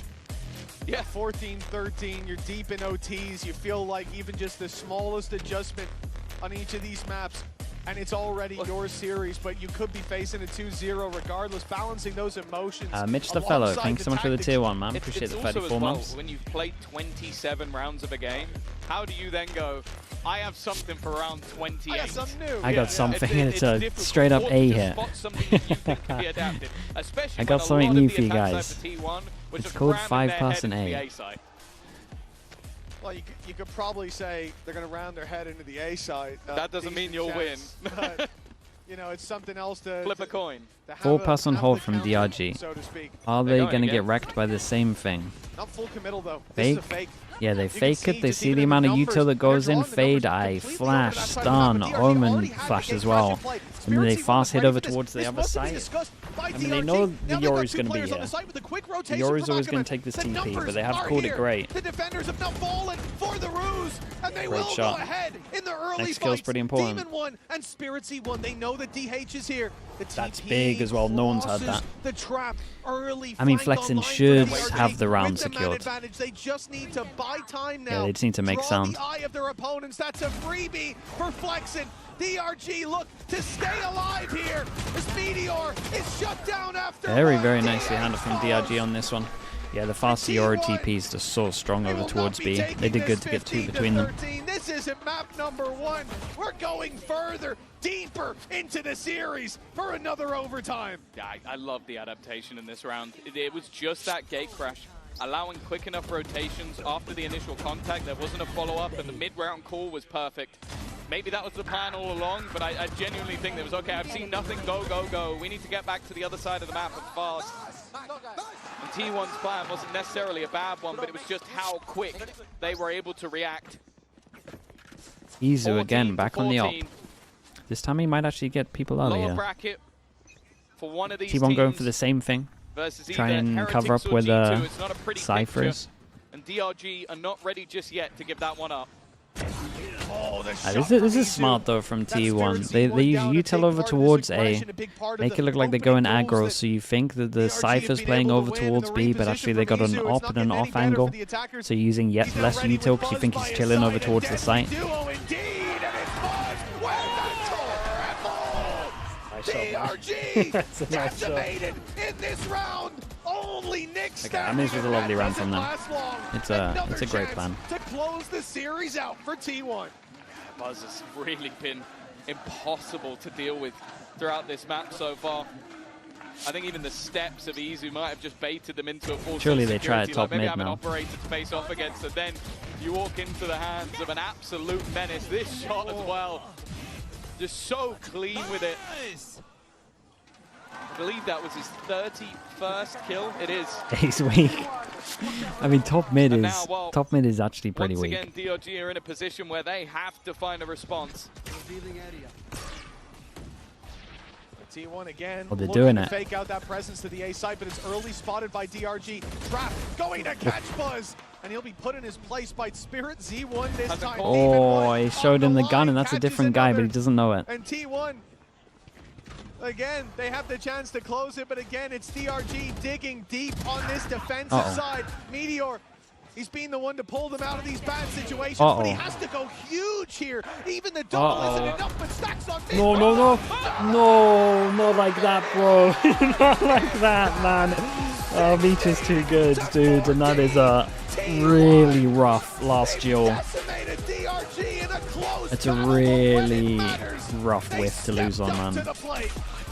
You hate to go out like that. He won. That looked like a free kill, and I don't know if he quick switched or something, but it's going to be the death of them. Meteor. Oh, that's a devastating round to lose. Just having phenomenal performances. And I mean, Meteor did incredible, obviously. We talk about a team that has been there and won themselves a championship this year. It takes digging incredibly deep versus DRG. Both maps Rayquaza, thank you so much, bro. Thank you. 15, 13, 16, 14. Yeah, no, I agree. It literally couldn't have been any DRG closer. did better than I thought. Honestly, T1 looked rougher than I thought, man. I thought after the 3 weeks they'd look a little cleaner than this. It's a good showing, especially for a team with a stand-in. Oh, without a doubt. This could have been either team stepping up for your post-match interview, but in the end, it is Team Normally they to take it across the line. Normally they're a momentum team. I feel like they need some wins. Yeah. But my dark horse has been T1. I think they might have a rougher time against Heretics or G2, whoever they play. Stacks helping out. Meteor, as we said, he digs deep. He pulls out these big plays when they need I missed the whiff replay, mate. I don't want to see it, dude. I actually don't want to see it. Oh yeah, for sure. Incredible what he was able to do with sort of like the pacey swings. I think he's got the movement down to an absolute T. And honestly, like when you watch someone play like him, you genuinely sit there half of the time and just go, it's a crazy time for you to sub as well. Aim game, thank you so much for the prime. You leave him in a late round, and you just feel like interesting timing on that one. Thanks so much for the year, bro. Appreciate that.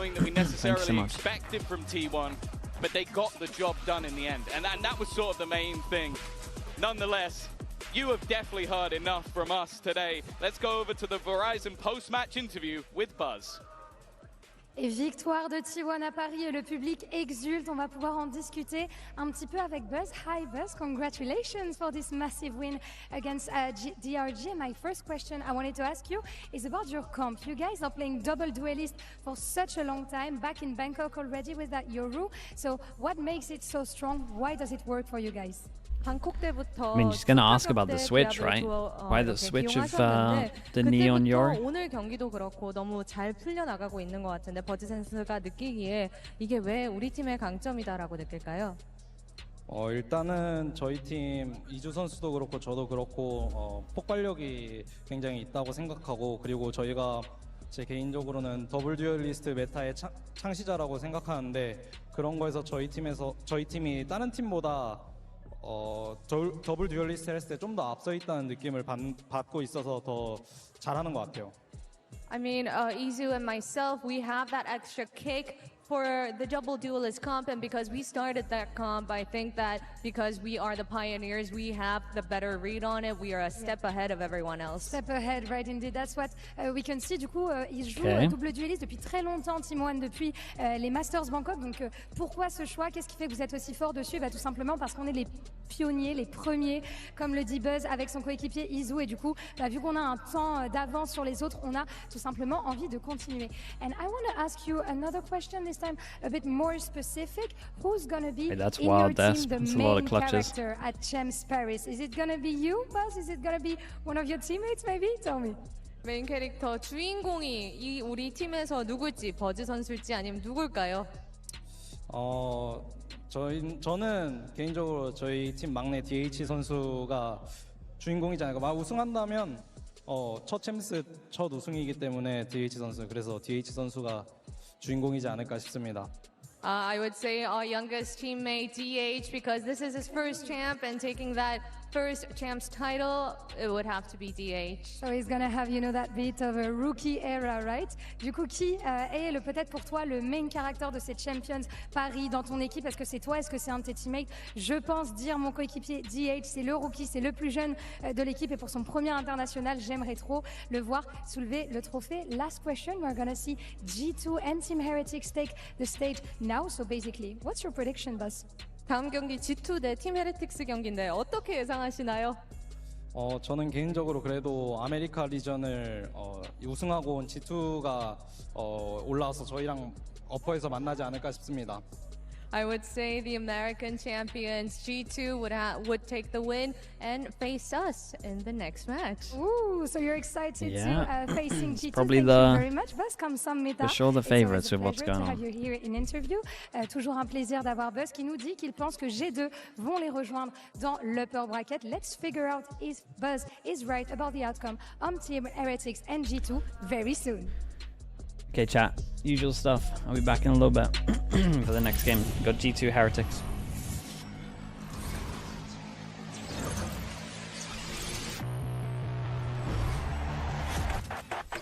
The human body was built to move.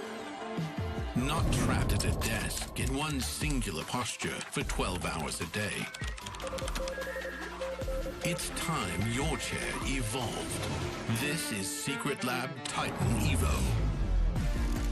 Ergonomically engineered for you, gamers, hybrid workers, artists, backing your every move.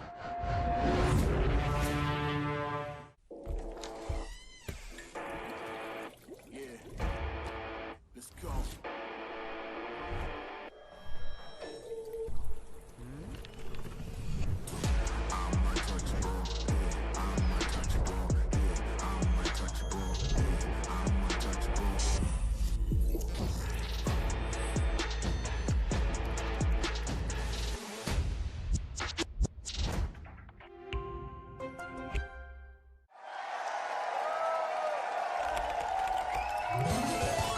Red Bull gives you wings.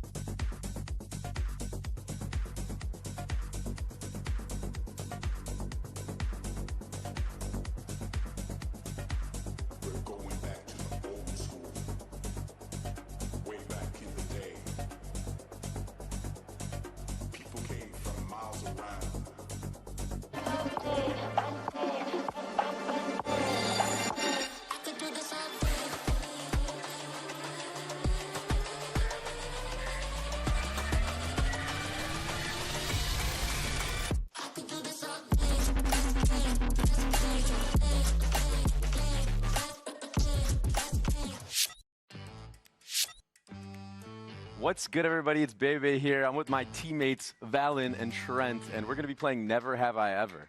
And I got a list of questions here, so I'm just going to start cracking them away, bro. I'm ready. All right. I kind of want to do these out of order, but I'm going to start with this one. Never have I ever won a three-peat championship. Well, we did. I mean, I haven't. Oh. You haven't? I haven't. Damn. I won one. You know what it feels like? I mean, I kind of know what it feels like through you guys. Right? You were there. I was definitely there. So, you know what? I'm going to turn mine over, bro. I have to. You have. I did it. He's a 3-time champ. No, I didn't do it. But anyways, let's go to the next one. Never have I ever missed a practice without a good reason. Hell no. Missed a practice? I don't think so. Nah. Are you kidding? There's definitely. That's crazy. Well, all right, so what's your, like, what was one of the situations? No, I've maybe I miss practice if, like, I wake up late or something, you know, just getting extra sleep in, but. Have you ever missed one with, like, without a good reason? Like, you just, like, decided to just troll one day? No, dude. No. We're hard workers. Damn. Should I lie? Should I give a good story? Yeah. Dude, one time I was partying all night, and Josh called. He said, we have practice. I said, hell no, Josh, I'm not coming. And I didn't even show up. I feel like you're just putting words, like you're taking words out of my mouth right now, bro. If I'm honest with you, bro. All right, next one. Never have I ever lied about my rank. I've never lied about my rank, straight up. Never had to. I never had to. Never had to, bro. No need to. Yeah, we've been good. Next. Yeah. Never have I ever drank out of the Stage 2 trophy. I don't think I have. I think I may have drank out of it and done a little bit more. Did it taste a little metallic? Or? I'm not going to lie. My stomach was a little messed up after. I'm sure, but you got some paint chips in your stomach. Yeah, but I mean, I might need to get checked out. What cereal did you eat out of it? Protein Cheerios. Protein Cheerios. Protein Cheerios. You had about a gallon of milk in there. I put way too much milk in that. I swear I put too much milk in there. Can we air a side piece of him drinking out of it right now? yeah, I give you guys permission to cut that in, me drinking out of the trophy. But, dude, that thing is deeper than I thought it was going to be, bro. Didn't you put the milk first? All right, come on, man. Why would you do that? Why would you do that? That's crazy. All right, never have I ever put milk first into cereal. That's not a real question. What do you mean? It's not. I swear it's right here, bro. Oh, wow. It is a real one. Milk first? Have not. No way. That's a sin. You know that was the first time I ever did that? I feel disgusted with myself. I don't believe it. was the first time I've done that. You know, it looked natural. Were you just so locked like in? You were just like, all right, milk, cereal. You were so locked in the so embarrassed. I'm actually so embarrassed right now. I was so geeked out about like having the trophy and what I was about to do. You couldn't even think straight. I couldn't, bro. Hey. Damn, bro. That's what the 3P does to you. All right. I mean, you know what? Since you want to go there, since you're trying to bully me. All right. Never have I ever gotten ace before Trent. Hey, yo, you got an ace before Trent too. Hey, yo, you just dab me up, bro. Dab me up, yo. I haven't used my thing. What do I? So basically, I haven't gotten an ace before myself. No, so you just want to put that up there? I have not. All right, got it. Yeah. No all right, right there. That's good. That's good. That's great. What about right here? Oh yeah. Hey, there you have it. That was Never Have I Have It from the boys from G2, yo. Not a day goes by that I don't miss Baby Bay over here on our talent team, but I'm happy that he's having a great time in Americas. Welcome back to day 3 of Champs Paris, everybody. I'm your host, Yingsu, and I have never done a desk with Doug and Tombiz. Have I? That can't be true. No, I don't think the 3 of us have. We have? Yeah, we did the lower final in Iceland. Oh. There you go. I was there? Brother. I don't remember. There you go. Just like that? Yeah, easy.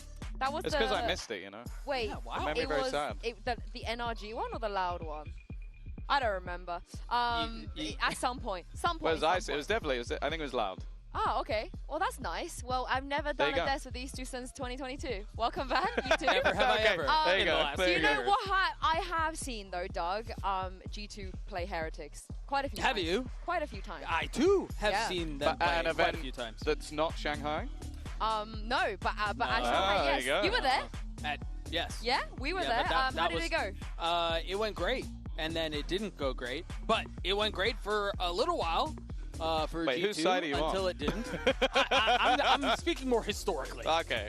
Than anything else right now. Yeah, I mean, I'm super excited for this matchup. I'm super excited for the rematch. I'm glad Leaf is back on the stage after missing I mean, almost all of Stage 2 due to health reasons. It's so good to see him back and healthy and competing with his boys. Yeah, I'm happy to see him back as well. But here is the thing I think we have to explain to everybody that is watching. First of all, Doug, what is the golden era?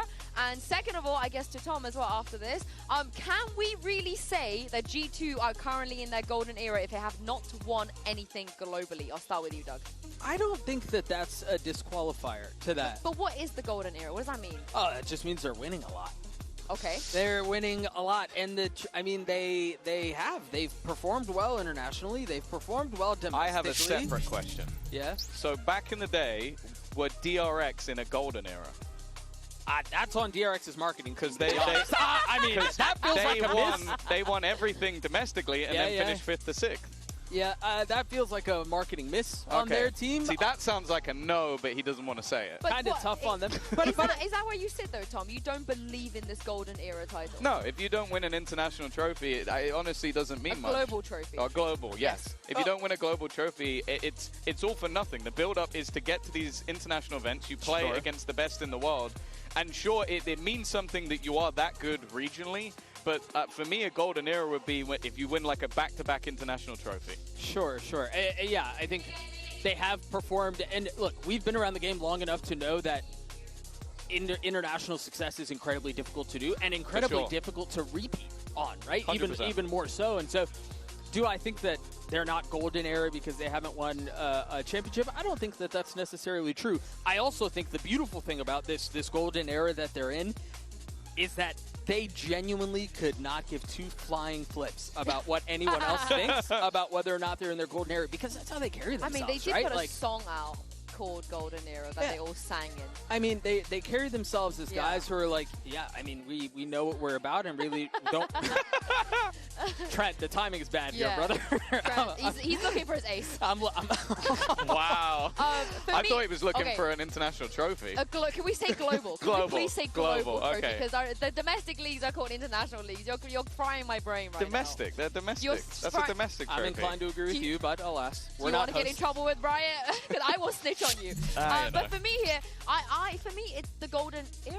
I put a question mark after that. But I do think if they win a global trophy, they will definitively be in their golden era. I don't think you can dispute that. And a lot of that, Tom, comes down to Leaf, who they sorely missed for a reason. He's just so good. Yeah, the thing is, he comes back in and they look almost flawless. I think they were basically flawless the second he came back into the team. The thing that's so impressive with this squad, though, that even though he is a phenomenal player and he's definitely going to add a lot in this tournament, when they were playing with Baby, they still barely lost. Like, they still barely lost even maps. Like, they were able to take down pretty much everybody on the road, and then he was like the icing on top of the cake, which does show how much depth this squad has as a whole. And speaking of Leaf, Mika Fab's got the chance to catch up with him ahead of their game today. Hey guys, Mika here, and I am here with one singular Leaf. It's so good to see you here. Were you worried at all that you might not make it to Champions, and how important is it that you are here? What does that mean to you?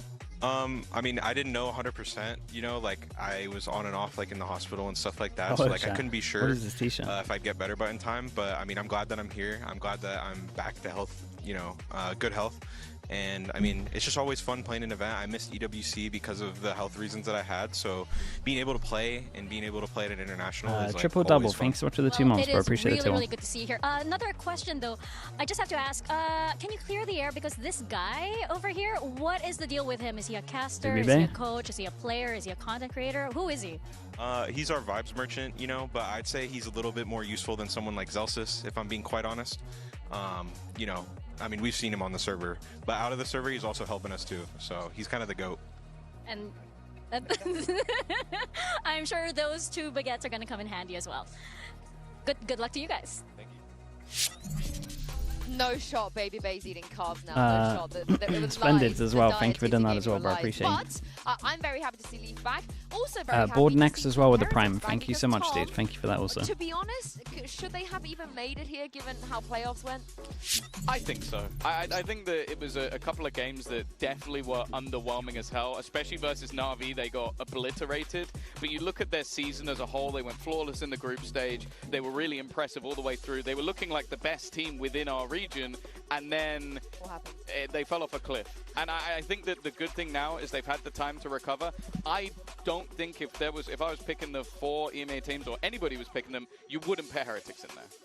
You would not. No, I'm saying I don't think there's anybody who wouldn't. Yeah. Bad wording. Nobody would leave them out. Yeah. I'm inclined to agree with you too. For as much as they've had their ups and downs, I wouldn't have left them out of it. And I think they've got. Yeah, I mean, the core, they had a very bad map pool with the Icebox, and the Icebox is gone. Repeated success in this game is outrageously difficult, and they're the few that have done it well. The Fanatics of our day, the Fanatics of our day, the G2s of the. I mean, that's so hard to come by. It is, for real. I think I'm extremely surprised that they didn't make it in playoffs. They had to rely on other teams losing and winning here and there to get them here. So I think they need to Heretics stress you out. Yeah, it's hard to know what version you're gonna get. I agree. It's not exactly the easiest. But what I will say though, despite all of their ups and downs, there's been one shining beacon, and that is Freaky team. Yeah. Yes, Tom for sure. Tell me about why. It's like if they lose one, they're ready to lose the thing next. With this roster is I'd say that you've got 3 players who are incredibly explosive, up and down, sometimes here, sometimes not. And then you have what I like to call the safe pair of hands. And that's Weber said once in your stream that to play against G2, you got to change up your tendencies. Do you think they'll do that? I think if it wasn't for someone like Leo, yeah. we would be talking about they might have to do that anyway. Of all time. Like, he is so good in every single role he plays. And as said, the problem like, is I don't know if they're so focused on like stopping or like fixing their own stuff that they it's like luxury stuff, I guess. Calm within the game. Like, he's everything you want in a professional player, and also probably has at least 10 years left of his career. Yeah, boys. He's also silly sometimes too, you know. He likes to be a bit silly. He's got a little whimsy to him. But Tom, I think the player that you were just describing, you give me 1 minute. Valorant history, every successful team has one of those guys. 100%. At least one of those guys who, no matter what happens, you can put him in a situation that you probably shouldn't win, and he may get away with it once or twice, but then the ones that you should win, you win every time, and that's Rians. Exactly. For me, I know Leo's, you know, with the news of his retirement recently, if you guys are missing that aura, that vibe, that style of play, Rians is your man. But for more on Team Heretics, here's Lou with Benji Fishy. Mika here, and I'm with Benji Fishy of Team Heretics. Now, this matchup seems familiar. I think you guys have, figured out G2, but are you convinced that you still have their number? It's been a pretty long time since we played against each other, but, I think we've changed, they've changed, and I think it's kind of just the battle of who's changed for the better. So I guess we'll find out today. Ooh, very interesting words. Good luck to you guys. Thank you. Very happy to see Benji back, of course. He also has a chance to right his wrongs, and I think the last time we saw Heretics as champs, the image that everybody left with Heretics is probably, the moment Benji was bawling his eyes out on stage, and I'm sure he would like to come back and actually go away with a trophy this time round. Yeah, well, I'm sure he'd love to. I'm sure everybody else at the entire tournament would also love to, but they have had their hardship. And, I think maybe today, at least from my prediction, it's not getting any better. Tom, what the hell is happening? I go with my head for predictions. Would I like Heretics to win? Of course. Would you like to come back to EMEA next year? Hopefully. What is this? Brother, there's safety across the pond for you. Yeah, In case you do get excommunicated. I mean, we already agree we are swapping him with sideshows. Like, it's happening. You're going to Americas. But Pacific have the coolest land, so maybe I'll go there. Wait, can we go too? All right. Before I derail everything, let's talk about the most important thing here. Of course, G2 and Team Heretics fighting for their first global trophy. It's time to bring them onto stage. Map 4. See, I don't know what Heretics are gonna be picking. Because they had such a good haven. They'll probably want to leave it for third map.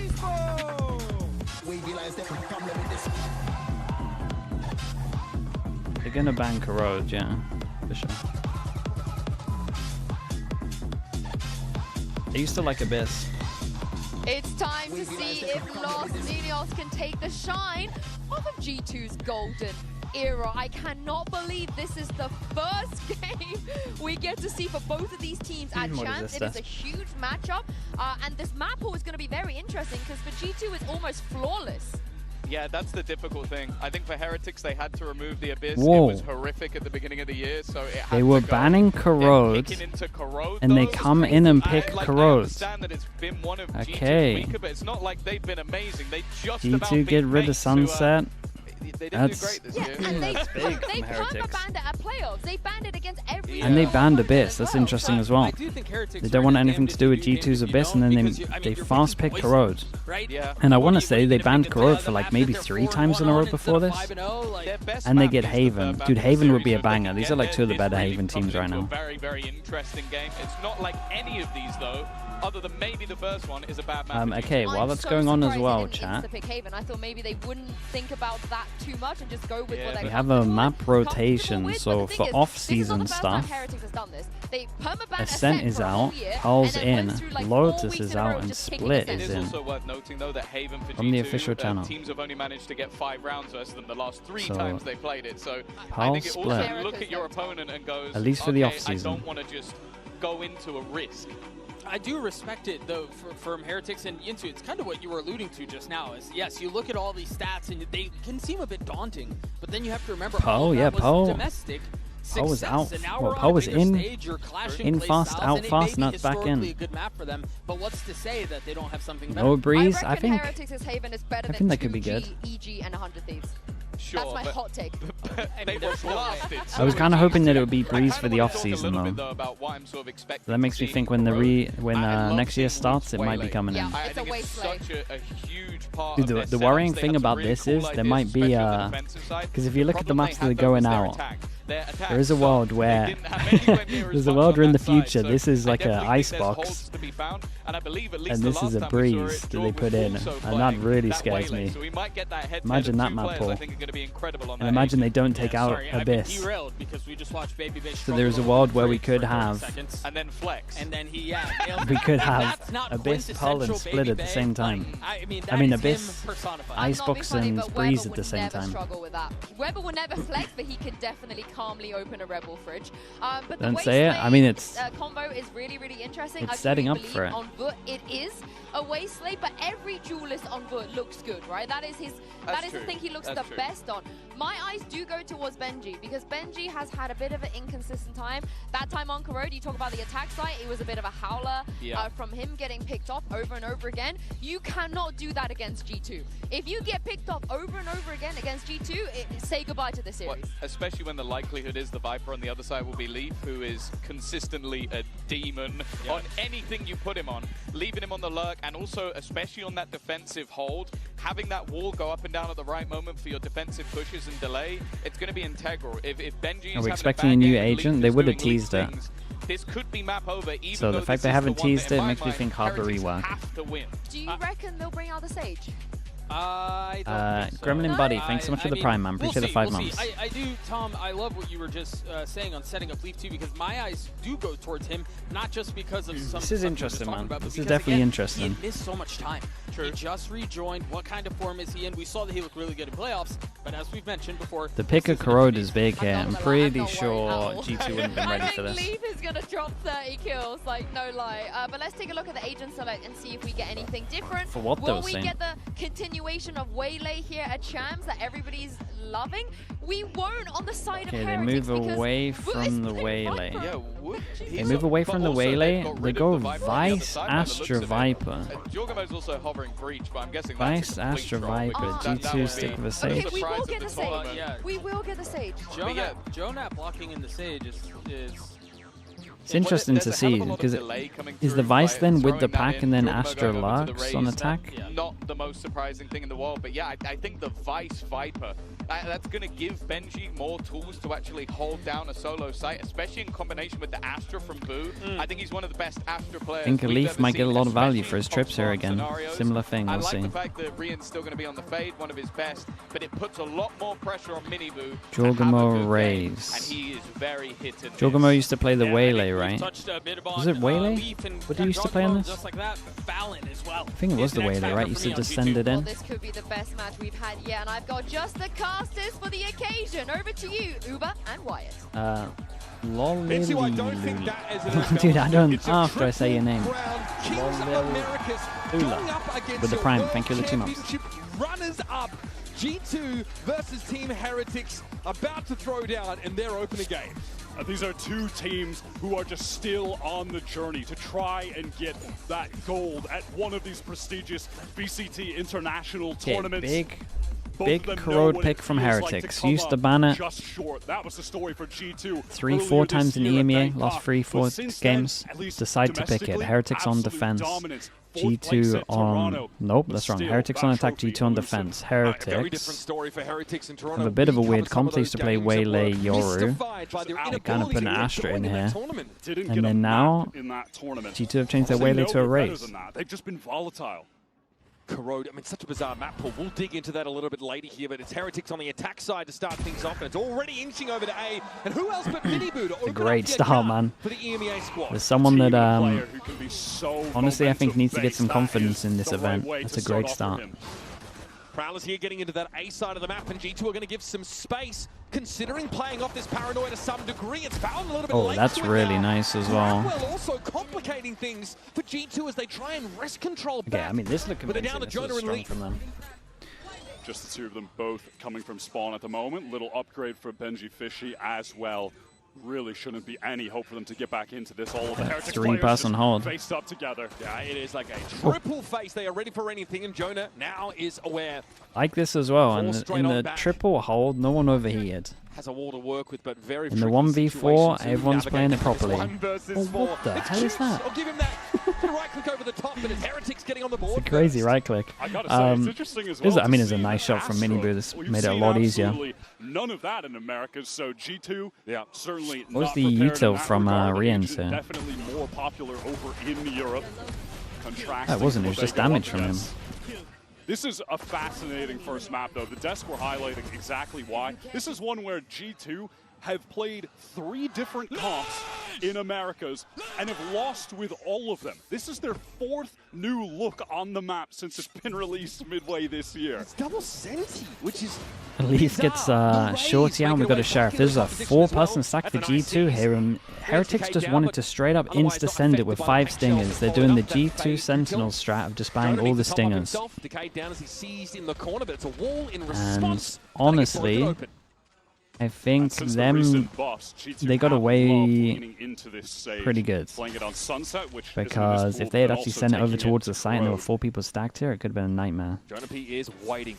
A little bit of skin, a little shoulder ahead, anything. Jog steps up and then gets on out here. G2 so far have staved Heretics off of this B side of the map and have scaled into some degree of mid-control with a big push by Leaf off of the A side. Did not save the wall from last round though, Des. Heretics, who, by the way, have gone for that 5-stinger buy.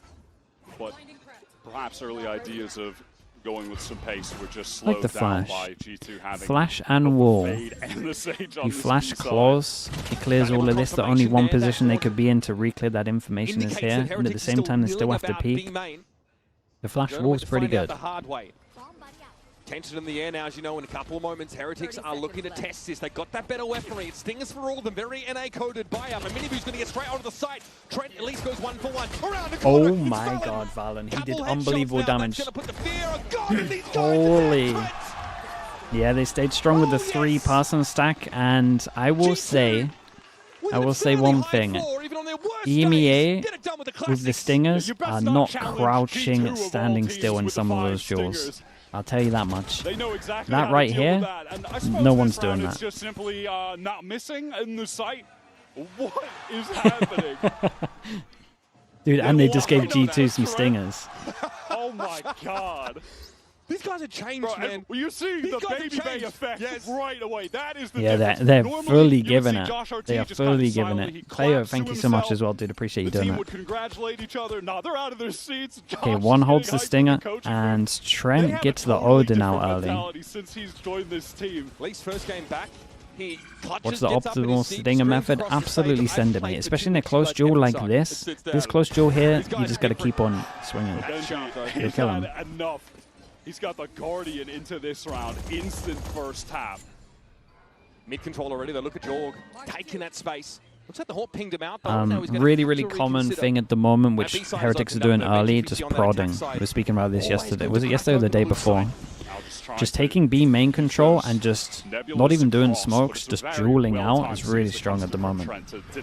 It's actually, it's just an even duel, really.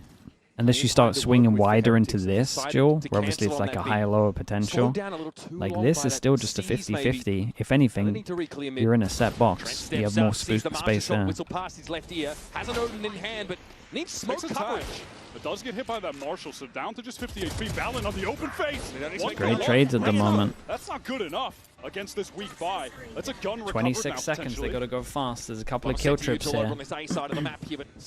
Trent, Odin, 49 HP. Holy, the trip, the trip.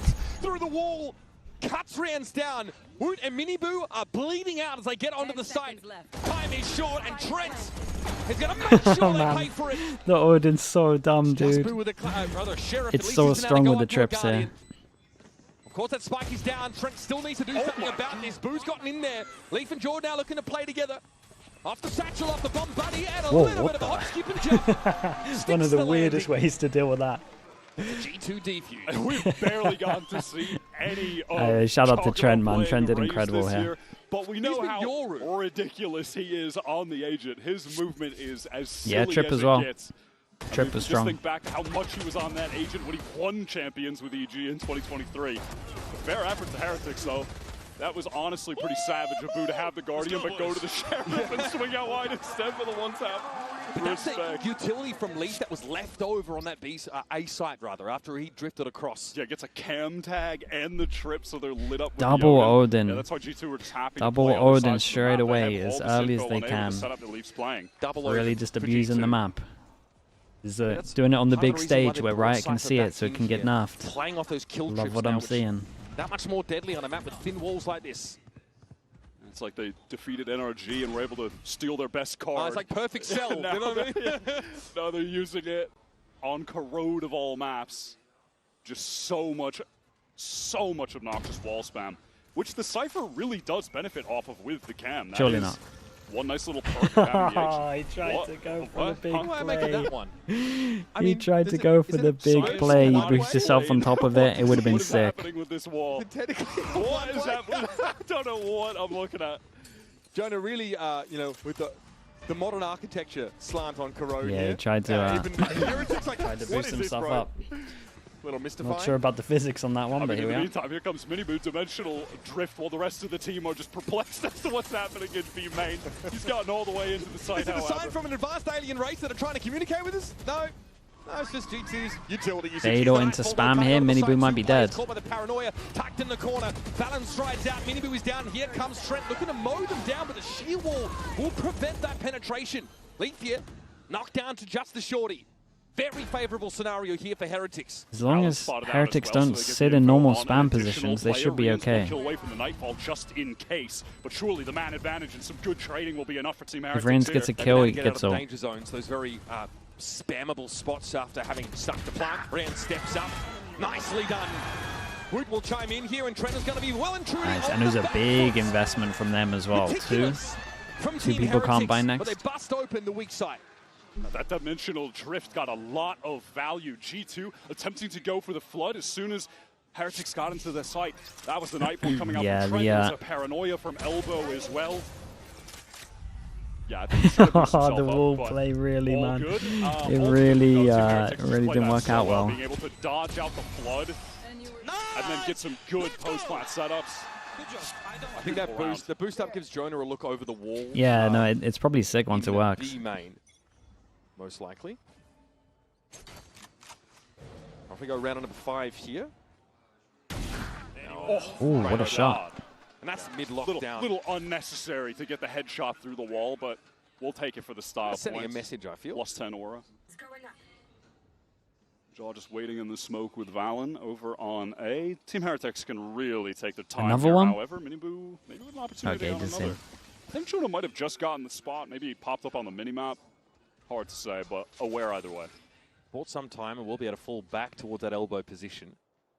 But Heretics, naturally, extremely well armed in this round. There's Cool, he's just everywhere, man. A little bit too slow for Jonas. The thing I like about this is, I would say a lot of teams have been buying the Outlaw on attack when it's these kind of rounds.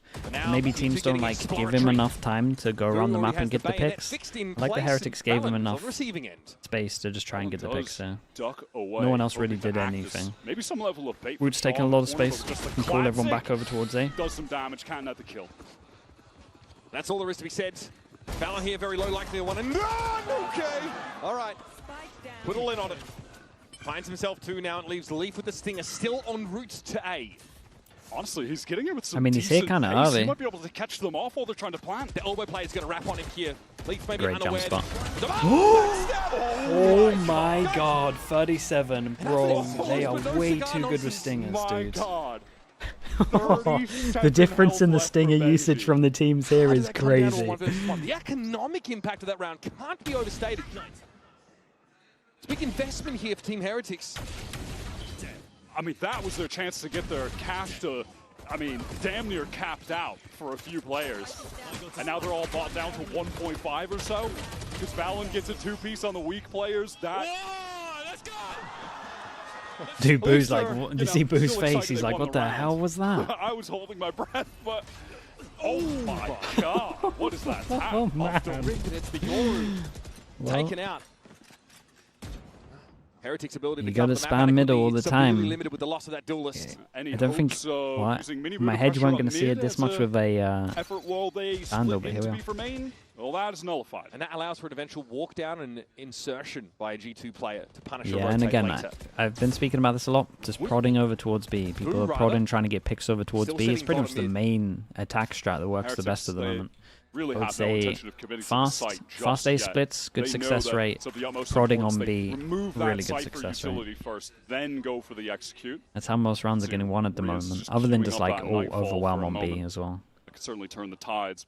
It depends where that really goes. There's actually no anchoring players on the side for G2. I mean, it may just allow them timing to get the spike Why did G2 down, change their comp? I mean, they weren't having good success rate with it, really. They are getting in position right now. Look at They lost quite a lot on this map. I know that I know they were playing with Baby Bay. By the looks of things, Haunt is cleared. Jorgamo here up in tower, and the spam is a problem. Second kill through smoke of the round for Valen. Wood down to 4. He steps up and ends up on the snake bite now. Jorg trying to time this, in theory, to disrupt a plant. Quite a game. Ethan Bao, thank you so much for the prime, mate. Thank you for doing that. There's going to be a double stack here over towards an elbow position. Paint shells, a tickle. It's costly. Benji might have to go huge here. This is really going to come down to Benji. He is the healthy player. Sure. He's tucked in the corner. He's in a good pause. Still healthy. Still ready to throw down, and he's waiting for Jaw to give him something around that corner. Still no barrel sighted. Slow orb at the feet of Benji. He maybe is slowed by that, and Valen's been brought back into the game by the Reds. It's 4 players on G2 now for a retake. And George just takes the shots. Yeah, you gotta get that. You gotta get that one. Down on Benji, and it's Valen exiting the round with 3. A G2 play that with some really lovely patience, just allowing for the time to get that res, and then they go back in. It was really well done. Played to that as the out. Again, playing around the Nightfall. That's such a mad start. He only fires 2 bullets. Just a little burst spray through. You've been able to take. Oh, it's a crazy shot from his POV. You've gotten into the engine room of your opponents. Man, Valen right now, top fragging in the server with 9. He individually was such a standout for the team throughout the course of stage 2. Very important rounds. You got 2 people from G2 that can't buy next. You got everyone from Heretics that can't buy next. They know there's an op in play. They know there's a Razor. Someone had to step up in terms of getting the kills. He took it upon himself, and he has been. They know exactly where the op is now as well. Individual form we have ever seen this past couple months. Jonah P here eating a lot of this initiator util. Oh, still able to find a. That's sick. Oh, that's devious, brother. Wait, that's sick. Bizarre angle looking in and at the same time as well, you can angle it so that it actually cuts off the thing anyway. So like you get the early info, and at the same time, even if you leave this, you get the info. Like they still have to break it to push through. That's awesome. There are players filtering into that A side after the early saber rattling by Heretics. Yeah, G2 obviously with this setup, they have no problem just giving up mid. Leaf is peeking for anyone to go from top mid to that. Adi goes in case anyone took a timing up all the way through as well. They have lost mid also, so this is a question mark. Pretty committed in the site. It's still a nice run from Heretics though, right? Pressure over towards A, they got mid control. Huge, bro, huge. Extra satchel to make sure he doesn't get traded, but he finds out where one is anyway. Get some value back in that exchange, and Miniboo deep on that B side. Looking to occupy the top mid area, but G2 are circumventing it entirely, all the way around, back through B. Very patient are G2, retaining control of elbow crucially. They have a trip even to maintain that control. Allow the rest of the team to rotate over and then go for that 4-on-3, trade things out. Paranoia avoided by Benji, aware now that Jonah is up. Back at it again, second go at it. Not again. There's a player tucked close. Simply drawing the shots out. Oh, not again, man. Omen TP for info. Staved off. It's Valen once again. Sets foot on the side. And the rest of G2 ready to run in numbers. It's on Miniboo now. Has to peer in from top mid. Trent's drawing his shots, as is Jonah. And then they back away for someone to step very up. well handled from G2 on this one. They were chill as well. They took their time for this. This is just really strong, man. At its best. Ever close. Omen flashes good as well. Everything they do there is more like Omen flash to move him back. Patient and tactical. From that slow up from Expert? Jonah, yeah, it was nice. There's that jump spot from Jonah. He gets the position of Benji in the corner. The Sage. I'm interested to see how the Sage looks with the buff now, because I think your B burst might be able to be a little bit better with the Sage wall. I'm excited for what they got. They use every second that they've got in that retake. Something that I like from G2 as well, like they had this trip, right, just here as well. So even if they do lose middle and like they weren't playing to get info on middle, like even if they lost it, they don't ever have to worry about the pressure of behind pushing. So I do like this. Trip. Overall, the team is so intelligent. They play such a sound tactical game, but they have him as the wild card. That's interesting. It's like the first time we've seen this as well, where the wall distance is so far that you could have actually taken timing behind it. A very passive posting there. You look towards A elbow. That's where Jonah is set up. No longer with the op in hand. It's actually Jaw. He's playing that B main position. So tons of info being gained on that side of the map. That allows for this drift over now of Trent. Very patient. Heretics right now in A main, just waiting to let that Prowler go, and the util from the Viper can be put up so they can try to go for this cross. It's a lot of Sheriffs. Steel Gunner for Benji might be pretty crucial to even the ledger a little bit here, Wyatt. Here's the approach. Trent at risk of being caught with util in hand, but there's the C's thrown out, and it all seems too easy. Valen to the opposite corner for the dark cover, keeps Heretics out of the sight. They would love a clean round on this as well, get that money real good. Trying to reposition. The 2 rounds does mean that the money's so good they can buy for the rest of it. Team Heretics went into a pretty fair stack of players. Oh, man. Looking comfy on defense, yeah, I think we might see him lock it out, but at the same time, ult cycles here for Heretics, so they're going to struggle on any round, it will be this one. Some initiator util to try and divine what G2's intentions are, but they're playing so far back on the site. Then they explode forward like that. Dude, the Sage looks so good on really not much they can map. do in that situation. It's just, I just need to see value on attack. And they don't have the right weapons. Let's go. All good. The real focus from them is obviously going to be on this next round. It's a timeout called from Heretics as well. And they have very crucial ultimates said to play Valen with. might be the most valuable Americas player. Would you agree? Yeah, probably. That's an easy one. IGL, strong IGL, frags heavy, young dude as well, so he has like a good amount of time. He's like a really good IGL. Good understanding. Seems like a good head on his shoulders in terms of mentality as well. Yeah, I could get on board with it. Win that tournament. 5 days in between their final well-spoken guy as well, so the org likes him. They get back in EMEA, they slog it out, have another perfect group stage, and then they falter. Good speaker, yeah, exactly.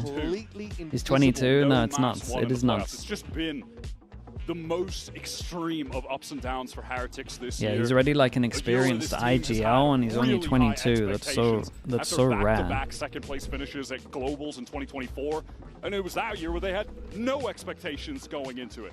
They surpassed what people thought they could do by miles.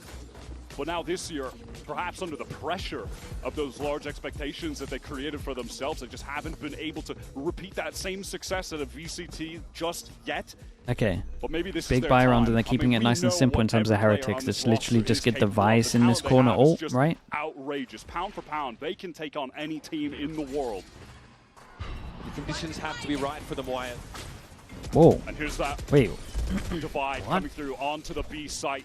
Team Heretics trying to just scale in safe. And Astra ult so you can get the plant in the corner. And then you can Vice ult behind it. There's the pit. Leaf got hit by the Prowler, so had to play close to circumvent the near you can pit and then you can just spam it from the pit. Let's see if they have the lineups. So when you do this, you kind of got to have the stuff up here is like your lineups for it. You can't ping anymore. No way, the nade owned him. The wall came up as he wanted to nade, so he naded himself. What is this round? Dude, this was a cool rounds, man. Do they have the spams, though? It's just a 1 HP. Astrasog goes in as well. Dude, this was sick. This was sick. This was really, really cool to watch. And Minibu will collect straight up mid for his third. Leaf at least can stave him off. Very, very nice. And again, as long as you like see these positions behind the ult, as long as you have things above it that you know where roughly to spam, you're so fine. The safest of safe like the easiest way to do it. That wall only gives enough space for Boo to get in like the just markings on the wall. Jeez, not too shabby from Minibu near side of the nade hitting the wall is incredible. It worked out. It worked out incredible. Which G2 rightly tried to exploit. You talk about the nade, yeah. He's talking about getting wrecked by the wall. Dude, that was sick though. Astra ult here into the Viper ult. As they drew it up in Man, do you reckon that was yeah, I'm pretty sure that was a Weber timeout maybe, and he just went off. It's a sick idea. Prowler here. It's for sure something that they've done before in terms of, at the very least, they would have done it before for the Viper ult. Take that extremity control. The other one currently under the watchful eye of Jaw, who has picked up that operator. He's the kill trips on the B side there. Trent is going to be pretty important to that. The Astra ult to get the plant was kind of sick. Yeah, those are some ratty trips. Pretty big. The B side for the Odin spam, but yeah, the action is definitely going to be here on A. Yeah, G2 just trying to realize, figure out how much breathing room they have here at Yard, and Jonah can step up now and throw the wall. This is confirmation in its own way. The wall got melted. They at least got good confirmation that there's at very least two here. The spam coming through the choke doesn't the do a lot Odin of off. damage yet, but Tell me Riot's watching this. Honestly, we could do that for an extra 20 seconds. It'd be good. Sure, they're going to get spammed. Ult is taken out. Seize comes in. Valor now will have to be subject. They saved their ult for this big round as well, big buy round. Dude, this is a very hard retake. I'm surprised Heretics are pushing so heavy. Yeah, I don't understand that one. Is it because they didn't have elbow control? But it'll be trolled around the box. Spike is loose.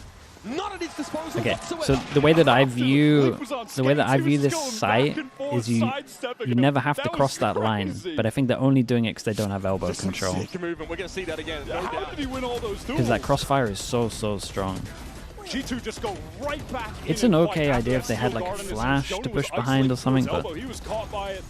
They come into support. He couldn't get maybe someone has to go insanely wide on the swing. Back to the double Odins, and now they have an op as well. So Heretics, they make that big investment in that round number 9, win it out with sheer weight of ultimates, but then a belated hit towards the A side is stuffed. Now here they would love to get an orb from Minibu to have access to a dimensional drift. They did win a round off the back of it prior, but he is completely isolated forward. He's in so much danger, but he's holding his ground. And the Visor, yeah, but they don't even need to, that's the thing. They kind of miss their timing a little bit. And it's like you won the round anyway, unless you have out. You just have to go get elbow. Certainly, Heretics and even then, I think you still won. Encounter, and now G2 looking to be the first ones to really get that deep mid control. And with the wall from Heretics in mid, maybe for sure you need elbow control. Skoa? Yeah, Skoa TV. Thank you so much, bro. Appreciate the 19 months. Some of that spam. And, the benefits of playing the Sage up to 100. Jonah has an off here. Ball play from G2. How deep do they go? Surely not all the way through. Oh my goodness. Oh my god. No way, they got the extra trade on top of it. I mean, they're just not expecting it. It's a double push with an Omen and a raise. And at the same time, this is like the first time we've actually seen them do anything on middle. They've been so fun to leave at this, like for so many rounds, they just don't expect it. They'll be able to pick up elbow 25 seconds Deluxe, hello mate. Thank you for the prime, man. I appreciate that over mini. Cybercage now. Thanks to the 6 months, man. Jonah to fall back in again. Zatra Util's getting thrown up. This is very ad hoc. This is very impromptu, and time 10 is starting seconds. to tick down. Leaf now sings out with the Odin's call. Henry ends once more. This is an impossible situation, riddled with bullets. And that's G2. Does look like it's going to be a little bit hard for Heretics to get next round here. They might actually take the space on middle, I would imagine, this round. Map control even, with the existence of the Cypher and then having the cam during those executes to ping players is quite helpful. And then on this round, G2, they just throw this aggressive Josh, down mid in the mix. Josh, Balin thank you for is saying just that. So Find Isaac with as well. his Thanks for the aim gifted, right mate. now to collect those 2 kills. And then by the time Heretics can actually get into that execute on A, they're dealing with the Jonah Op, the Odin, Cypher Util. What can they do? This stage gets really annoying when G2 go on the attack side, by the way, to fight for that contested territory with the slow orb. Yeah, this makes a lot of sense from Heretics. They want to actually take space on this one over towards middle. Your ult confirms it. While they lose middle, in reaction from G2, yeah, Trent clear over towards B with a Prowler. And they split through B with the majority through main. This time, everybody is going through this link. Poison Cloud going to be thrown up so they can't get shot down on entry. Minibu ready to teleport in, perhaps off this Prowler. Trent is here, though, to spam down if they get a ping. Balin seized inside. It's so hard to get through this choke. CT for safety here. Oh no! Now Heretics That's such a strong angle. It's one way or another. Rock and hard place. Leaf eventually is brought down. Minibu plows through him, but yeah, he did great though. Such great casualties, and they still don't have that spike to hand. It's still dropped top mid. Minibu's got to double back for it, and he's going to have to face a wall of bullets again. The Odin spam is egregious. I'm just going to put it out there. It's filthy. And here's Jorkles looking for a flashy finish to the round. And of course, we let go of those ultimates now in this round number 12. Extra player brought back. And Benji is put down. 4 might be enough. That was I'll be honest, 4 might be enough. Defense from G2 with this new comp that they brought. I'm excited to see how they use the Cypher on attack. I feel like Cypher on attack has so much stuff you can do. The timings on Jonah's play with the So at the moment, I feel like the Cypher value's been great. Really So influential as well. proving that it's strong on attack is going to be good as well. Heretics were able to put together a couple nice executes with the ultimates when they had access to them. But outside of that, it really for an attack might be enough. Yeah. Especially as they have the Sage. I don't really know how strong it is. And when people were doing the Sage before like the buff of the wall being able to have more distance, it didn't look great. There wasn't like much you could do. It was more just like if you get over towards the site, you win. Paris, my first question is going to be very simple. You're currently now I think it might be better for actually like bursting into B. For Team Heretics 2 years ago, and you were playing alongside Boo. So my first question is, did you already feel that he had, you know, that great IGL spirit? Tu as joué avec Boo il y a déjà 2 ans. Aujourd'hui, tu joues chez Mandatory. Est-ce que tu avais déjà senti un petit peu son esprit d'IGL et est-ce que tu es content de voir son évolution? Habsman Ottawa, thanks so much for the prime. Tout le monde. Thank you, bro. Appreciate it. Il a toujours été très fort. Moi, je me rappelle à mes débuts chez Heretics. Il était très fort. Je me rappelle en practice, il se mettait un peu de pression et de souvenirs. Kellogg plays for Mandatory. He's in Ascension, right? Donc pour moi, c'est juste normal que maintenant, il est à ce niveau-là. Il a prouvé, il va reprouver encore. Et moi, je pense que Heretics cette année peuvent aller très loin et même potentiellement gagner les Champions. Et je sais que Boo, c'est vraiment un très bon IGL. So yeah, I think Boo is definitely a great IGL. Back then, 2 years ago, maybe he was putting a little bit of pressure on himself, but now it's not the case anymore. And I think that Team Heretics looks very confident and could even lift the trophy. My second question is going to be about your role. You're playing Duelist for years now, but you know you're setting high standards on yourself, on your performance. So how do you remain calm in such high-stake matches? Donc, tu joues Duelist depuis tellement longtemps, je peux même plus citer le nombre de games que tu as joué en Duelist. Est-ce que tu as des petits conseils peut-être pour Minibu pour essayer de rester forcément calme dans ce genre de situation? Des conseils, je pense pas, parce qu'il est très fort et qu'il a beaucoup d'expérience.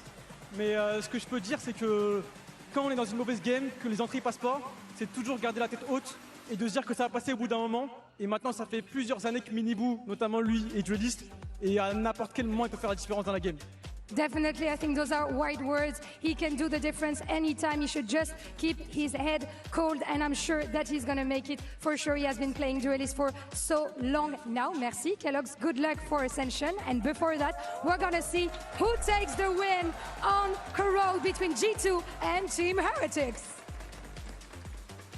Now, if you've been trying to sort of predict the map pool of this game between G2 and Heretics based on history, Oh, I'm pretty sure you wouldn't have got you'd it. probably be surprised to see Corrode make its way into Yeah, the G2. I'm pretty have sure such a no good one would have had game Corrode plan on down. the defense side, allows 8 rounds to be picked up. Here's your Coinbase econ report, of course. Trent, who picked up the Odin pretty early, was able to really cause headaches for Heretics as they were getting pinged out, not just only by his util, but also by the Cypher util, the cam, the trips, basically allowing G2 to win these fights before they even saw physically the Heretics players pull up on it. Yeah, absolutely. So far, this looks like the coolest comp that G2 have been able to cook up for this map. It's the 4th one that they've tried since the release of the map. They've had very little success here in fairness. Yeah, Wolverine just spoke about it. Overall, It's nice to so we'll nice see to if get this split can be back their though. second win on the map for Heretics. They just barely played it. Only one time. But honestly, I do respect G2 going for armor classics. Definitely something that could work once you know a team is like strongly buying sheriffs. You can tank that extra body shot. Oh, that's still going to pop you though. Same as the attack pistol, immediate Deagle headshot.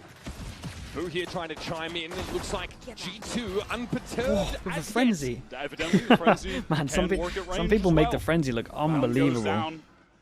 Heretics with a great opportunity to just surge right back into this game if they can convert the man advantage that they've earned off some pretty sick individual skill.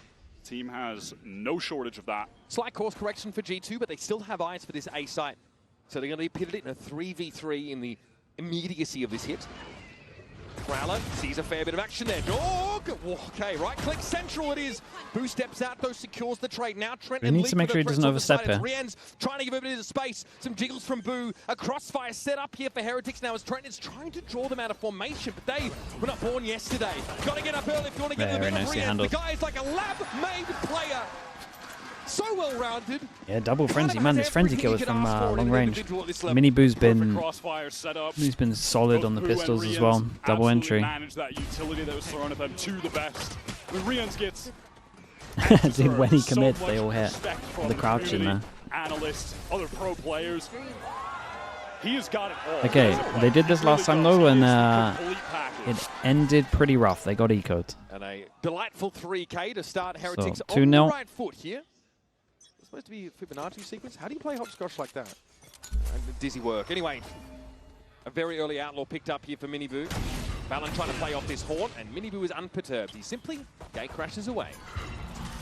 Jaw going to recover that orb, but with only classics, this should just be a slow defeat on the second rounds here for G2.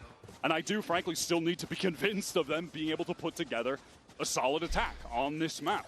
We still Yeah, I should agree with that. have I definitely big agree with question that. marks It about their hasn't ability looked convincing. to close out a full Okay, game just of gonna Corrode try right and make sure they can get This has Razor been, as as I close as said, possible. one stain on what has been an almost Yeah, flawless Jogamo's gonna run get this. through Americas. Miniboo so far is now to find himself in the perfect To make sure they spot. don't give Jorgamo a kill. Like, Jorgamo would love a G2 kill. suffice to say, running out of he ideas. keeps Sheer getting wall. owned by the wall. Bit of an issue for Joel. It's twice now. Have the curtain come down on him. It's interesting, too, to see that Heretics, they have opted to go for a much more meta look on this map, running the double controller. Last we saw them with the double duelist that they've really heavily leaned into, and with very good reason. They have Boot and Miniboo on their team. Those are some shooters. But they've come into this tournament switching it up. They have gone with that very meta double controller. Seen a few teams, I think, just the volatility of how mid works in this map and how spammable it is. Maybe opt for something that's a little Steve slower. gets the Outlaw a little out. better at Two people that can carving get up the one map, shot, and they setting the do it playing back field as to well. favour Obviously, they defenders. saved into this round. There's only one Standard person that wall can from get one shot defense from is it. thrown down. You can get that up on B main. Ooh. Nice for retakes. Of course, you can use it to walk down mid, pressure. Hey, I as like Miniboo this is though. doing This is right strong. now. Ah, that's really cool, man. Shot. Just about another first blood. Do they do their That's 3 in a smoke row. shallower than other people? Maybe. Miniboo is heating Either way, up. that's really Looking for nice. someone to take over the game. It's going to be Miniboo. So G2 now have to put this together without their Cypher. Playing to the extremities now, but there's just a huge amount of utility in their face on that A side. And B, though, there's the extra player. Boo over here alongside Miniboo, who, again, is right where he needs to be. G2 are Yeah, and at one point, Miniboo's gonna swing out. Going No. towards A. They obviously have Sets to his contest TP all out of that over. Vice utility.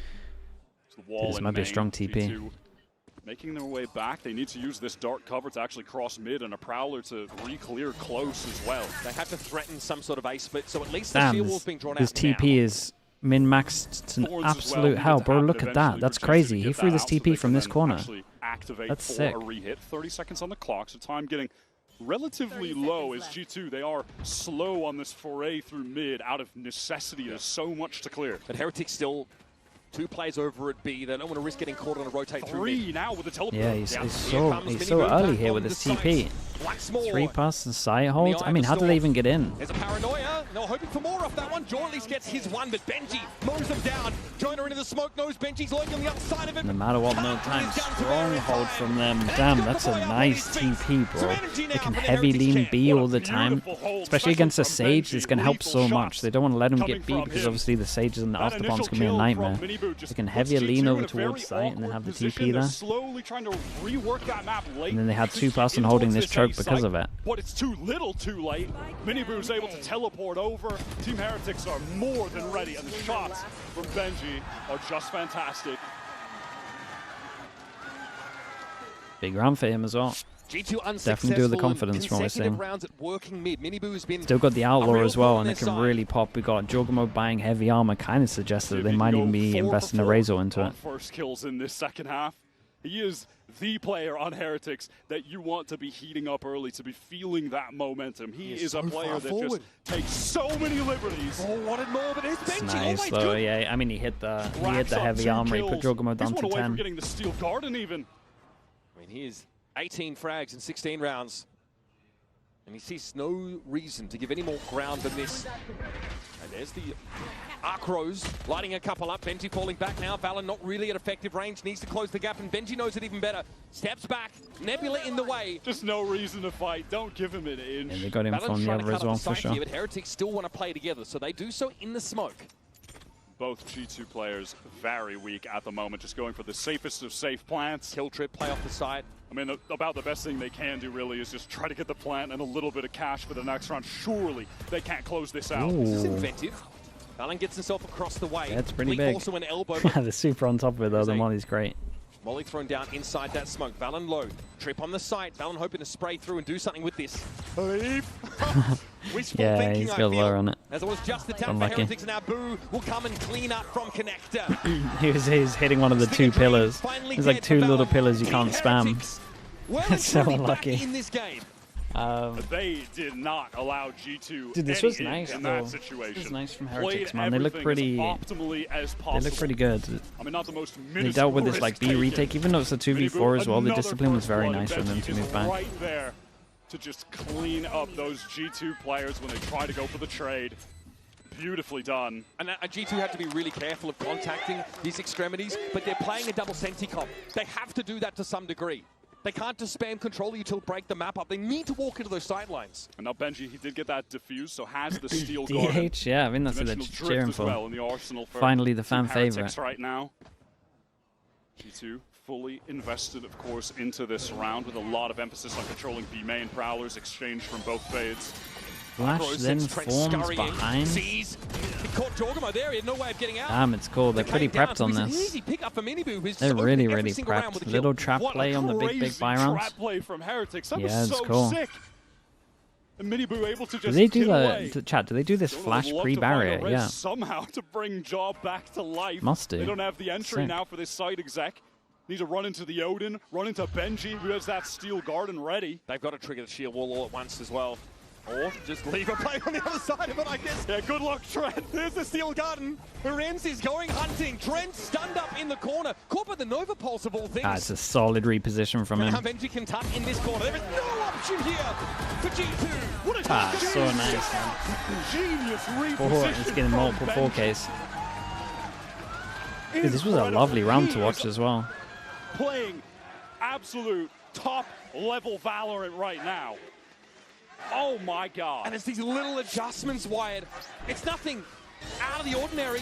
This was so cool. The Arc Rose over top combo with the flash. There's the Thorns so they could, you know, try to make it so they couldn't run away. They already crossed back. Didn't even matter. Miniboo is Astra stun in his corner is pretty sick as well. And can always swing behind it. Would hate to be Trent in that corner. Sorry, bro. The whole team got stuck behind the wall. You're caught in. No gun. Stuck. These guys have got off the overcom, so they do not have an easy way to get a shield wall out of these chokes early in the round. They have to test it, and if they take too long, they've been split up multiple times on both sides of the map now from just triggering that while they're trying lost to go in bonuses numbers. here, but I still think they're sitting around 3K. G2 are forced into this timeout now. Heretics, flawless ABS on the defense V, up thank you until so much, man. this Appreciate point. you. Thank you for doing that. Thanks for the prime. Oh my God, Benji is just going crazy. Josh has to get in their stunned. ears, and they've got to figure out how this double senti comp is supposed to gain equity on the attack side of this map. How are they going to get map control when they have to face down contact positioning from an Op or an Outlaw? This Sage util, not doing a whole lot until you actually get the spike down. They've only had the spike down on one round, and it was a 2v4 at that point, and Jonah was already dead. They've gotten no value, essentially, from having this Sage up until this point. I've also just not had an opportunity to use this. So aggressively. That's the other edge of this double senti sword. If you can't get post plants, you're weaker in trying to get that site control to start with. Prowler exchanged, and G2 on this round, they don't have the cash to buy up in any serious way. It's just back to a few stingers. Can I just say, what a way to bounce back from a epic crash out in MEA playoffs for Yeah, Heretics. he's not wrong. Looking really composed, and honestly, like you mentioned, with some genius individual moments. Adai goes out over towards A, clears all of this. So, question mark cleared, question mark cleared. Intention to pick this jaw in very quick. The rocket coat just goes awry. What was that? Okay. Yeah, and that was pretty much they're all in, right? I feel like showstopper on this of all rounds. it shows a lot of desperation. That is deflating. Yeah, maybe they're hoping to rush in around it, make something happen. There was no shield wall to contend with, but there's always going to be stall util from Heretics. I mean, yeah, when you're playing against the Vice, doesn't matter which site that Vice is on. There's going to be Thorns on the other one 90% of the time. The cross-map lineups, G2, they just want to storm into this A site now. They want to go with a bit more pace, but they are immediately stalled out by the C's. And there's going to be a dark cover now inside A. They're going to have to fight through that. That's smart, Fade. I mean, have fun getting through this choke point. There's an Odin. Benji's getting in the corner as well. Yeah, has to clear the Horde though, whip around, and now lays waste. Here's Miniboo catching the push straight out of elbow. There's one singular lead with one singular weapon. Man, they look really good. One singular they look really, really good in this map. I need to see on the replay again what the entire idea was really around. Yeah, G2's desperation play is... The showstopper comes through.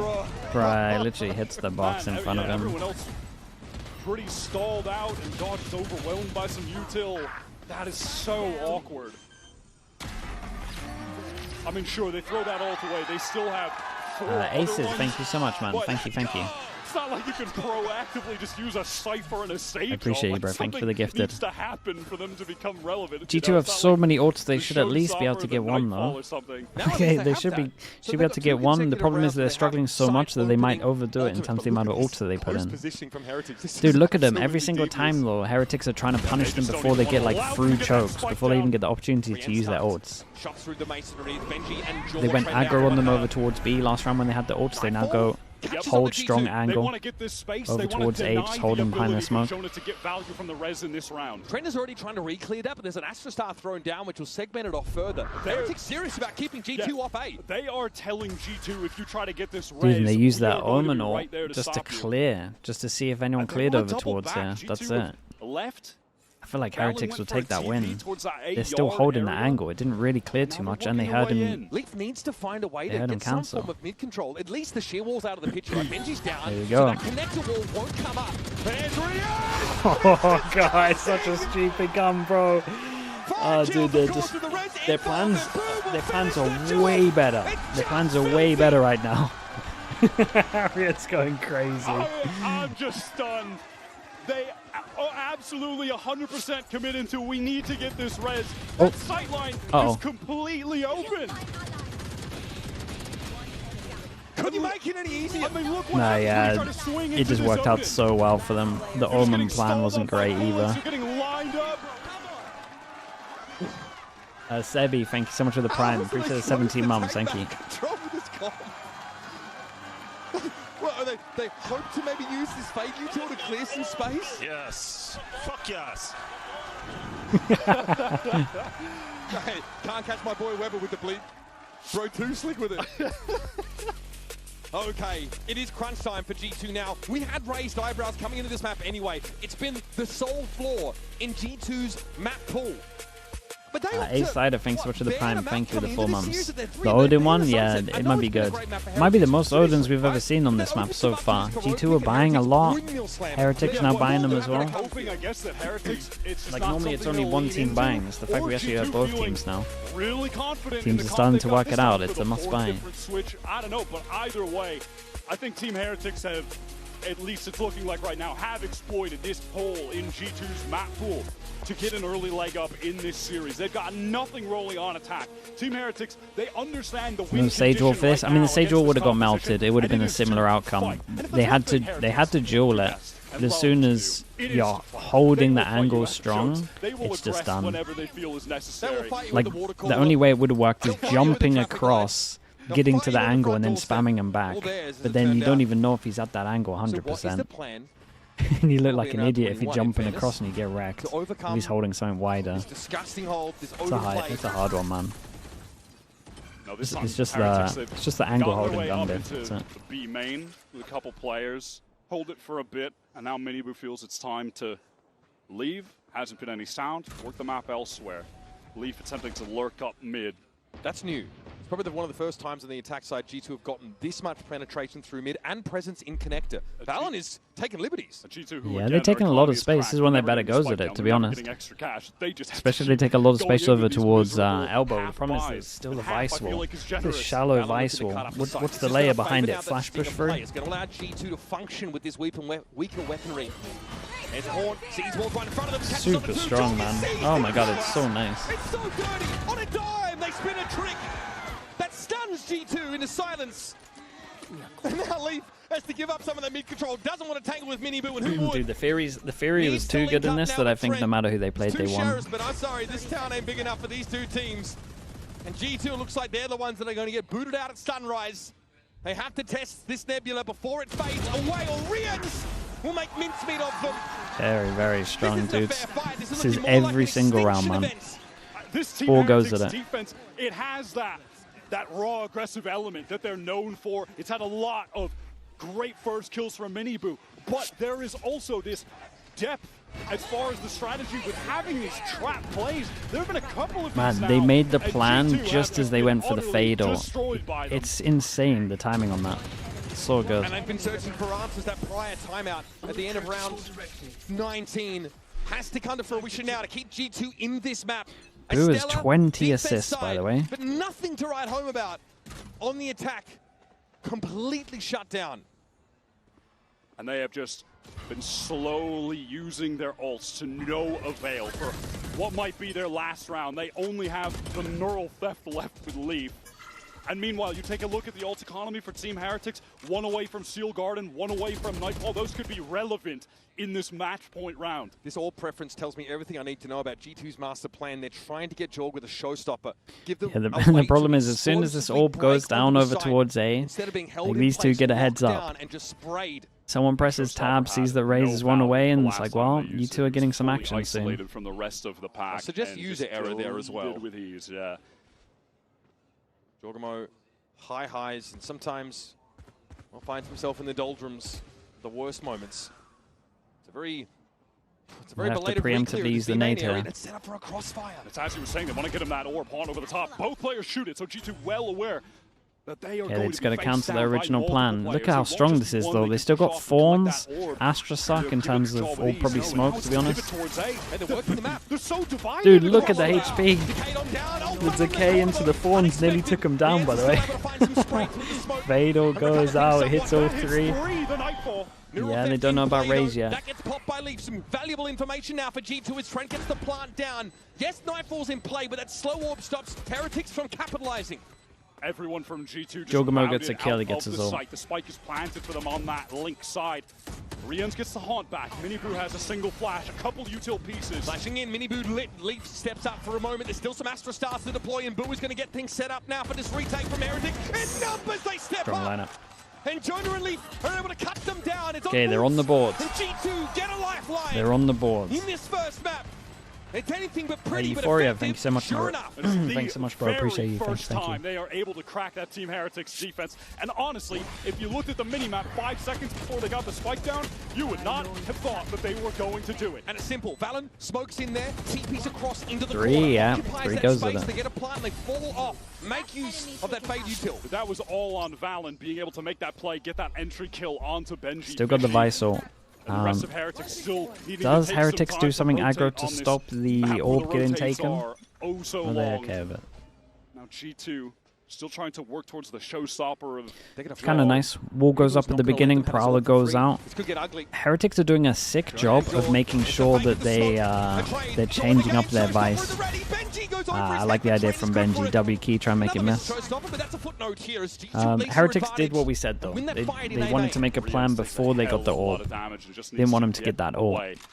Does feel like G2 are pretty on top of it with what they were doing. I like the idea. Prowler out, clear this, then insta go duel. 4. As it stands, going to need to take some individual effort to even things up into a 3-on-3 or put them at an advantage. Fio, hello mate, what do you want? Still both controllers in play for the defenders. Can buy plenty of time to make sure they stack the right side. G2 no reason not to try and play with a bit of pace the Odin now. is making it difficult to use a Sage Wall during a hit. I mean, yeah, it just gets melted. That's why it's so strong on Icebox at Snowman, but no one really does it. Heretics are getting set up for this hold. Yeah, they have maneuvered over to this site already, but G2, they want to it depart is. It does just get melted. Here taking the space, working up towards elbow. He's cleared it all. 20 seconds on the clock, but hey, that's going to be enough. G2, they're getting through A main for free, and they've left Leaf all the way through mid just to be a nuisance. We'll keep counting down because there's no way that Heretics are winning this one. This does not represent a mandatory save. Even looking ahead.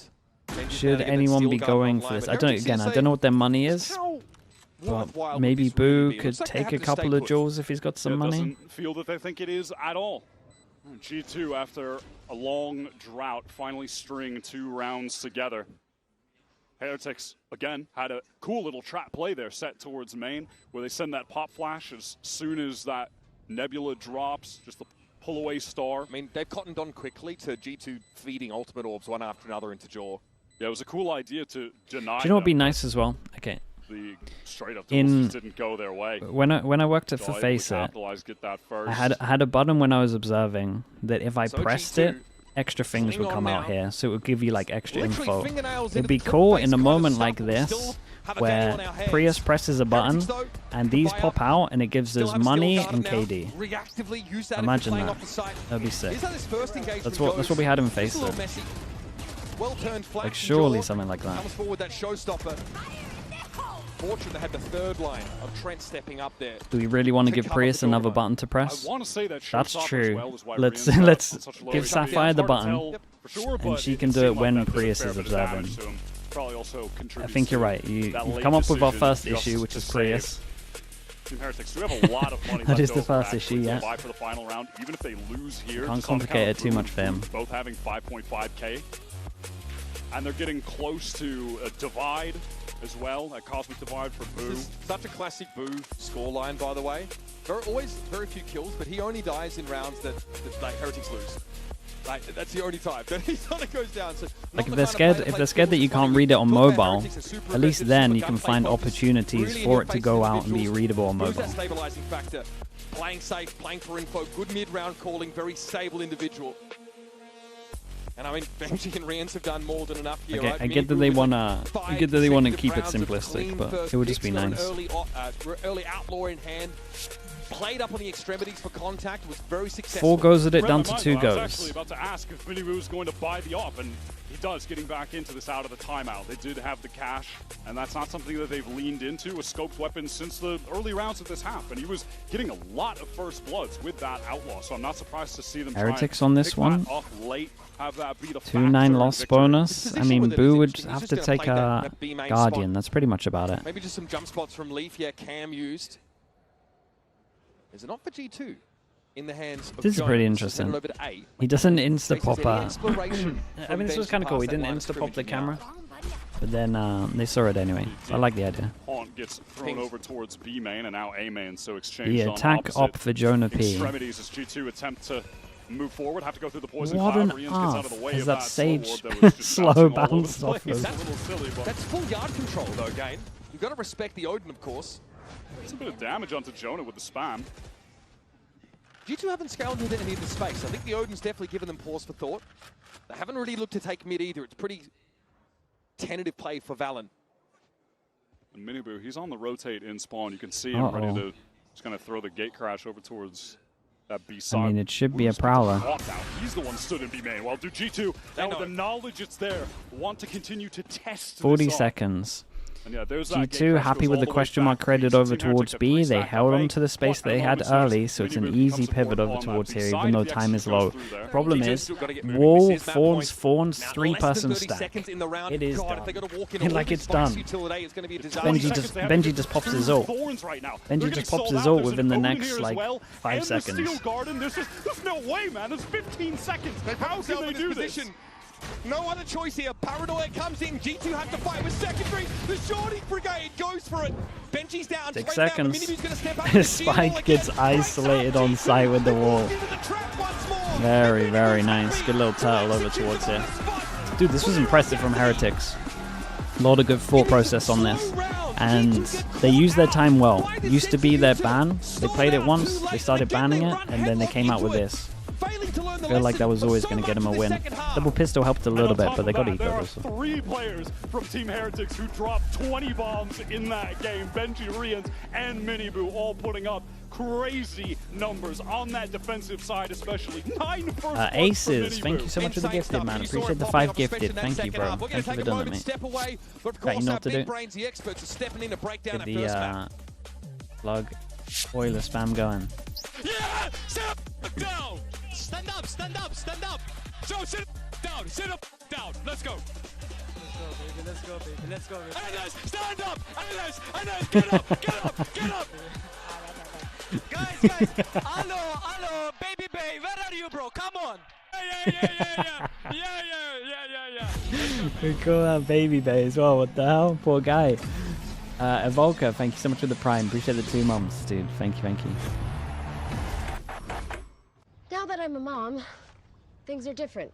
Verizon's different too. They let everyone in my family choose different plans. We get what we want and we save money.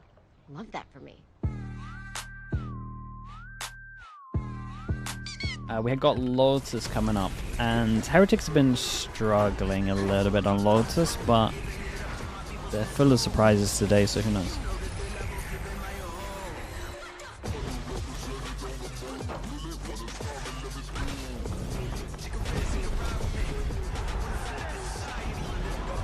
Okay, I will be back in a little bit, chat. Uploading the VOD now.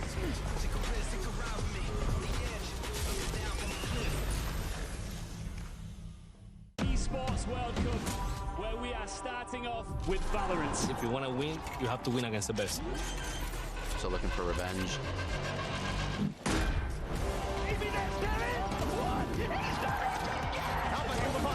There's the shorty. And goes crazy. They've all battled through the pressure and expectation. Heretics have come back all the way. Finally, we won. Finally. Dans le silence, je perds mon souffle, les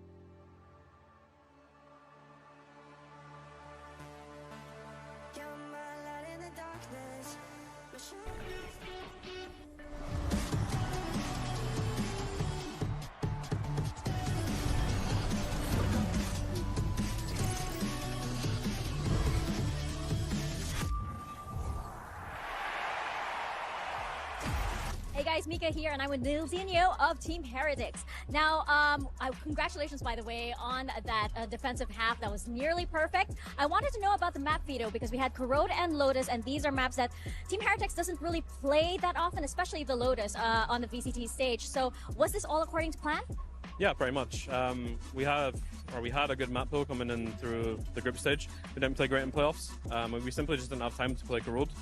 So we really worked hard on it, and yeah, we're confident in every other map in the map pool, especially now the Icebox is gone. So yeah, that was what it was for. We saved it for our champions, and I'm glad we showed it. And the same with Lotus. Like, we put a lot of prep in on Lotus too, so it's a really good vehicle for us. Well, excited to see what you guys have prepared on Lotus. So good luck, and make sure you flash that jersey loud and proud. I can't believe Nilzinho has a picture of Tom Biz on his jersey. It's crazy. I'm everywhere nowadays. Yeah, you must be really proud of that, Tom. Of course. Welcome back, Doug as well. Any plans to go to Tom's barber? I hope not. I'm hoping I'm still okay. Doug, it's not a choice. Yeah, You're just gonna wake up one morning. I'm hanging on for dear life. I'm counting the days. I gotta get out of esports before it happens. Well, do you know what was a choice? I re-entered that Odin. If we take a look at the HyperX reflex moment of the day, there was a lot of Odin moments, but Doug, honestly, this was just unbelievable. Oh yeah, this takes the cake. I mean, and I love the way they played it from the beginning. You saw Jogmo dies early, and they were hellbent on refusing to let G2 even get into a position to res, and then they think they're finally safe, they can bring their star back into the game, and then re-ent happens. I'll be honest, you picked the wrong half of this duo to come up here and talk about this, because Mitch is the Odin enjoyer, I am the Odin hater, and I do not like that worked that well. I love the Odin. I'm a big fan of that Odin. But we saw a lot of Odins, obviously, on this map. It just feels like the thing that everybody wants to see. But also, we wanted Benji to step it up, and Tom, that's exactly what we got. Oh, he had an incredible map. That's the thing. When this team is in form, a lot of it feels like his Sentinel play is such a pivotal part. You can have aggression elsewhere, you can have these riskier plays, but you need this man to be a safe pair of hands. And what he was doing was just such wonderful repositioning, making all of these fights so favorable to him. But then when you put him in a position to hit the shot, he was landing it. The pathing that he took there on that play, and I mean, you were right. And those are the kind of plays that you'd expect out of someone like Benji Fishy, right? Like when you know you're playing against the likes of G2, you kind of forget about some of their woes in the past, and he stepped up in a huge, I mean, just look at the numbers. It was nuts. You know you did a good job when Weber drops a Benjamin David Fish. But let's hear what Josh RT had to say ahead of map 2. Mika here once again with Josh RT of G2. Now, Josh, we noticed a few changes in the composition over there, the previous map. We did see the Raze and the Cypher. Why the change? No more Yoru? No more Yoru. I figured, you know, with Alex or Jogamo, his Raze ability, like, why not throw it in there? We saw some inspiration from C9, actually. We're like, hey, actually, the Raze is kind of nice. Fortunately, we didn't show the best phase with our attack side. And I would just kind of attribute to, like, you know, first game nerves, you know, a little bit of like, oh, let's make sure we're speeding up a little bit in these moments. Not often did I see like a 20-second execute, so that's not what we're fully known for nowadays.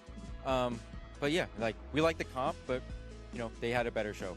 Are we expecting more changes? Are we seeing Trent not on the Teo in the next map? I mean, you guys will see soon, but yeah, I think Trent will be on Teo. Oh man, I love that teaser. Thank you so much for that, and good luck to you guys. All right. Of course, Trent. Chad, did he say anything about the Corrode pick or not? This is where we should not see any uncomfortability from G2, let's be honest.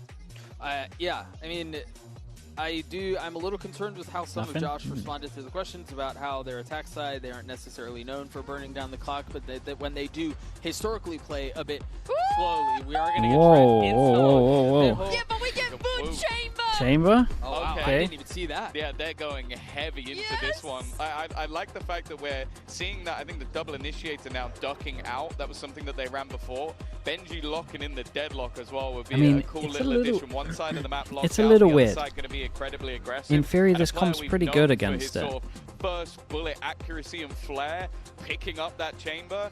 Well, they're definitely bringing fire into the But map. this- Whether it works or not is something this might be completely strong. different. Yeah, to be seen. Honestly, I love Deadlock. Yes, technically a Sentinel, but I think Deadlock feels so much stronger on the attacking side. And so, I honestly, I love this comp for Heretics. I love that they're starting on attack. I love that they're going to be pushing G2 on their back foots, or in theory they should, to open up the map. They've got a really nice setup here to be able to close this series out. I think Jogamo has to have a better performance.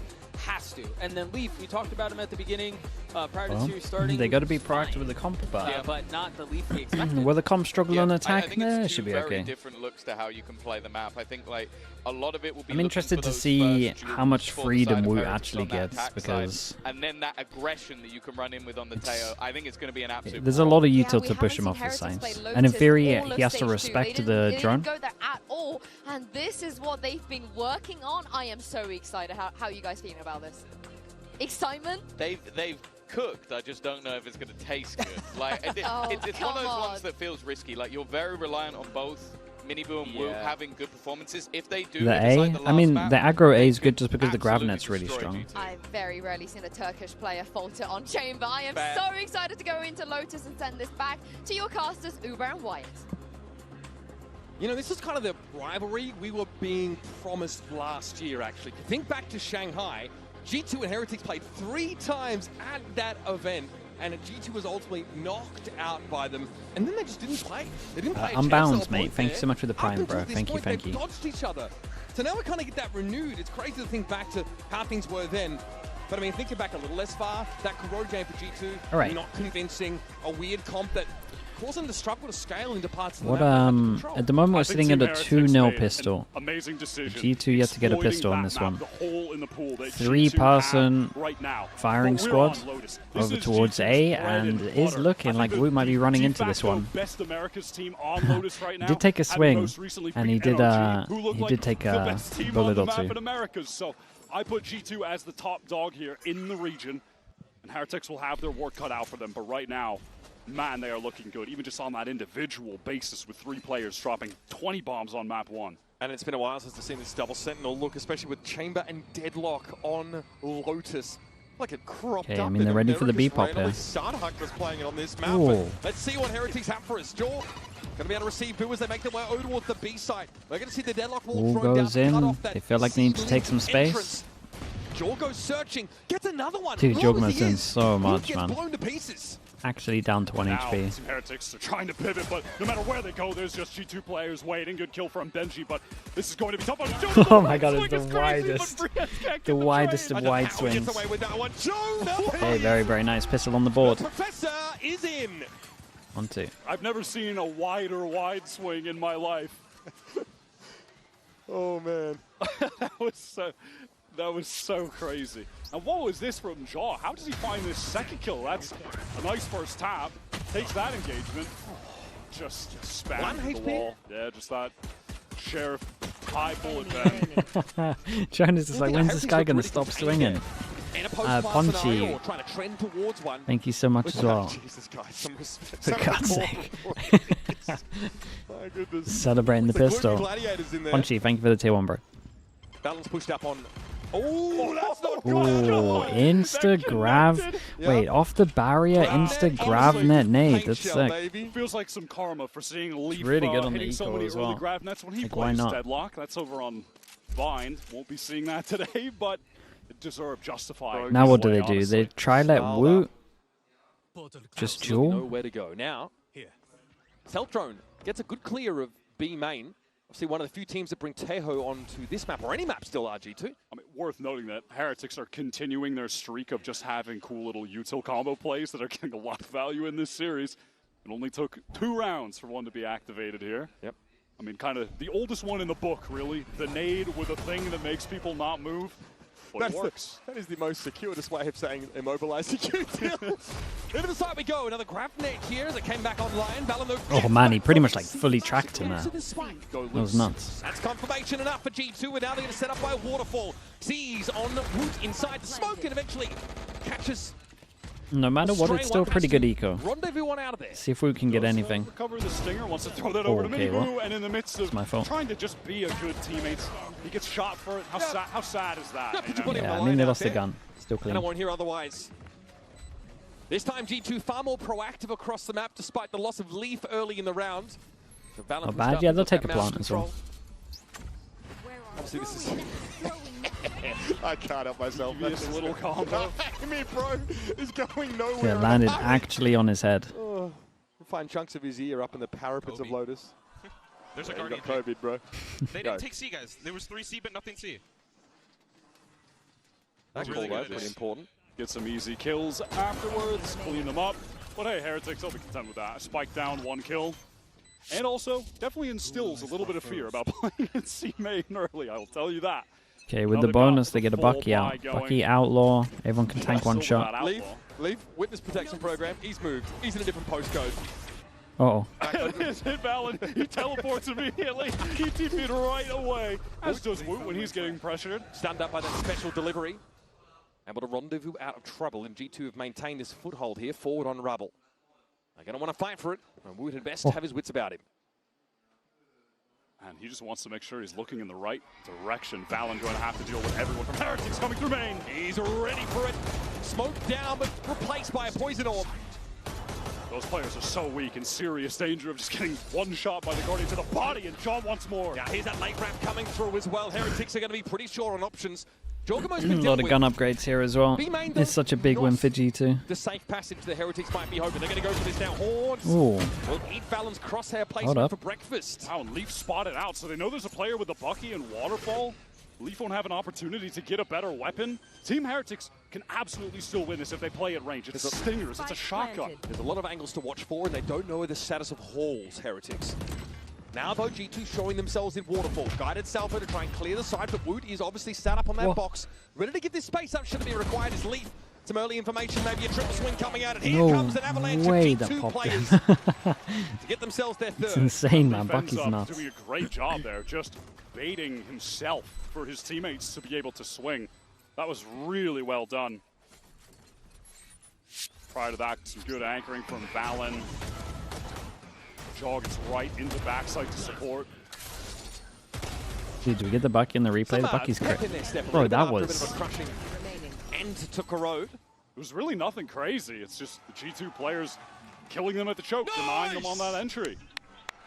And a little thing, but that stealth drone for Trent gets so far down through B main. Notice that like Woot was constantly looking back. They didn't have any coverage. Over towards it. Yeah, I think you got to create the pressure. Bacon, I agree. Secure in that A lobby area.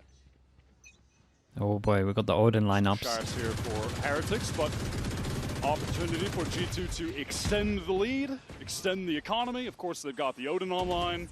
Last time they played Lotus, they were running 2 Odins on defense just to spite NRG. They might spring out and fight here. Guided Salvo used already just to slow that Rubble push down. Jonah hit with a Paranoia. Miniboo is hot on his heels. The Prowler doesn't slow him down for a second. Oh, he got the shot. It's the second wave that steps up with the Sheriff. Jordan wants to fight out in the open. He's down for it. Flash through the wall to follow up the clone might be the play. But G2 have a good opportunity to slow the game down. Boo revealed as that screen comes down. And with the last one to step up with nothing but the... Okay, I mean, I like the call from Heretics to go back and fight here. They didn't, yeah, they didn't realize how clear the actual sight was. Ready to pop out on those low At least they did it all HP, together. low weapon Team Heretics players. Okay, no big buy on for Heretics. Honestly, if Heretics don't get this, it might be a pretty one-sided one. G2, their defensive win rate, 62%. And attack, it's at 47%. They win this map all the time, and it comes down to their defense. They still are below 50% on attack, despite winning this map constantly. So they really are reliant on putting together a number of rounds here. Kind of bucks the trend of sometimes what we see on this. Double Odin, 1 off. Maps. Miniboo here, someone who we've had limited opportunity to highlight in this map. King of openers on Corrode. This time has had the book shut in his face for each of these last 5 rounds. Root's got this operator. Trying to post up towards B main. Might honestly have an opportunity. It looks like Leaf was jump peeking that angle towards spawn, but the wall will cut that off. And now Team Heretics needing to take space elsewhere, but it's right into the Odin. It's a disgusting off angle, isn't it? Yeah, I mean, just sits in the pause with the Prowler can't reach. Push Heretics back. That keeps Jonah alive. Nightfall to ensure both his life and the space is retained. It's starting to look like we might get the Wish of Haven. Again, I like both of these. That was some really excellent play with the utility by the 2 G2 initiators in that situation. Very well done. They both, of course, have that safe info gain. Stealth throw, he's going to snip a bit of this out. And there's That's so sick. That was incredible from that POV. Now the 3 remaining Heretics players scrambling to get up towards Rebel side. G2 know what's going on. Jaws pushed all the way out of C Mount. And Jonah doesn't have any info to play off of yet. Paranoia here in a baby door. Valor might have his hands full more than he bargained for. Oh no! He bet the house on it! Transfer was lovely on this. Round there for G2. Heretics stopped in their tracks yet again. That has been a duo that have been putting up crazy numbers. The Jonah and Valen on that playoff run were sick.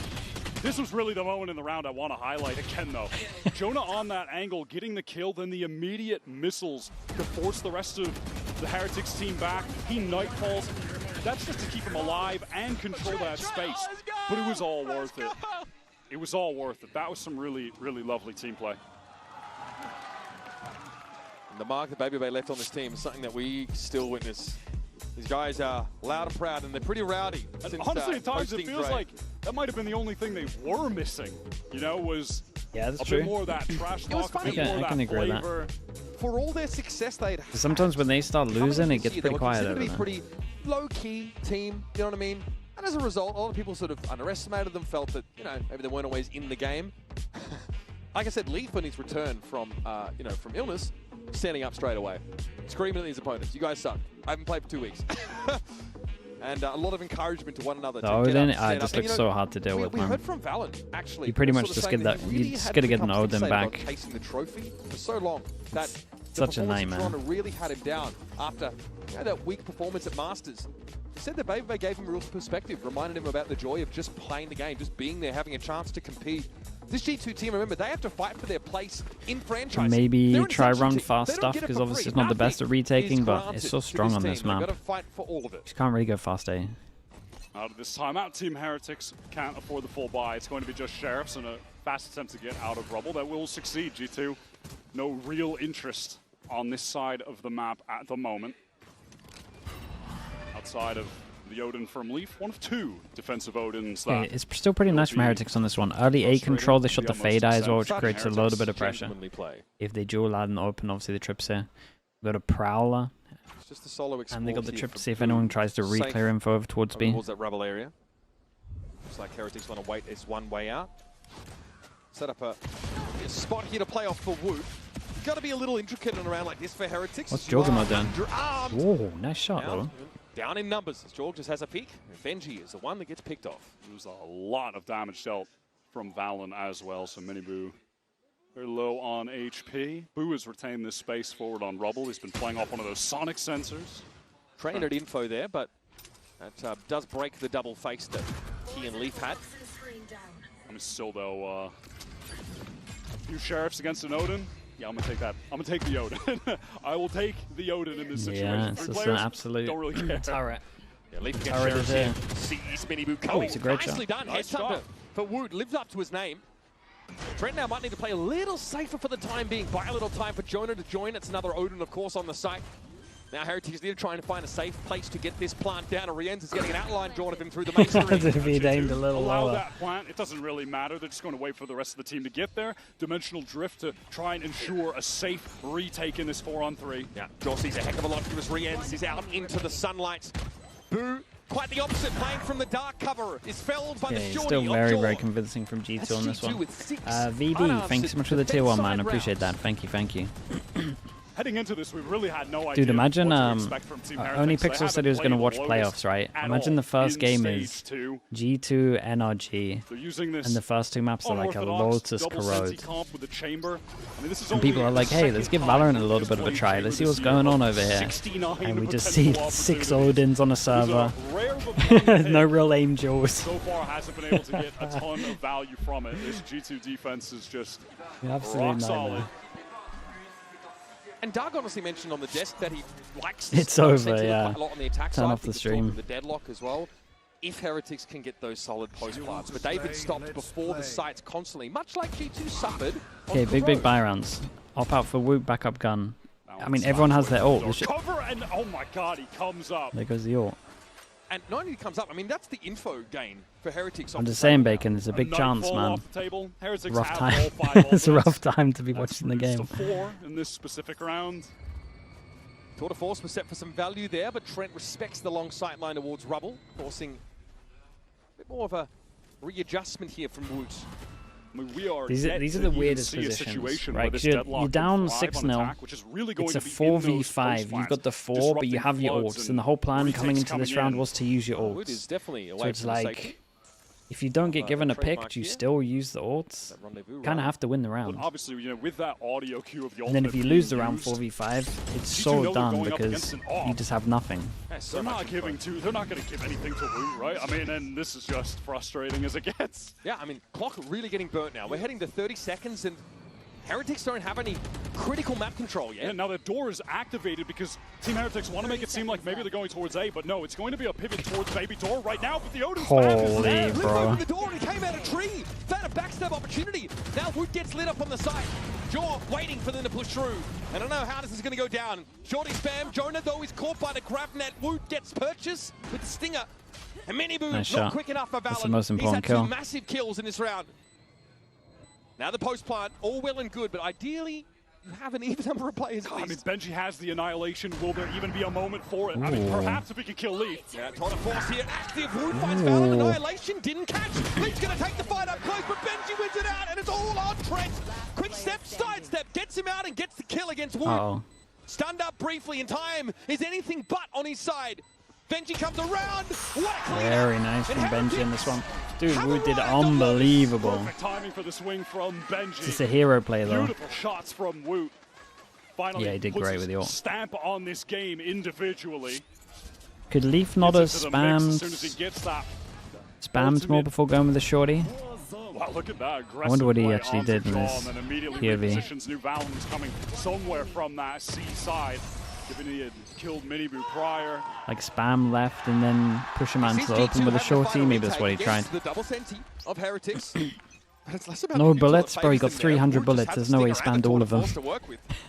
I'm just wondering how many rounds might it take for Heretics on this half when they swap to defense, where G2 are less favored on attack. Their worst half by the numbers. They're a pretty fair margin. Their Rubble fight's pretty good with this comp, though, in fairness. On A side of the map, you can be proactive on defense around the grab net. Now Woot has picked up this operator after finding success with the ult, and again, just controlling towards A. That hits in towards C. Valen oh man, this Omen flash was good though. Miniboo could only speculate with the showstopper there. Beidou, if anyone's trying to disrespect the smoke, but it's G2, man. They're going for the set retake. They know that one's far over towards A, so still no plant. Team Heretics can't really take much more space, though. They've took a while with the plant. Both of their ultimates just to getting the spike down, the waterfall control, I mean, they love the retake here. Heretics have to play heavy over towards site, and they can't really chill in this area because this is the tail that always happens. I mean, Heretics are really on top of this, though. This was nice. It looked like they knew that they were going to play more retake and just give up the site over towards C as well. Yeah, a little bit of research gone into that. Was that an old picture of Nelzinho? What was that? If they scrambled, if they tried to run, it would have been over. G2 would have gotten in with ease. Well, they played right at the choke point. Well, their out happens to be their MO, Wyatt. Couldn't have asked for a better convergence there of ideas. Wow, and despite G2 being up 6-0, look at the state of their money. They're into this round with a hero rifle, a judge, awesome down to an eco. It's huge. Oh my goodness, mate. No way we're doing this. But of course, everybody has get out of jail free. That's a huge pick, man. Sick reaction to be able to 1v1 the judge close range. Leaf doesn't even get a shot off. The judge player so favored in that spot, Wyatt. Jaw forced to teleport away with that pressure coming as well, so Team Heretics making a hell of a lot of noise. Rocking the store. Oh. For the most part, playing off the action. So Valen is so low. Can't afford to expose himself. He would like to just slow the game down if possible. And after 40 seconds of straight audio, Team Heretics have cut noise. They're rotating towards the safe side. They wait out for Boo to actually break that stealth drone. It's just Trent, playing towards A, and that's a nice no kill. longer. Now, He was pinged out there. Woot's able just to post up on the line and quickly take him down. Might have been on a jump across even that he gets that shot.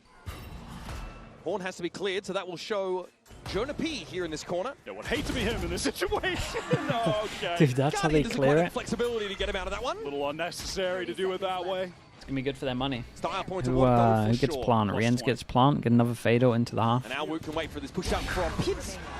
It's Fallon. Something in trade as Boo is down, but he's done his duty. Honestly, ever since Woot has got on op, it's been looking really nice. In this game on attack. Controlling the map, cutting off rotates. Making it hard for Trent to get that passive, safe info on the A side. What a kill to find here, though.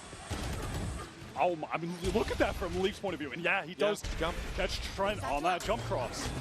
I mean, this first satchel wasn't even ideal, but maybe that made it even better, honestly. Yeah, that the jump he got a lot of hype from it. The Guardian's definitely not built for that. No, not ideal in the 1v4 you're getting satcheled at. Okay, Heretics. They get their own op out, and it goes behind the Viper. It's a bit of a cover. Right on down. Allows D2 now a chance to send a Paranoia in to further disrupt them.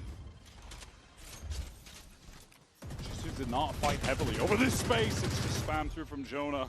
Man, that sounded more dangerous. Levyfin, thanks so much for the Prime, man. Thanks for the 4 months, dude. Yeah, just Woot there with a smattering of damage. Boo as well. They can shrug that off, though, and get back to business. So far, I was going to say, Boo does have this ultimate to teleport into the site. Spots one on site. I don't know if that Omen gives them too much on this one. So much sound over towards A because they're not playing a Killjoy comp. There's no info if they react over towards B. So Jorgamo with an op has pushed all the way into this angle. He's going to go for it anyway, by the looks of things. Okay, Trademark to stop a backstab on them. You could see how worried Boo was. He was jump spotting that angle, and Jaw heard him run away, so he's pushing up. Heretics are being flanked by an a lot, man. Valentine on the site. Jonah not able to really stop them. It's only Woot out of the mix, but Trade from upper. And it's a fast flank. Does Jorgamo get to see one? Playing in the site. Spike recovered by Riens, making his way forward. It's Boo sat back inside tree. And G2 have a chance now to contain this Heretic squad. They do have that Paranoia to play off of. It's in the hands of Boo. Maybe that can be the tool to victory, but Jaw's been on this flank for a while. Riens is ready. He's too good. Riens sharp was attacked. Nicely done from Leaf on this. Flutters by. Like the reaction from Jorgamo, though. Can maybe get away with doing more of that stuff. It's just mad to do it with an op. Yeah, he had so much control. All the way out B. Team Heretics were surrounded this entire time that they were maneuvering towards A. To those 20-30 seconds before planting. Trent right here, this was the perfect moment. Throws down those missiles. Players forced into the open. Two-piece. They're the same way to lose the ult. Could always trust Trent to have a good game when he's on the Tejo. Yeah, I mean, obviously someone who abused it extensively for G2 during his heyday, and even after those changes, still found ways. One of the only teams in the world that still play it. Couple of maps where it pops up. Example of how those guided salvos can really be utilized. Who gets chomped on here? I mean, it kind of works out alright if they want to go fast B. Yeah, it actually ends up creating a lot of pressure, so you can now leave it, and they can just actually make a hit. It actually worked out perfect. It couldn't have worked out any better than this. I was hoping Trent could have helped, but can't when that wall is thrown down. Now Jaw trying to work his way into Blue Room, does have a teammate in Jonah. Oh no, it's self-stunned himself. The Sonic sensor should be able to get into Baby Door now, but Jorg is taken down by Miniboo. Is now up to Jonah. Has to flick with the own, and it's just not going to happen. Benji gets into that off angle, and Valen blinded up by This is a nice round from Heretics, though. They use the info that they create over towards A by getting hit by the Prowler so well. Get off this one. And that was pretty simple, right? That early smoke you mentioned by Boo to up, and it forces Lee forward. Puts himself in a little bit more of an exploitable position. 4 is okay. I mean, 4 is okay, and normally Chamber comps get like 7, 8 on defense, but the problem is that's normally against just like a fade on its own. I think with a Teo as well, yeah, he's gonna have trouble. Double Senti comps on the attack side. You do not want to have to give that space up and try and flood into a side canvas with their util. So the Chamber just won't be able to. He won't be able to commit as much, and he's going to get pushed off the angles way more. Tucked in the corner right as Jonah's going in. And now for this final round, the Nightfall is in play for Heretics. One away from the showstopper. It's a low buy for G2. They're on the but it's cusp of a couple stingers. ults. They could make this happen.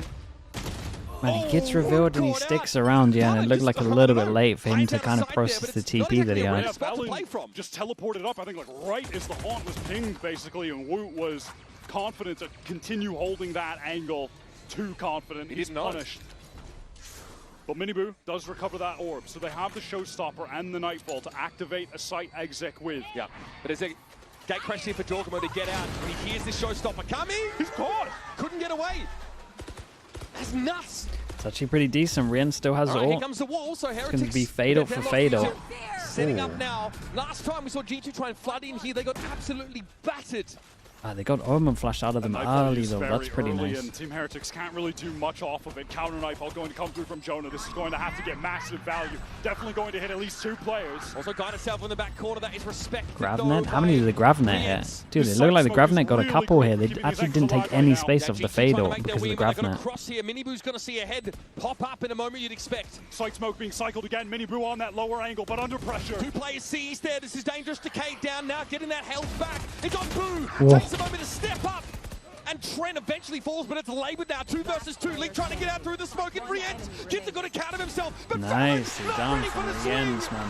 And this Gravnet from Benji over towards site was huge. I want to say it hit 3. The edge they need. I think it might have It's a hit more than 3. respectable half for them. 7-5. They didn't take any space off of the Fatal. They basically run out. For G2.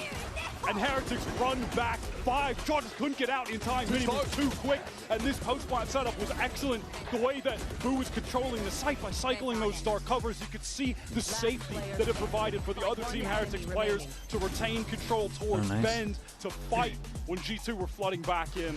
Beautifully handled. Let's go! Let's go! And the energy is absolutely back for this Heretics squad. Strong showing on this next half. But put them out of this game at a 2-0. While we wait for that second half, let's hear from some special guests in the audience.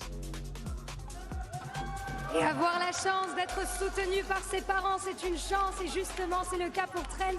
Ici, I'm so glad to welcome you both, Nicole and Jason, Trent's parents here in Paris. So first of all, welcome to France. It's a pleasure to have you here. And the first question I wanted to ask you, Nicole, is we know how hard it can be for parents to let their children commit full-time to esports. So how and when did you realize that your son was made for this?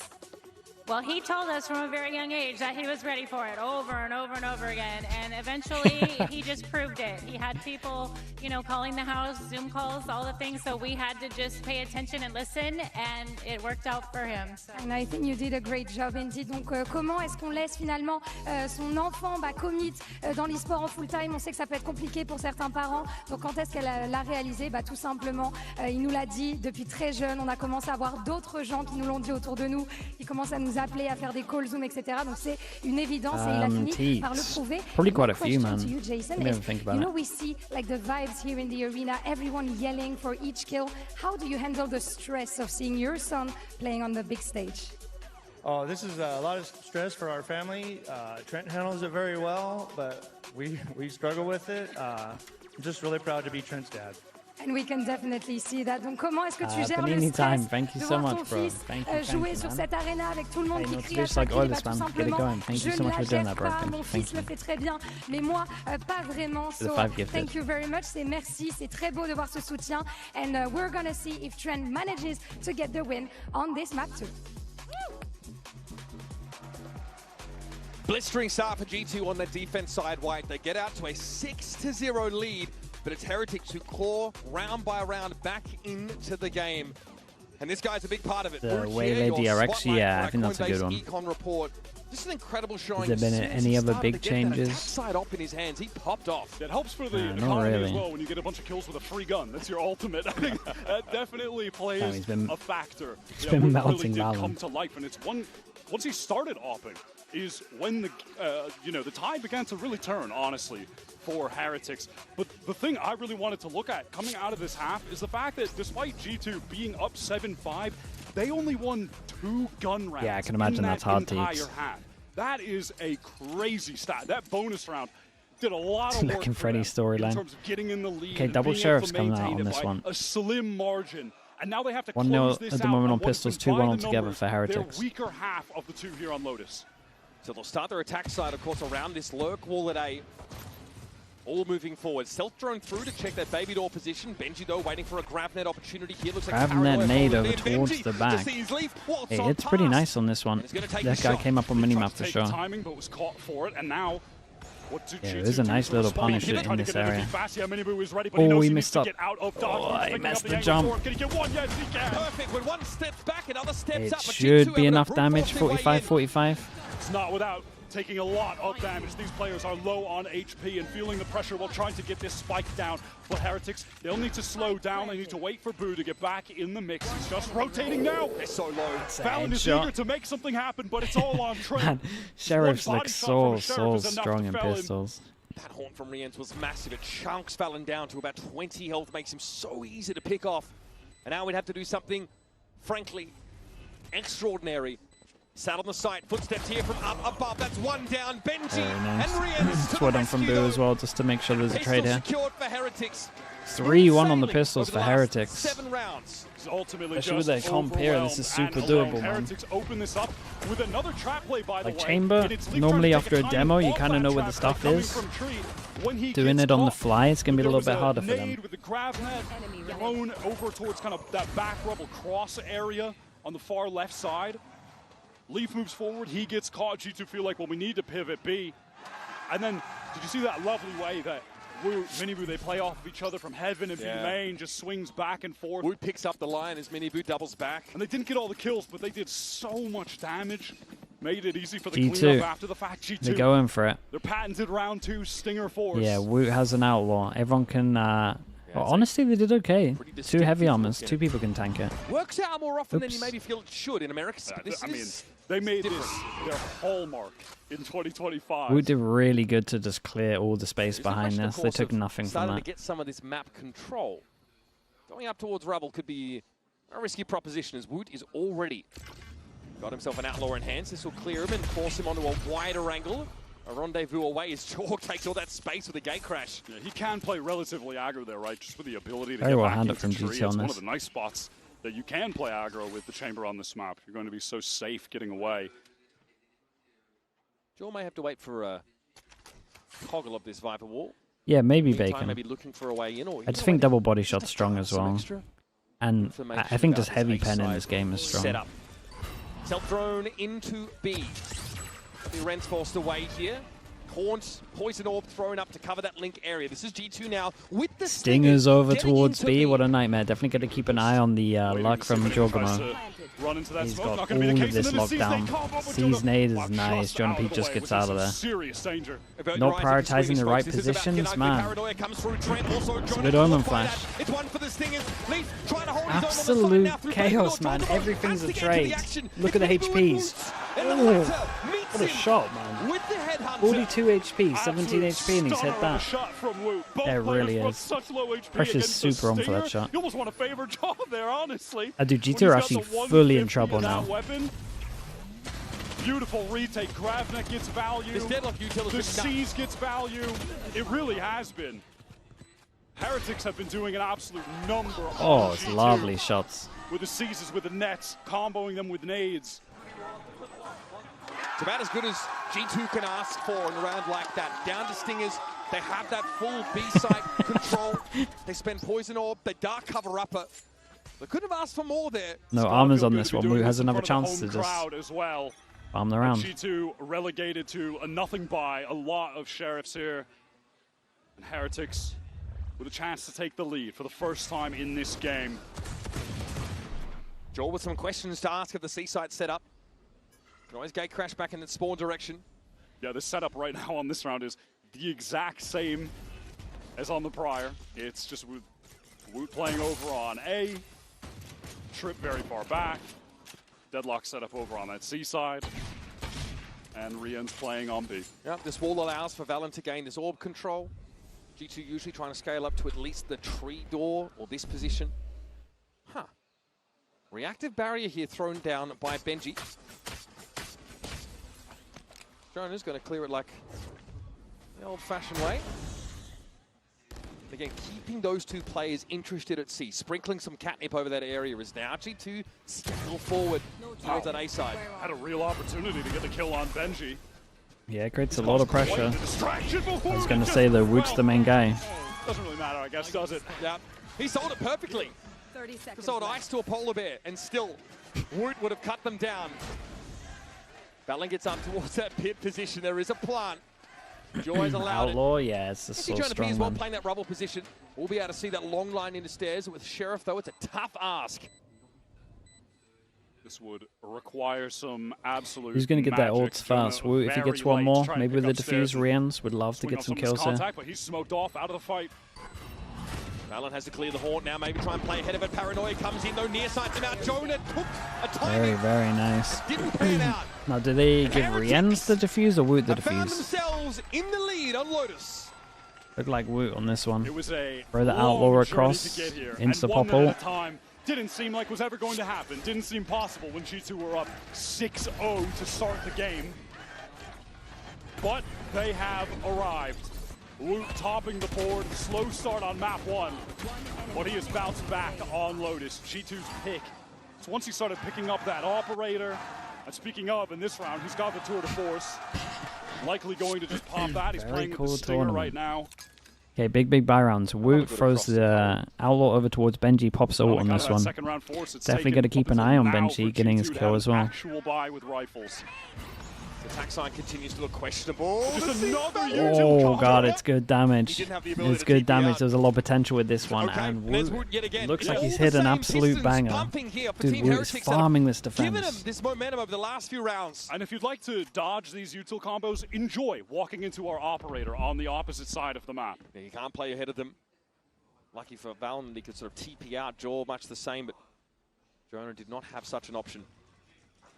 Damned if you do, damned if you don't. Util combos on one side, tour de force on the other. And Woot is the kind of player who will just repost and get ready to fight again. God, they haven't even been able to clear it. The deadlock. The deadlock trip meant they had to go the long way around. A main for Team Heretics. Yeah, buddy. Oh, Giacomo was expecting it a little bit. He did look for the first initial swing. And just, you know, that's around where Boo pops up, raised his head, crucial kill. Simon, thank you so much, man. Appreciate the tier 1. And Demoniac, right? Is that how I say it? Thanks so much. Now, Rians is just clear of that, but Trent's able to run him down. Traded out instantly, though, now as Boo sat up in this corner. Bro, the TP across is so good. Man, they look solid. They look so good. I mean, G2 got to do a timeout, and it has to be incredible. A round where Heretics just do everything right. For what feels like the millionth time in this series, they get value with a util combo early. And then on the opposite side of the map, Leaf tries to take some space. If you're not getting hit with a util combo, you're walking right into an operator sightline.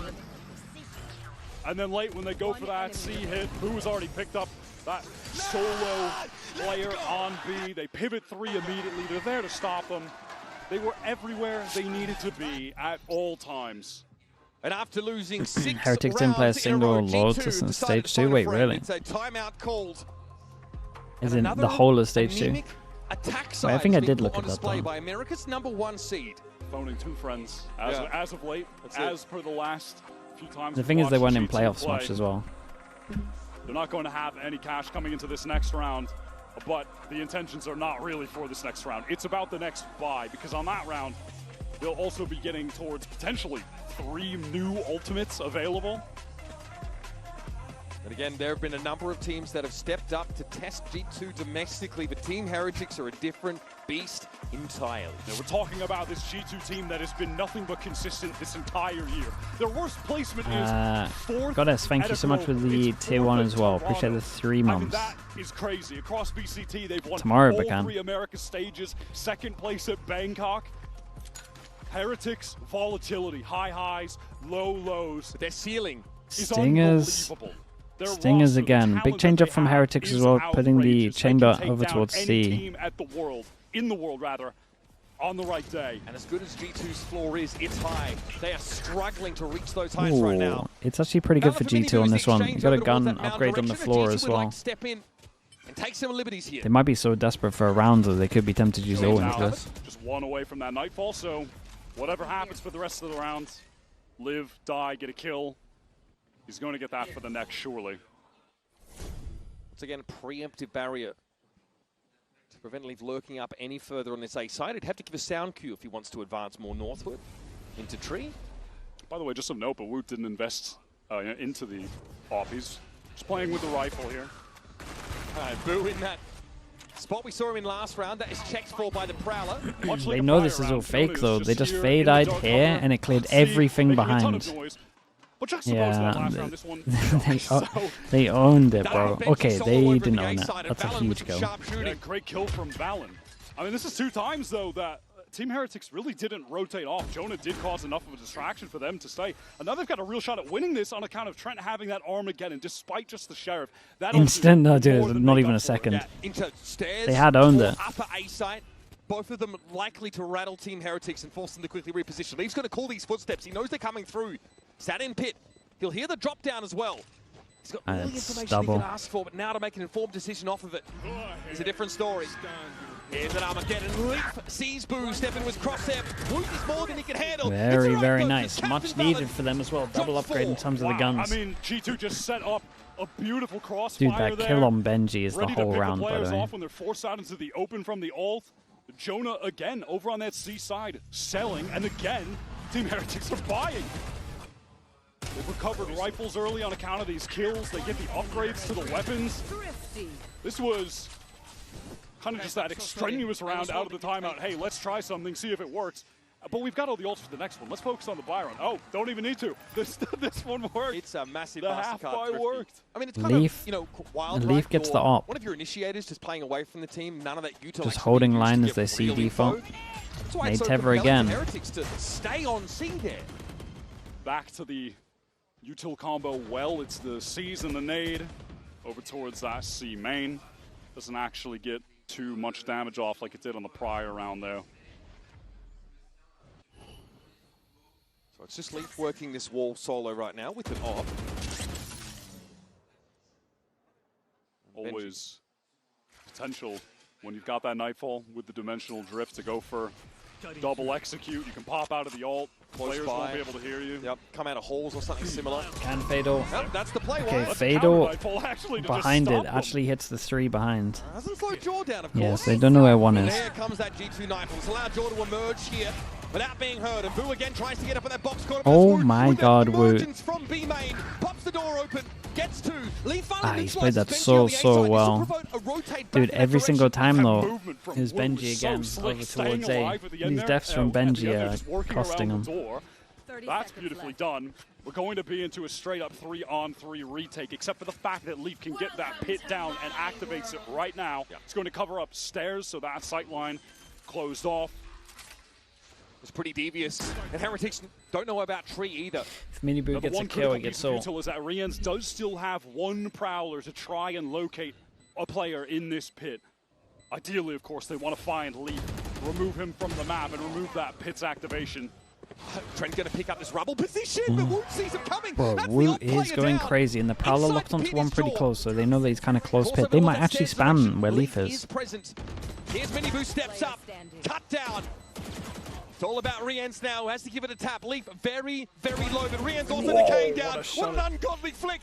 Pit comes down. Oh man, it's unlucky. It's a really nice try from them. Dude, I got to see how Benji dies here. Runway and even up the game. A beautiful attempt from Woot in I mean, Leaf's just taking a timing. I think he just took the timing once the wall went down. He's alive somehow, even while being concussed. That was really sick. Oh. Wow, Haunt just allows him to know right where to put the crosshair. On a couple rounds now, it's been Team Heretics able to get kills over on that A side onto Benji when he's playing their solo. They've been picking him off. I mean, it's Leaf here just working that lurk wall, this time with an op in hand. And honestly, forced the issue. Knew that Benji was trying to play pretty cannily on that A side.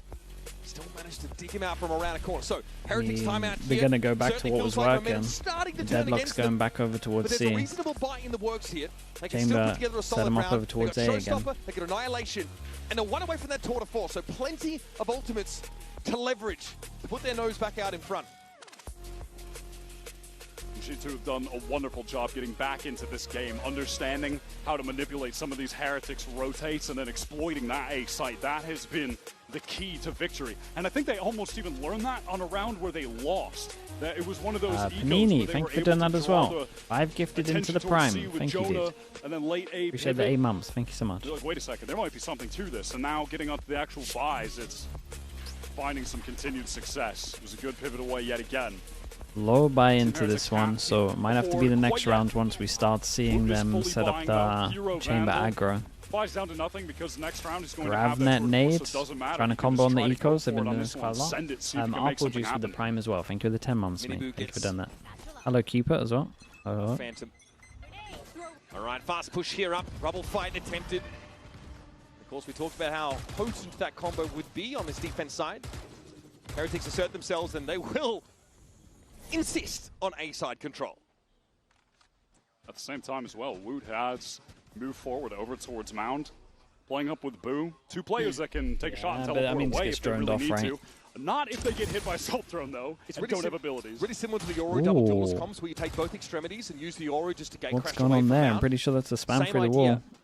Jonah P that was Is in extracted through from the A. Yeah, I think that was just random spam. He was sending out some util through the smoke, trying to draw some attention as the rest of the team work towards B. Rion's very well timed. No way. So he can escape and then Woot opens In the door YouTube with chat, the weapon as well. Kakuka with the 50 gifted. Thank you so much. Thank you, the 50 gifted memberships over there. Holy. The box, so he kept spamming. Benji now The YouTube oiler. he sees the barrel. Oh. He's just gonna capture Dude, he went for the ult as well. He's not messing around. Break this cocoon up and realizes now the showstopper pop from Miniboo. There is no way forward. Dude, they're really not messing around. Every single ult into this one, they realize how big it is. Dude, it's insane for their economy as well if they can pick up some of these guns. In the YouTube chat, thank you so much. Thank you for doing that. Everyone can say thank you as well to Cuckoo's for the YouTube chat for doing that. And Woot has just been Thank you so much. chilling over at Mound. No reason to leave. Can teleport away whenever. Huge shots, man. Look at this round, bro. Oh my God. They wrecked them. Dude, every time they go aggro A, they're just winning. Heretics. And Woot never had to give up that Mound position, but does over push into Trent. Realizing now the spend might be worthwhile to get another gun out. Re-ends the I next appreciate you step doing that, up. dude. Thank you so Trent much, does by not the have to way. deal with the bioengineered Valorant Menace. I mean, what has gone on there? So I think Jonah, maybe he was sending out the Prowler or just threw a Haunt, something along those lines. So he gets spammed down by Miniboo. Yeah, he does send the Prowler. Yeah, it's just a straight up spam after the headshot. Prowler. Cool. This was a great moment. The paranoia into the swing, and yeah, he sees the indicator from the headshot, so he knows to keep spamming. Then they try to re-clear A, but have no fade util. Also, that's so smart from Benji. He knows if he swings wide, he could die from Zona's door. G2 just wrecked money-wise. I mean, that's just a series of Oh, dude, they gotta be wrecked little money-wise. plays from Heretics. Yeah. Trent then tried to post up and shoot a Cocoon, and then immediately Miniboo just pops the showstopper, and he is out of there. He's not dealing with that at all. Honestly, a bizarre round, but very cool. And that really has just been, for me, a trademark of Heretics today. Just a bunch of cool little util plays. They're happening constantly. G2 are just getting Heretics came hit with prepped, these yeah. They little got some. maneuvers.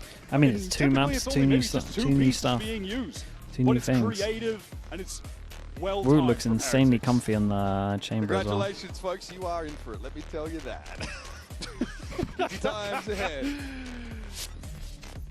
All right, round number 20 is coming at you.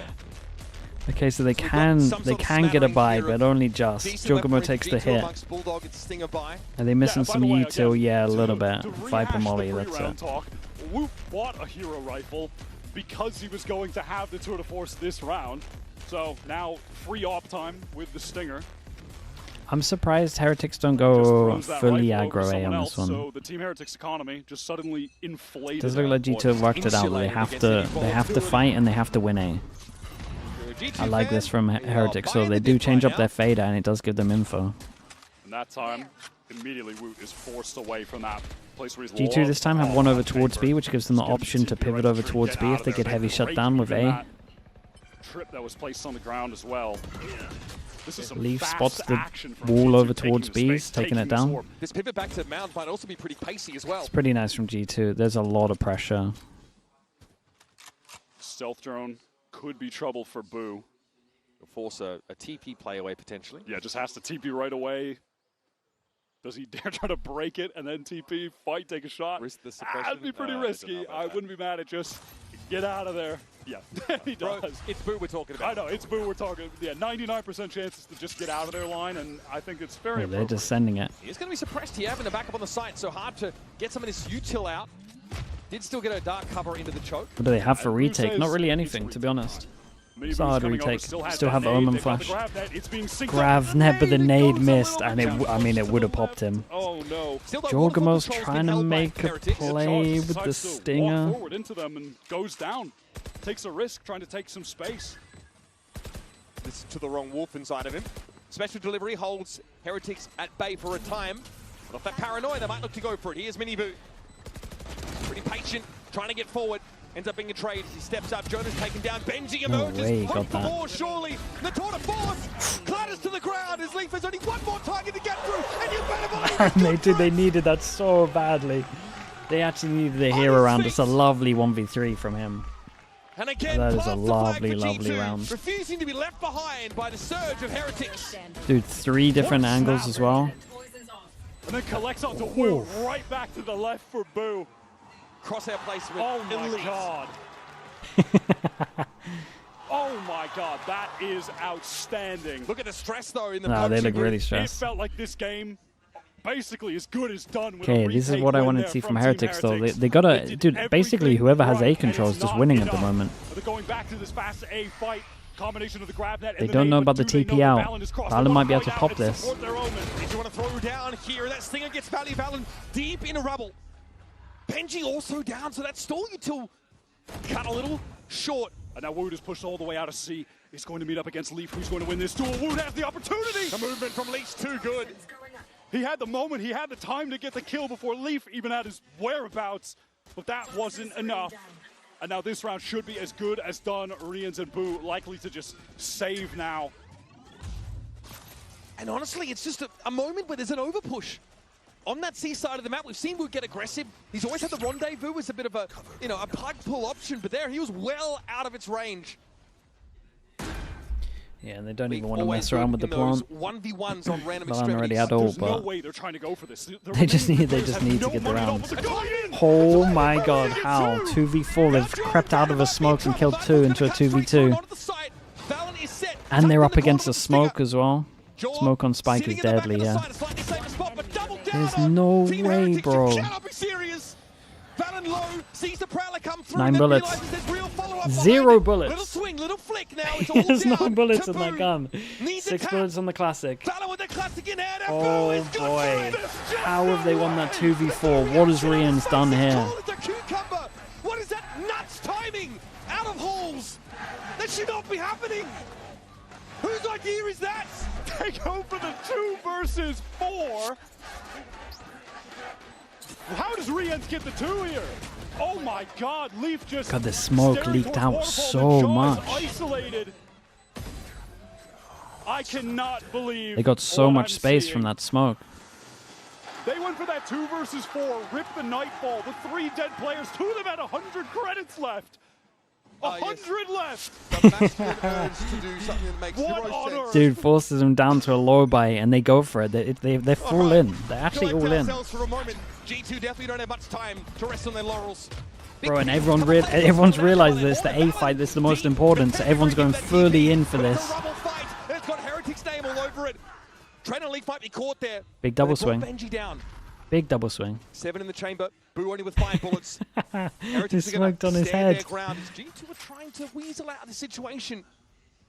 Viper, although drops, doesn't have the juice. Leaf and Trent now. I mean, Boo gets the advantage here. Back into the fray, and Boo says, "I'll have my 3rd." 5 HP. 5 HP. This will be Heretics moving to match Chat, point. look at the money. It's the only thing they standing fully in their invested into this. What can Trent do in this situation?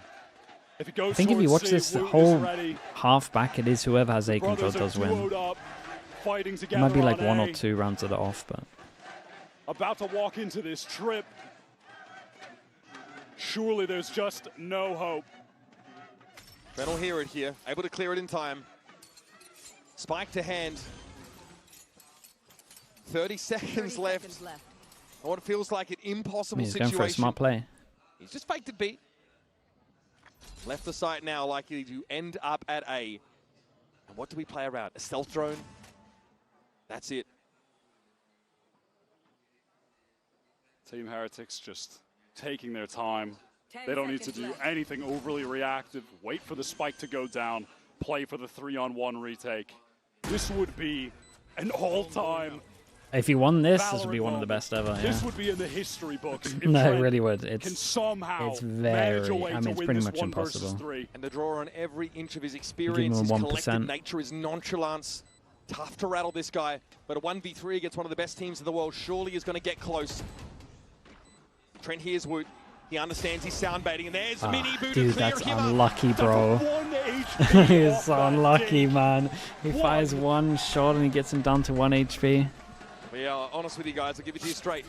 The money, not good Oh, for the G2. money's absolutely in the bin. They got nothing. 2-4 loss bonus. They literally have 2,400. It's just the stingers. It's most likely a stinger B hit. Those back-to-back rounds, just all-out brawl for that side of the map. And it has been over a year since the last time these two teams faced each other. Back at Masters Shanghai. It's a little better than it thought. They got 2 Bulldogs out. Bucky for the ult. Oh, dude, it's actually all down to the Jogamo ult. 2 goes at this one.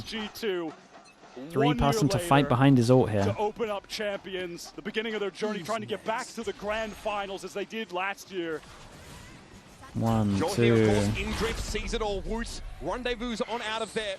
Joel pretty deep here in the side. He might look to stick Jogamo, he tunneled so hard. Boo was hiding the whole time, by the way. He spotted 2 and he thought that was it. Boo completely outsmarted him.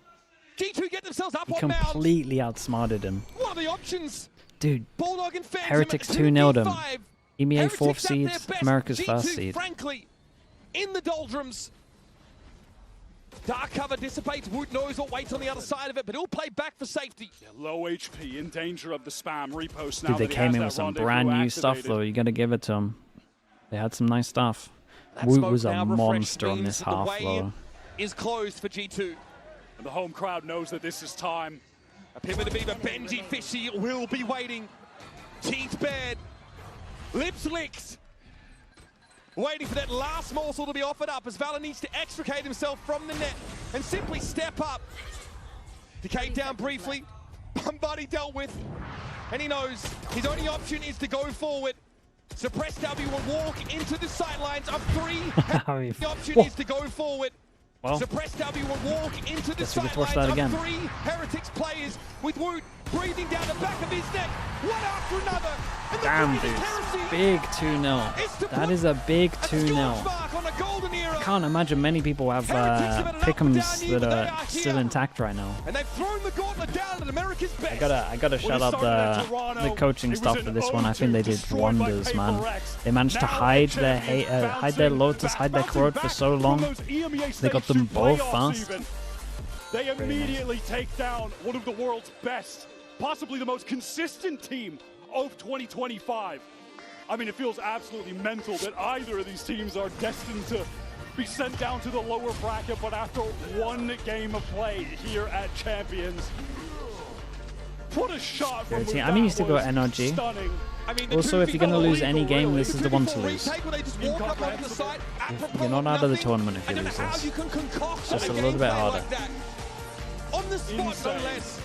That's true self-belief and a spark of inspiration that take Team Heretics now to the Dude, the outsmart of the Yori ult here was so sick to watch, I'm not gonna lie. seed from EMEA, and as high as the floor has been for this G2 team, we've seen a ceiling that far eclipses it. And by the way, I just have to give Miniboo his flowers for this series. 9 first kills on map 1, 7 on map 2. That is absolutely outrageous. That's a lot. And amidst all of that, Woot gets to weave his way in and just do dirty things round after round. Tour de force poured up, throwing rifles over his teammates, keeping the economy going even when it gets tough. This Heretics squad mean business. When it comes to globals, these guys know where their bread is buttered. Winners of EWC, it's a long year for them, and the burnout, the signs show. But let's head down to Lou on the stage. He's standing by with Rienz the Genius for a Verizon post-match interview. Et on accueille le petit prince turc des teams Heretics, Rienz. Rienz, I'm There's gonna only have to borrow you for a second 0.6, on this 250 one. people. Everyone is calling this an upset. Respect. Congratulations, first of all, on taking down G2. But it didn't seem like 6 an games upset in. from your point of view. So I want to know what happened during those 2 weeks for you guys to be so back. I think we had talks again with the team, you know. We needed our confidence back because we didn't play good in playoffs. And I believe like this game also gonna give us That's a lot with it more not confidence. I updated. think, Oh, G2 God. is a great team, I'm not gonna lie. I respect them, they're like really strong. And like Really? beating them in that way like made us so happy. And I believe it's gonna give us even more confidence. Yeah, For you're right, sure, you're right. indeed. Du coup, Riens, qu'est-ce qui s'est passé? On le sait, ça a été compliqué les dernières semaines en IMEA. Qu'est-ce Dude, qui she's s'est losing passé her voice. dans ces 2 semaines pour que vous soyez tellement à ce point de retour? Et bah tout simplement, on a eu les team talks qu'il fallait, on a discuté autant qu'il fallait, on s'est remis en question et je pense que cette game, elle nous donne énormément de confiance parce que G2, je les respecte beaucoup et ils sont excellents. And on a personal level, you know, when we think about consistency, I think you're one of the names that comes up on Five top. of So I you. want to know, how do you do this magic every time? Is it about experience? Is it about preparation? How do you come so consistent in every match? I think like personally, I just grind the game a lot, you know. I play like non-stop, like a lot of ranked and stuff. And lately I also like changed my whole life routine to become even better, you know. So Okay. yeah, I think that's the secret. Just grind the game. And I think it helps. Also, I want to just thank to my teammates. I think we're like, if they were not my teammates, I wouldn't be that consistent, you know. So they helped me. Always beautiful words from you, and as for your teammates, of course. Et du coup, du côté de Riens, et bah, comment ça se passe pour être constant individuellement, comme à chaque fois? Et bah, tout simplement, je grind le jeu nuit et jour, la ranked, le deathmatch. Et c'est aussi grâce à mes coéquipiers que je m'en sors comme ça, parce que sans eux, je ne serais pas aussi constant. And you said you were respecting G2. They're an insane team. But do you think that DRG can beat them in loser bracket? Like, who do you see winning? I mean, obviously, I believe G2 gonna win, but there is Demon 1, you know, maybe he will pop off, like drop 80 in 3 maps, who knows? So, yeah, I think G2 gonna win, but this is all around, you know, like you cannot expect anything to be like 100%. So. Yeah, everything is so unpredictable indeed. Et du coup, DRG vont affronter G2 dans le loser bracket. Est-ce que tu crois que DRG Minibu, peut yeah, créer so l'upset? many Je fast pense quand même kills, que G2 16 vont to gagner. 6. Mais attention à Demon 1 qui peut nous sortir forcément des maps de fou. Donc, de ne pas les sous-estimer. Thank you very much, Enes Teşekkürler. Congratulations again for the win. That's it for us on stage for today. Let's toss it back to the analyst desk to wrap up the day. See you tomorrow. What a series that was. I wanted 3. I wanted 3. To be honest with you, I thought it was going to go 3-2 up until, I mean, Wyatt called it on the desk or on the cast, to be honest. We hit halftime. They said he's going to have to close it out on their statistically weaker map, and the son of a gun was right.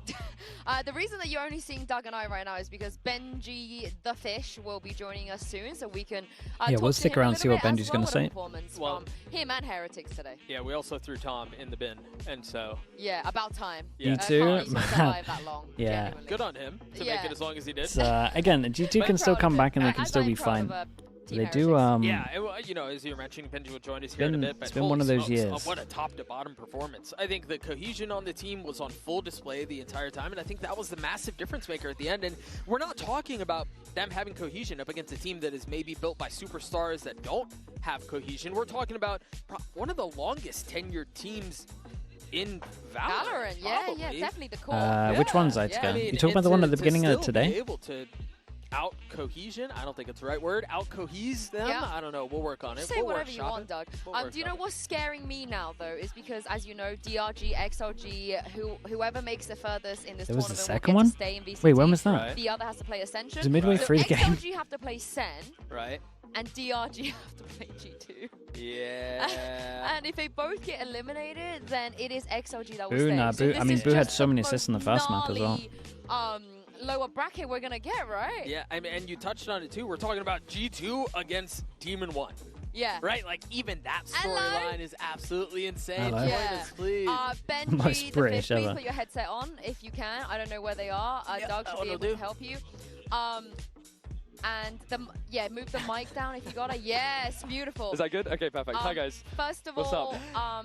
Benjamin David Fish. That's so me. we heard Weber sort of, say it with his chest a couple of times. So when is an appropriate time to call you Benji Fishy, and when can we whip out the Benjamin David Fish? Oh, okay. Benjamin, it never gets used unless like the coaches want to troll me a little bit. They'll call me Benjamin. They also have like a nickname for me, BDF. Like, my full name is Benjamin David Fish. Yeah. So they nickname me to BDF. So when does that come out? With my cam. What do you mean? How do they say it? I should be finished. Oh, when? Does it come If out? I like have a sick round, I've seen Neil Charlie BDF. Oh, yeah, like exactly. that. But in general, just call me Benji. Yeah. You know, I'm pretty chill. Do they ever go full name when they're mad at you?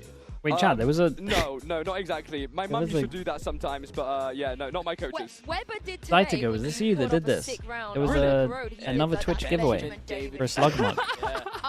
Also, I'm glad you said I the fully chance. missed that one. Shout out to whoever won it. Zytigo, thank you so much for doing that, bro. Thank you. Really confident that if I pitched this to you, you would actually like it. Okay. So how do you feel? Because I know a lot of your mates come to these tournaments. Can find out who won. You did both, bro. Thank you so much, and man. they're rowdy. You know, they got the beers in their hand. They are rowdy. Typical English. Yeah. So how would they feel? Does the guy that won it know that he's won? He hasn't claimed it. Benji Fishy to the tune of Yaya Torre. They would absolutely love that. They would absolutely love that. Would you like that? I would love that. And my friends would be like so happy. I'm not gonna lie. Okay. I told you. I told you. Look, it's a great idea. I love the idea. The problem here, the little part Is of the the blue equation that you're missing is I had Istari to in listen chat? to it for the last 2 hours, bro. Yeah, Prodigy, you got it. My friends do this anyway. I did do that for 2 hours. At 2 hours. Yeah. I did. Dude, he's so pumped to have the speaking win, of man. your fans, your friends and your family, Charles, your brother, tweeted while you were playing. Oh yeah, what did he tweet? I don't know if you've seen this yet. No, he's been a bit busy. Zytigo, bro, thank you so much for doing that, by the way. It's a cool thing for you to do, man. I respect it. First of all, Thank you for for doing that. people that don't know Charles, he likes to chat some. Yeah, you know, he's been he's been to a few of my games, and he loves to, you know, he has some strong opinions about, you know, certain players or teams or. Right. I remember he was quite mad after the You're a Champs hero, Grand bro. Finals. Thanks so much. Because we had to do a press conference right after, and he was like, thank you "Nah, for that's doing not that. right. Nah, that's not right. Don't put them in. Don't put them in a press conference after they've just lost Grand Finals. You know." Did you learn your because this I don't see you do this in the EMEA. No, Did you learn it from Charles? I probably, yeah. I mean, I've had. Thing is, okay. I'm Probably normally used to pretty good, Sonia. to trash talking and then losing. That's what I'm used to. Like, it happened at Masters Madrid against Paper X. Dude, Madrid so, you know was the what? big I was one, like, yeah. Let's try it again. You know, it's been a long time. And this time I won, which I was mind blown. I thought, yeah, after I do that, it's done. We're just going to lose every round. But yeah, I was still shooting, so I was pretty happy. What were your expectations heading into this series? I mean, you guys have a ton of history against G2, and then on top of that, they come in as, I mean, one of the favorites in the tournament alongside Paper X. What were your expectations heading into it? You know, I think when it's been such a long time since both teams have played, both teams have made a lot of changes, right? Sure. And I think they can't predict what we're going to do, and we can't exactly predict what they're going to do. So it's kind of, with these first games, like before you've got any footage, it's kind of just who's got the better stuff and who plays better on the day. So for me, even though they're like one of the favorites, it didn't really scare me because I was confident in what we had.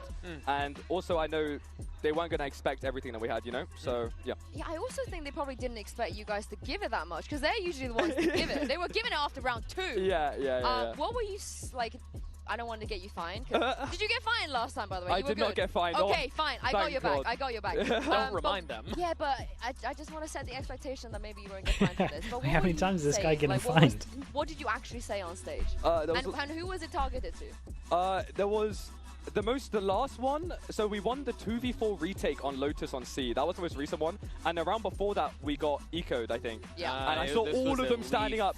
And I especially saw Leaf standing up. Because he's like kind of right in front of me. So when we won the 2v4, I stood up and I stared at him. I stared at this guy. Sit. Okay, I'm not going to say it. Okay. But yeah, you know, it was... Sit I was the F hyped. down? Huh? Was it yeah, sit the F down, exactly, Yeah, okay. and maybe a few other things. But I was trying to just look dead in his eye, make sure he saw me. You know, after he stood up, I just wanted to make sure, like, yeah. And since we have this new Benji, and I'm going to instigate a little bit, because we had this debate on the desk earlier, do you think it's fair to say that G2 are in their golden era? Can you be considered a golden era team unless before you win globally? What are your views? I don't think so, man. Listen, we've never won regionally, okay? I'll give them that. They're very good regionally. And also, obviously, they're also good internationally. I mean, they made Masters Bangkok finals. They're very, very good. But I think you need to win something, you know? Same for us. We need to... I want to win this. People shouldn't think that we're, like, amazing because we haven't won anything yet, you know? And they haven't won anything internationally. So I think until you win something internationally, it doesn't really count. Oh... That stinks. Call me crazy. You, right? Call me crazy. I don't know. Yeah, I think that's valid. Again, I think and it's my insanely response valid. to that is they genuinely don't care what other people think, and they don't care if and I think they'll continue to carry themselves the same way. And I think you guys looked incredible in the face of a team that carries themselves that way. Like you guys showed up, you didn't really care about what was going on the opposite side of the stage. You played your game the way you wanted to play it, and it was a ton of fun to watch, man. And it's going to be even more fun because you get T1 next. How do you like dodge each other? I actually don't know. Heretics T1 could be a banger. Stacks before the tournament started, and I said if we play against each other, I'm gonna make sure when I do a hype round, or if I get a clutch, I'm gonna kiss my mouse like I do, like he did before. Yeah. More importantly, as you know, Benji, Faker. What? Famously plays for T1. Yes. You reckon he might know? Reckon you beat them? You know, you like kiss the mouse, you farm a little bit, and Faker's like, oh, yo, who's this kid? He might know you. You know. Is that the way to get to him?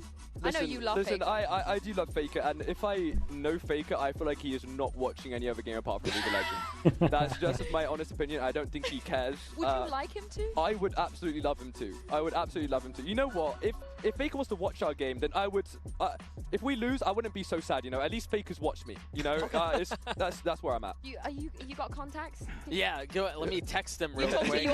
Your people. No, I just text him. I mean, he's directly? my boy. Yeah. Wow, we've got a connection. We're cool like that. I never knew that about you, Doug, and I'm really upset you didn't reveal this connection to me earlier. Well, I keep things like this close to chest. What can I say? Yeah, the schedule is down here. BLG and MIBR tomorrow, followed by RQ Fnatic. Super quick prediction, Benji. Giga quick. BLG 2-1, Fnatic. Oh, call me crazy. 0-2. Fnatic 0-2. RQ 2-0.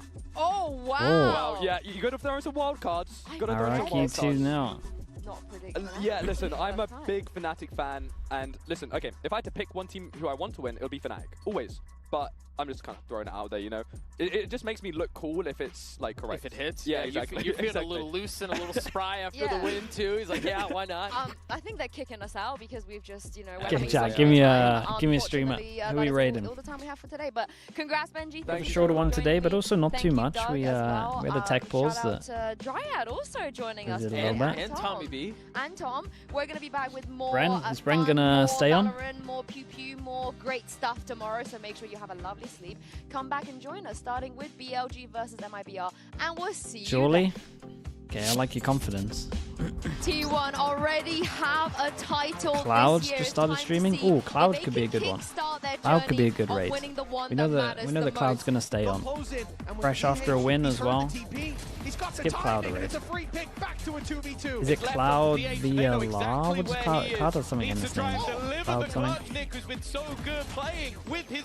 Check Discord for sure.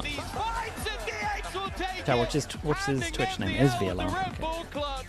They're not here ahead of the I'll check Discord. goes down alongside Stacks. Ackerman, okay, chat. Thank you so much. Thank you. I appreciate you. Thanks for watching. I will see you all tomorrow. We'll get to see what happens in the remaining group if the madness keeps continuing. I appreciate you all. Thanks so much, guys. Thank you. I will see you all later. Thanks for the gifted subs. Zeitgriff is still here. Thank you for doing the merch giveaways as well. I appreciate that. And yeah, thank you to everyone just liking, watching, subbing, making it a fun place. Hope you have a good rest of your day. Bye, everyone. Bye. Izu expecting that decoy, but Spirit C1 delivering in every fight and confident flash in. YouTube chat, thank you for watching as well, guys. I appreciate you all being here. Subscribe if you can, it would help me out. I'll see you all soon. Thank you so much, guys.